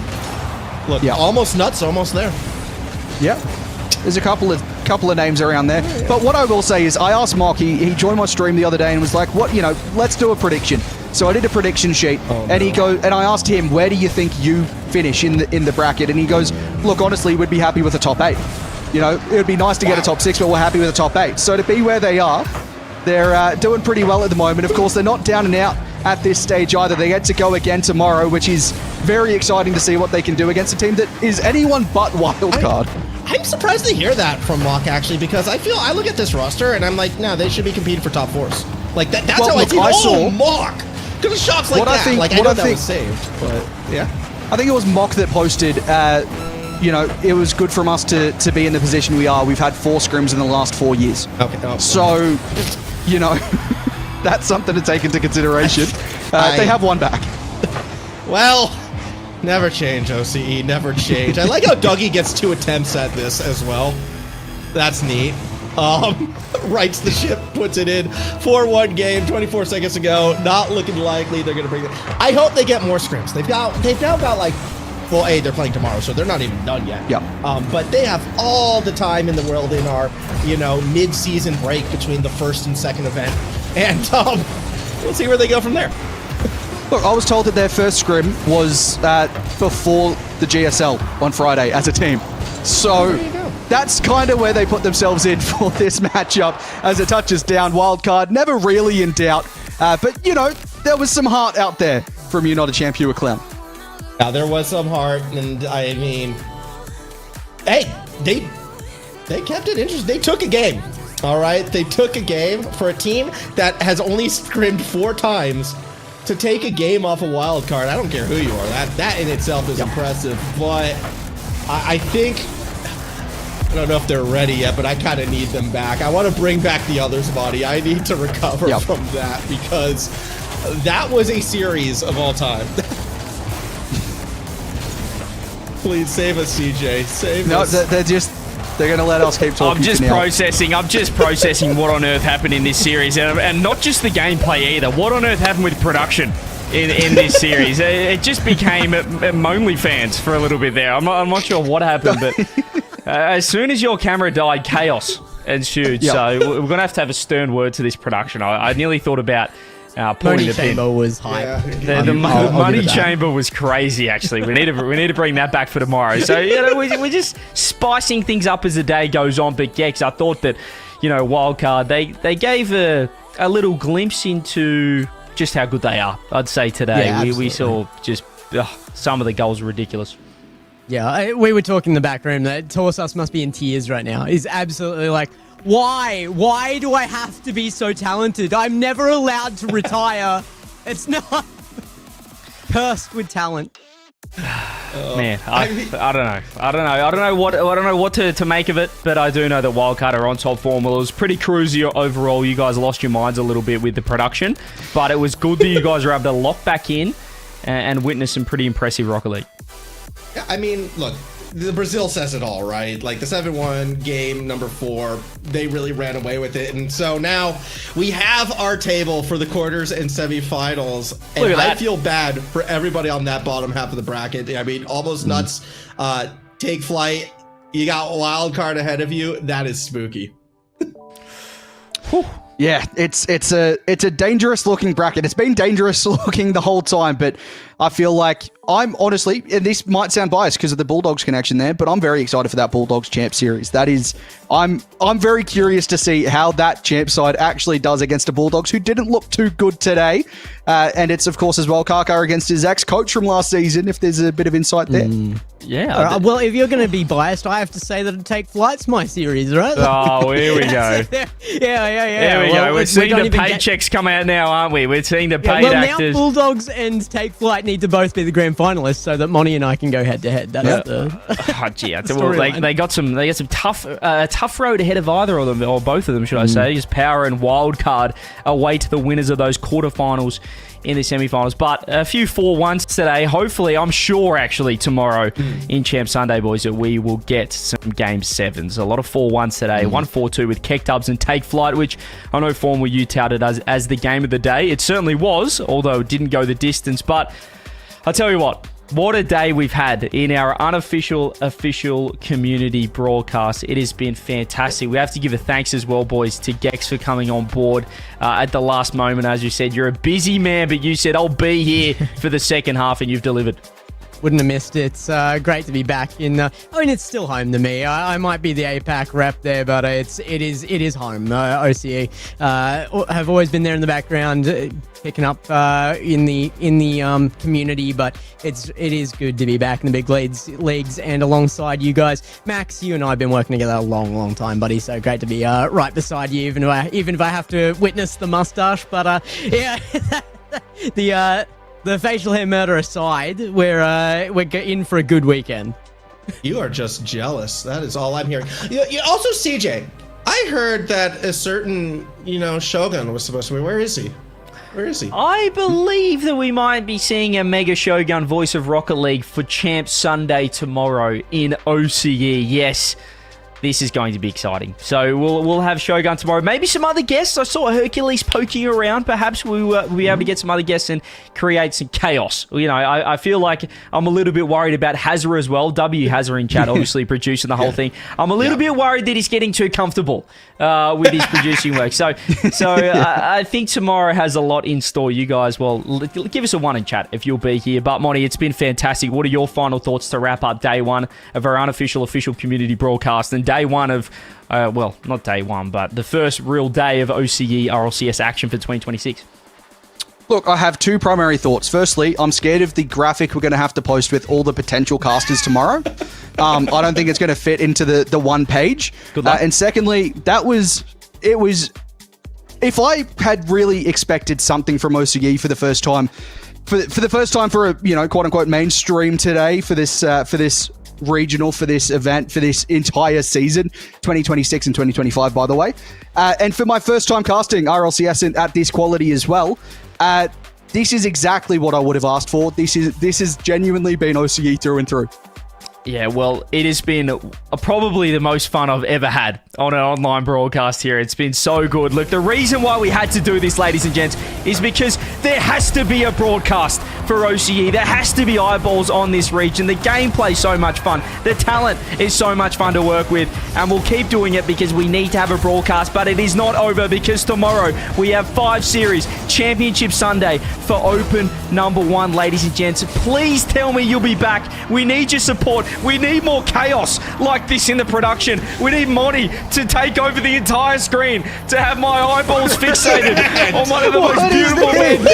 What is happening? I need more of it. I just need more Monty. More. We'll see you tomorrow. Yeah! Shogun, maybe Hercules, maybe Dazzler will be here as well. Because OCE will not die. OCE will rise up. We're the most entertaining region, and we will keep on delivering, ladies and gents. See you all tomorrow.